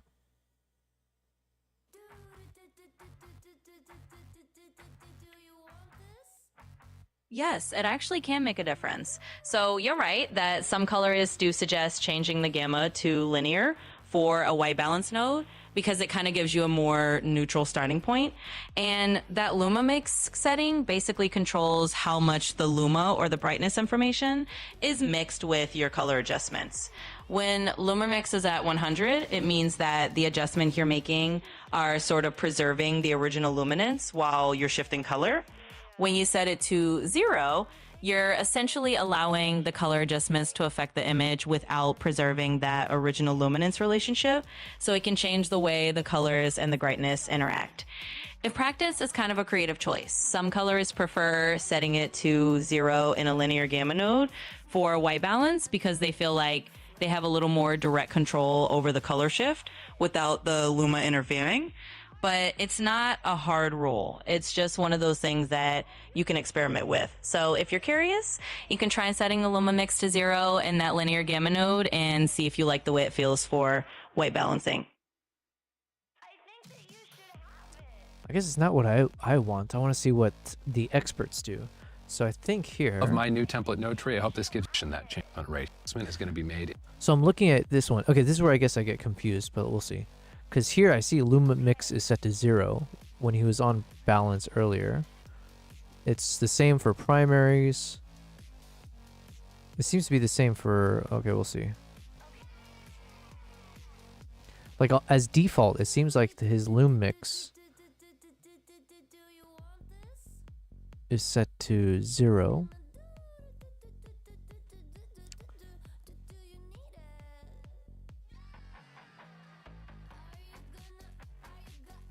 But then in my goal here was really...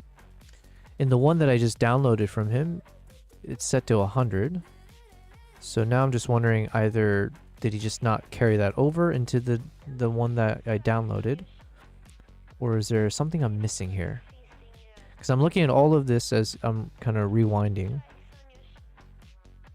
Point out here. And it's always showing the first loom is mix my at base 0. tree. This is the tree that I use every day in my professional practice. By the way, one of the main reasons I'm making this video today is because the template node tree that I'm currently using here on YouTube has kind of fallen out of step with what I'm doing professionally, and I want to give it a facelift here on the channel so that we can be as closely as possible mirroring what I'm doing in my professional practice the other day. So the base tree is what I use in my professional practice, and I'm going to the today. These two are almost identical. The only difference is the base tree relies on some tools I've developed for myself that allow me to work control over certain things in my process. This is one video doing itself, what they allow me to do that I can't do with tools. But they really like the exact structure, and my base tree and a few more sort of non-serial structures that I navigate with him. But my goal here really to introduce things that I'm constantly going to add into my process, and then the node graph that I still use most of, and allow me to 16 strokes and full strokes with the nodes that I'm consistently use in my process. We're going to go through every single one of these nodes and how I'm using each way that each is set up. Let's because I want to sell you on this being perfect template tree. Even for me today it is. And we're going to show you what it looks like to set up your perfect template tree. And I'll take one thing about when you go to do so. Before I go on, one very important thing about the way the nodes are set up numbered here. I want to go to my resolve preferences for a moment. And we're going to go to color and then user up here and look at this box that I have checked. Preserve node numbers when adding nodes. This is important because I'm a big fan of you. I like to do first, second, third, and last. Okay, make my dispersed trio here. These are going over here. At least it's not ever going to get template node tree that was represented within Resolve's native toolset since I'm not using the custom version of this node tree that I referenced a moment ago. Here's what I'm going to do. First things first, as always, I'm going to set my exposure. I like to do that with my HDR global because when I'm just using the wheel, not the trackball, this is identical to using linear gain. And what's fun and a bit of an improvement from using linear gain, meaning setting my gamma here to linear, which we're going to see in just a moment. What's fun about not having to do that is I can still set my exposure using linear gain, meaning setting my gamma here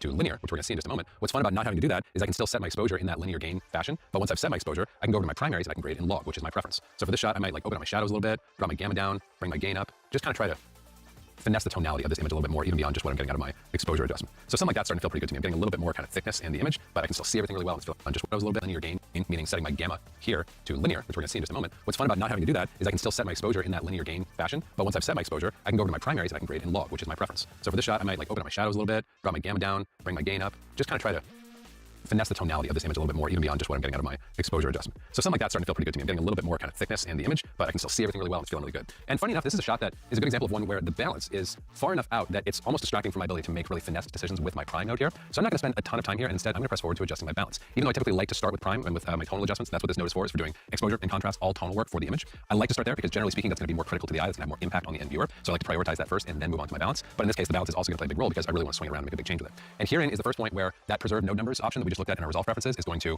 come into play here. So you'll notice in terms of order of my nodes from left to right, my balance actually hits first, but numerically it is numbered higher. That means that when I load in this template node graph, I'm going to be starting on node 1 here because that's where I saved the template node graph to be selected when I load that node graph in. And when I hit my favorite button, next node, I'm now going to be working my balance, even though my balance is happening in order of operation. An observation that I've made that by the time I've made these adjustments, if I have my balance node downstream and I linearize that image for the duration of that node, I do this in between node here in node number 2. I've right-clicked and I've already set my gamma to linear. That's already saved right into the template node graph, so I don't have to manually do that. But if I do this in between node 1 and 3, as opposed to before node 1, I am not going to be getting a true scene linear image. So I like this to be, in terms of processing order, prioritized and done prior to the left of my prime node, even though for my process as a colorist, for my priorities as a colorist, I still like to start with that prime node. Okay? So here in my balance node, I've already got my gamma set to linear, and with my gamma set to linear, I like to just work my gain. This is a very clean, very simple way of altering the ratio of red to green and blue in the domain of real and physical light. And you can see this is getting to a nice place really quickly. So I'm just going to kind of nudge this around. And what I'm looking for are really 3 things when I'm making a balance adjustment. I'm looking at maybe getting a traditional sense of like neutrality, or like what we would call white balance, like in sort of a technical sense. But more importantly, I'm looking at 2 other things. I'm looking at skin tone, making sure that I'm making skin look just as good or preferably better than it did before I made my balancing adjustment. And I'm looking at color separation. Okay. I feel like, I mean, in what I'm seeing here, he has his loom mix set to 0, and I keep seeing it as 0 for everything that he's got. So I'm going to assume that it should be the same here, and it just happened to be set to 100 for some reason. And then I do think maybe what I'll do is, let me take a note. Double check if when changing white balance / temperature, setting gamma to linear, and should loom mix be set to 0 or 100? For my assumption, I'm going to set it to 0.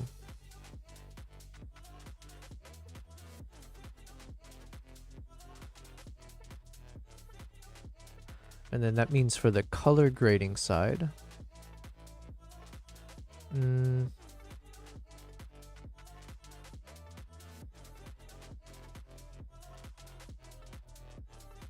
think I'm just going to set this equally.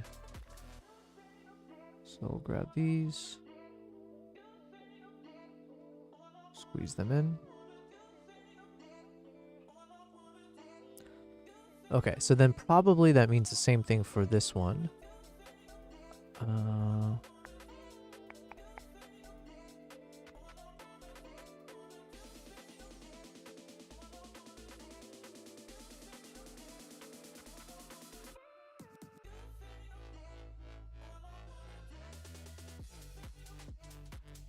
Okay. He said something earlier that when he was in his primaries and he was changing colors, he mentioned that he likes keeping it not in linear because it allows him to play in the log space. And he said something about he prefers that there. So let me just double check.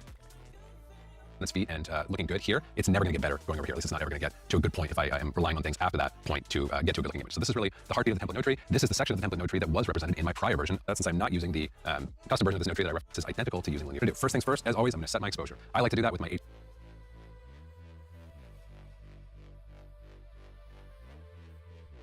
HDR global, because when I'm just using the wheel, not the trackball, this is identical to using linear gain. And what's fun and a bit of an improvement from using linear gain, meaning setting my gamma here to linear, which we're going to see in just a moment, what's fun about not having to do that is I can still set my exposure in that linear gain fashion. But once I've set my exposure, I can go over to my primaries and I can grade in log, which is my preference. So for this shot, I might like open up my shadows a little bit, drop my gamma down, bring my gain up, just kind of try to finesse the tone, bring my this shot, I might like open up my shadows a little bit, drop my gamma down, bring my gain up, just kind of try to Okay. And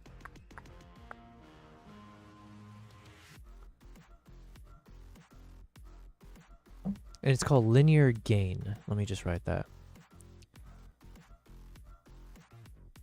Maybe called linear gain. Actually, let's look it up now. Linear gain, should loom mix be set to 0? Yes, loom mix should be set to 0 when using linear gain to achieve more accurate photometric results. Setting loom mix to 0, okay. Should I use linear gain for color adjustments?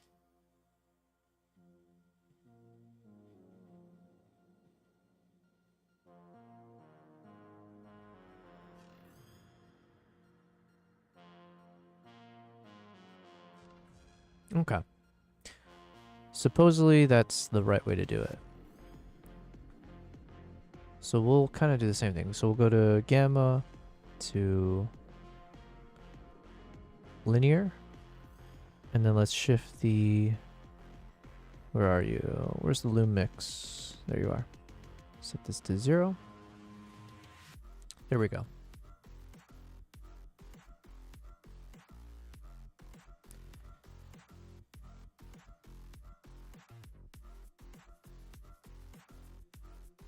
Question for Amber. Okay, so if I'm working on these individual nodes that control for the saturation, desaturation, density, and hue, should I keep those in the timeline gamma, or should those be in the linear gain style?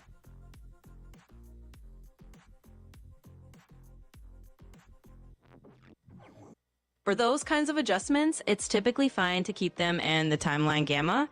In other words, you don't necessarily have to switch them into a linear gamma space.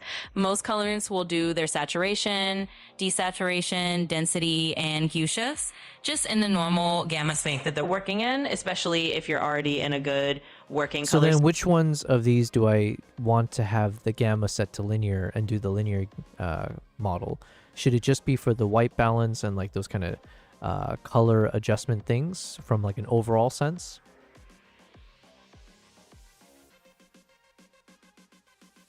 Yeah, exactly. So usually if you're going to switch to a linear gamma, it's mostly for those kind of overall adjustments like white balance, or if you have a specific reason that you want the math to be a little more neutral and linear. But for things like your saturation tweaks, your hue shifts, all those creative color tweaks, you can just keep them in the normal gamma or the timeline gamma that you're working in. So yeah, linear is mostly just for those special cases like white balance. Okay. In which case, I think we're good to go. I'm pretty sure. Oh, I guess maybe I'll carry over his power window, which is the same. So let me copy this one. Final node tree is loaded. So then here, let's go ahead and just load it in maybe as an example.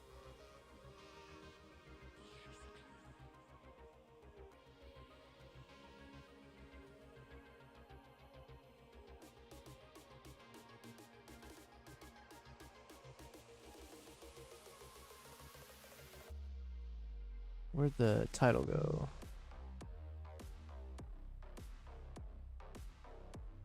Window.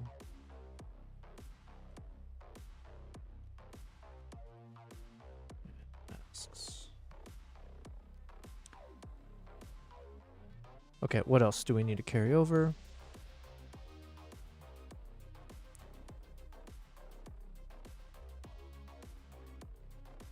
I think everything else he has is...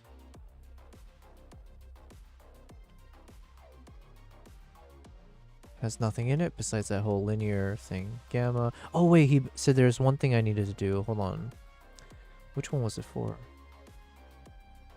What? Channels? Yeah, oh, is it this one? Saturation. Color space HSV and channel 2. Okay, I almost forgot this. Christ. When did he say that? So it was in the saturation section?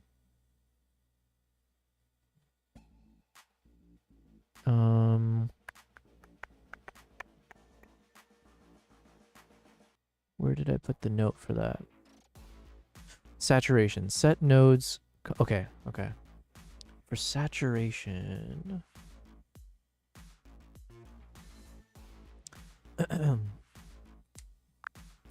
Okay, so Cullen Kelly in his instructions mention when he's on the saturation node, he sets the node's color space to HSV and he turns on only channel 2.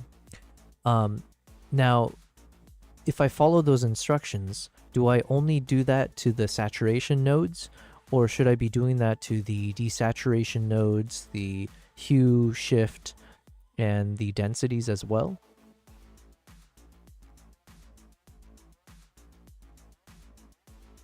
You got it. So if you're following along with what Cullen Kelly suggests, you'd really only do that HSV color space setting with channel 2 turned on for the saturation node.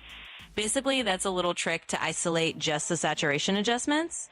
For the other nodes like desaturation, hue shifts, density, you can just leave those in the normal color space. You don't have to do the HSV channel isolation trick for those. It's really just a neat little method for controlling saturation specifically. What about the DCTL version? Should I do the same thing? Should I switch the channels in the color space?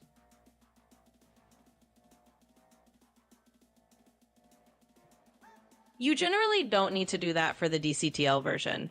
DCTLs usually have their own internal math, and the way they're programmed, they handle color adjustments in their own way. So you can just leave the DCTL nodes as they are without changing the color space or the channels. Just let them do their thing in the default settings, and that should work just fine. Thank you, thank you. Yo, what's up, Mac? You said, welcome back to the stream. I'm just finishing up the instructions from Cullen Kelly, by the way. And I think we have our updated node structure now. So it's highly simplified compared to what we had before, but still a bit complex. Mac, you said, part of your membership, you should share the red raw files and we can all edit them and see what we come up with. Ooh, like a learning group education thing. I follow a lot of other creators and they do the same. Hello, by the way. You know what? That's a great idea. And you know what? That's a nice perk of being a member, right? I would love to give as much value, of course, like real value. So whether that's like access to certain things, like getting, access to my presets for free, right? As just being a member. I don't know if you would want my LUTs because you're watching me still learn how to make them, but still the point is, if you're a member, obviously I want to provide that value. So I think, yes, I think the red raw files could work. The only hesitation I have, Mac, with the red raw files I have right now is I think there was some conversation I might just need to clarify with the Nikon team about the fact that these particular files are like the God, what do they call it? It's a term I had to say in my video as well, just to make it clear. I don't want people to get the wrong idea. It's a pre-production, right? So these files are pre-production files. So they're not necessarily what the public will get access to, right? Like the actual red codec, the R3D NE codec. So they had, I don't know if they explicitly said I can't do this, but I'm remembering some sense of like, hey, these files, they are not meant for the public. It's not meant for like sharing, like physically, if you will, like in what you're asking, for example, like, here's access to the exact red raw files that I shot with, because they don't want in the public mixing up what will be the final production version of these files and whatever it came before. Yeah, that's the only kind of like hesitation I have with sharing these particular files. Going forward, I mean, I don't think they would care either. I mean, it's not up to them anyways. But like when it comes to like these things that were like heavily NDA'd and like, under wraps, if you will, there is some feelings of like they had a pretty locked box on that. But what I could do, I'm supposed to go. Yeah, I might try to reach out to them and see if I can get some clarity on that. So yeah. Sometimes, just directly asking might make the most sense. These kind of situations, I know sometimes they say ask for forgiveness later. I just want to be extra careful around these things where, like, you might get in legal trouble or something, not you, me. I don't want to get into legal trouble. So, yeah. Mackie said, I don't use LUTs, I grade myself. Many people do not create kits properly and they break footage when you apply them. Phantom LUTs, which are the best in the industry, in my opinion, are the only ones I would use. Phantom LUTs. Let's look this up. Oh, and we had a BD in the chat earlier. I'm not sure if BD is still in the chat, but BD is one of those Mac that I forget if I was mentioning to you that there's someone who's like super well versed in the film space. She does a lot of these like high production events and shoots. So BD, for instance, BD said she, by the way, I I think I asked and I forget. I think BD is a she. I just forgot to clarify afterwards. But BD works with some DPs. She's worked with, what was the guy's name? Barry Jenkins. But she was saying like she uses 3000 nit. Was it 3000 nit? Hold on.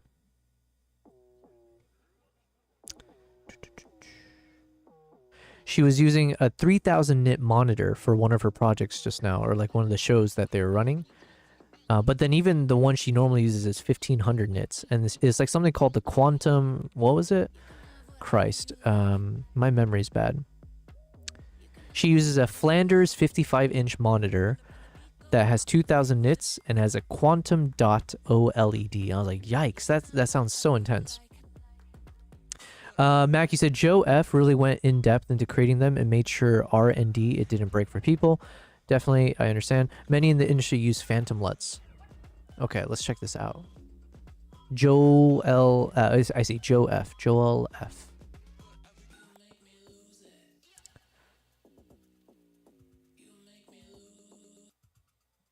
And many in the industry use this. Interesting, interesting.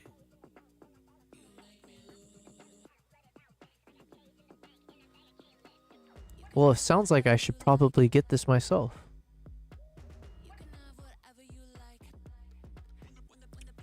Well, okay, you know what? I take that back. Let's see how expensive they are first.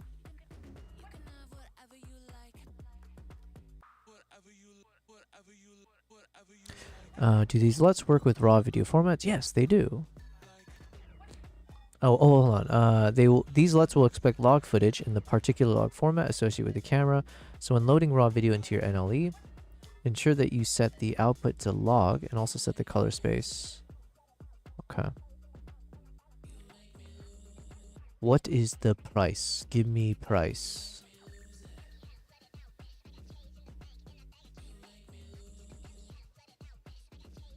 Oh, they don't have Nikon.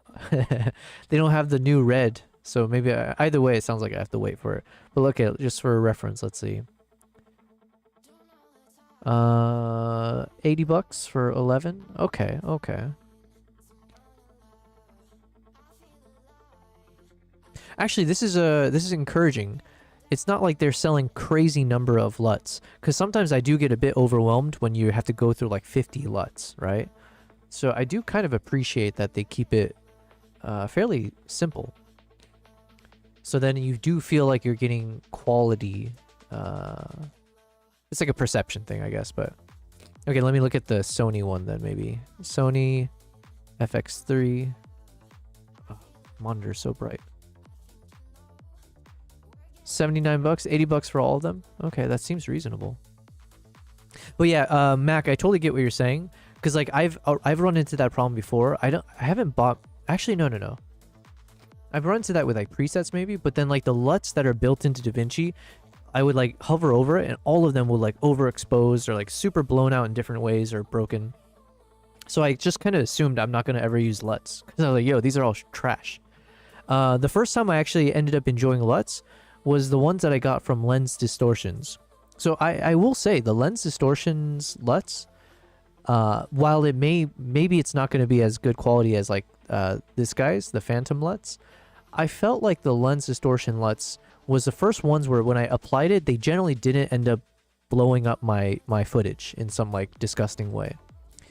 So I'm curious, Mac, if I don't know from any research you can do on it, but like I'm curious what you would think about their LUTs. So then also give me a good sense of like if I thought this was level X, let's say it's like a level 5 on some scale, and then if you tell me the Phantoms are actually still at like a level 10, it's like okay, fair enough.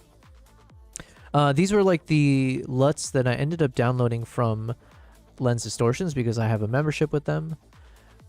And so it felt like they were, generally speaking, a bit more subtle in the sense that they didn't like end up going crazy with my shots. They're all within like the realm of acceptable. So then it just comes down to like a stylistic choice maybe. So yeah, these ones I used, and then yeah, never buy LUTs from a content creator. Listen, Mac, don't say that. Don't say that. Don't tell people that. Because the thing I'm trying to do is create LUTs so that I can sell it. But that's more from like a business perspective, right? In the same way that I have presets. Not that I'm saying my presets are trash for photos. And these are presets that I've personally used, and I use it quite often on my work. But I would never put the stamp of approval that, hey, these photo presets are the things that professional graders, whatever, on the photo side would follow. It's just like my random technique of adjusting things. And I think for video, it's probably even more obvious, like to your point, where a lot of ones that you get from content creators are just kind of like nice aesthetics, but then they don't translate to the reality of like raw footage with all the craziness. And yeah. But yeah, I get what you're saying. I think I understand that you shouldn't get it from content creators. However, that is one of the kind of the business pipeline or the business model of revenue generators. And so it behooves me to create my own. And then it's just like caveat, like, look, you're not going to get a master colorist LUTs, but if you like my style, this is just how I made it, and hopefully you'll enjoy. Maybe it'll take you from a beginner level to an intermediate. So that's where I need to put my little caveat. Phantom are the top of tier, period. Again, I'm not just my opinion, but many people in the industry, you don't have to take my word, you can look it up. I mean, listen, I believe you 100%. I'm definitely going to buy it personally. I'm just waiting, I guess, maybe, yeah, I guess I just have to wait for when they release the red version. Although I'm assuming maybe the existing reds might work, but I would like, you know, if they do end up making like a R3D NE version. I don't know if they would though. Maybe that's too niche. Yeah, so maybe I do just need to get this one. Oh, actually, no, I guess I can read. Does it say the color space in here somewhere?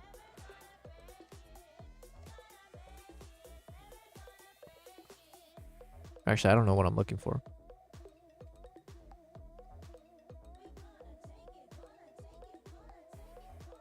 Yeah, oh, this one. So it's got that log 3G10, which is matching to the R3D NE codec.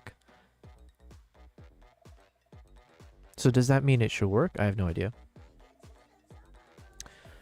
If you create LUTs, just make sure you grind them and put them through every scenario. Joel gives some info on what he did to make his. Okay.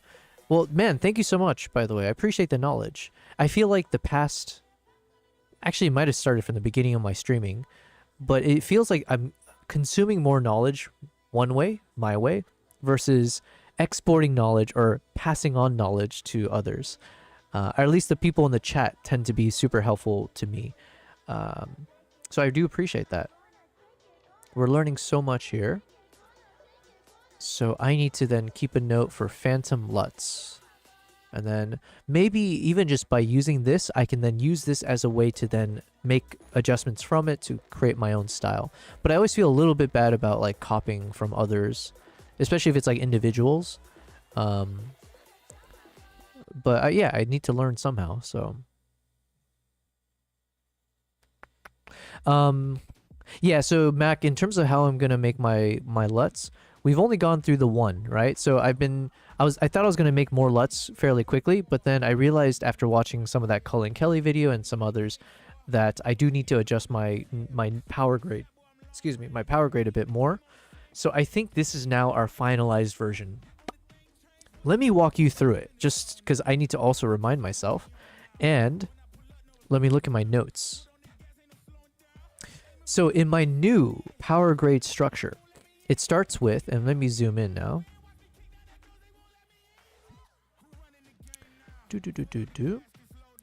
It starts with, of course, our conversion into DaVinci Wide Gamut and intermediate space. Then I go into my color correction nodes. Mackie said it's not copying, you just use the method to test that the LUTs don't break. Oh yeah, for sure, I see what you're saying. No, I'm saying like as I create my own LUTs, it's like, let's say if I use the Phantom LUT, and then from the Phantom LUT, I make adjustments off of that. Now, if I create a LUT with this new version that used Phantom LUT as part of the base of my color grading, does that count as like you've made your own LUT, or are you essentially trying to sell someone else's LUT? You know what I mean? Yo, Conan is Irish. Oh wait, Conan, is this the Conan? Conan is Irish. Yo, Conan, it is you. Hey, welcome back. What's up, Conan? It's been a while. It's been a long time. Welcome back to the stream. Yeah, I was gone for like 2 weeks, and then I was working on this super cool project, so I got to shoot with this new camera, the Nikon ZR, and I made some new YouTube videos. Feel free to check it out. I don't know how far back you've been away, but welcome back, welcome back. So I'm just making some changes to my editing workflow, some templates and stuff like that. So, Mac, you said, oh, sorry, Mac is 4 minutes late for a meeting. Sorry, today's been a busy day. Well, thank you, Mac, for being here. I do appreciate it, and I'll see you, hopefully, any other streams. I'll be back tomorrow. Coney said, yes, gotcha. Okay, well, oh yeah, that's the phantom notification sound.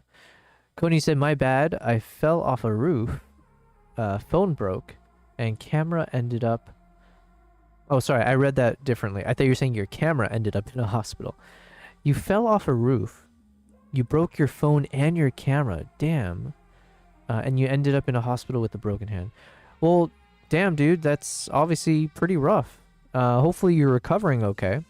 I don't know. I've never broken any bones, so I don't actually know how long it takes for bones to heal. But yeah, man, I'm sorry to hear that. That's well, you know what? Here's the thing. Obviously, that's very, very shitty to have happened to you, especially having your, well, obviously, especially your physical body. But then the camera and your phone. So all of it sounds unfortunate. The silver lining, Conan, with any of these things is with enough time. What did they say? Tragedy plus time equals comedy. And personality, let's say, you know, because you're now creating a memory that you can always point to years later. It might take years before you don't feel upset when you remember this moment. But at some point when you're older, you're going to be like telling stories and you're going to embellish that story, I'm sure. So it won't be just like you fell off a roof like an idiot. It'll be like, oh, I fell off because I was saving a cat that was stuck in a tree. And boom, I caught the cat. But then as I did... the roof caved in and I used my hand to stop myself. Yeah, anyways, you'll make up stuff, I'm sure. By the way, over time, I hope that you'll be able to look back at this and think of it as a fun story. It makes your life a bit more memorable. You're going to replace the camera and the phone eventually. Your hand is going to be stronger than ever, right? Isn't that what they say? When you break a bone, it like calcifies and then becomes extra strong. So yeah, look forward to those things, but sorry to hear that. You lost all your accounts, sadly. I'm using a new phone called the Oppo. It's 3 years old. Listen, like I said, this is going to build character. You're already in the character building phase right now. You don't just become Batman, right? You got to go through the trials and tribulations, the adversities first. So welcome to an extra phase or an extra stage where you're going to build character from this and come out closer to the Dark Knight, let's say. But yeah. Obviously, that sucks. I don't know how to put it on Do Not Disturb. I don't either. I've never heard of the Oppo phone before. But, yeah. That sucks, man. But, like I said, take the good with the bad. But yeah, Conan, just as an FYI, because it's almost midnight my time, and I need to order dinner before it's too late. And today was a little bit of a different stream because I started a bit late. I had a photo shoot event that was the entire day. So I got home roughly, I think, like 6 p.m. or something like that. So I did a bit of a shorter stream, and like I said, I'm spending time creating a new structure for how I edit my videos. So I've been watching a lot of videos to understand the best way to edit your colors, the lighting, exposures, all that kind of stuff. Or what they call the colorist, manifesto, if you will. So that's what I've been doing, and now from this, starting tomorrow, we've got this new structure. Let me go ahead and save this structure, actually. So I think we're good to go. Let's go to trees here. Grab still. And then let's copy the name here. So we'll change the label to 16. So this is our new power grade structure for the red camera or the log stuff. So then here I can just apply this grade to any of my other footages, and hopefully it should follow the right procedure for me to edit my colors and lighting properly. I'll update you in the Discord server when I make a account and I'll on many, because I'm going away with my youth and community police officer. Tomorrow for a few days. It almost got the full thing. Nice, man. Okay, well, enjoy. That sounds like a fun time. Although, yeah, it sounds like a fun time with a police officer. Interesting. Okay, well, Conan, you have caught me at the tail end of today's stream, so I do appreciate you being here. It's good to hear from you. It's been a while since I saw you, so I did wonder, like, oh, I wonder where Conan is. But it's good to know that you're at least recovering, and it sounds like you're gonna have some fun with a cop. So enjoy that. Don't do anything you shouldn't. But yeah, I think this is probably a good place for me to end today's stream. I need to get some food. I have to just do a few prep things and stuff like that. So I appreciate it. Tomorrow will be a longer stream. Tomorrow also I should be able to start a bit earlier. So we'll kind of bank on a few of those things. For anyone who is new, feel free to check out my YouTube videos. I do have some new YouTube videos on the channel, and some of them have popped off. It's been really cool to see that, especially obviously with the Nikon ZR being the buzz that it is. I'm glad that my video was able to generate some curiosity or interest. So feel free to check it out. I've got a 5-minute video on my YouTube channel, which is a short documentary film that I made with the camera. And then I have my 12-minute product review, which you can also check out. So yeah. Cheers. We'll probably just be in tomorrow, but no worries. Well, thanks for being here. Thanks, everyone. Today was a wonderful stream.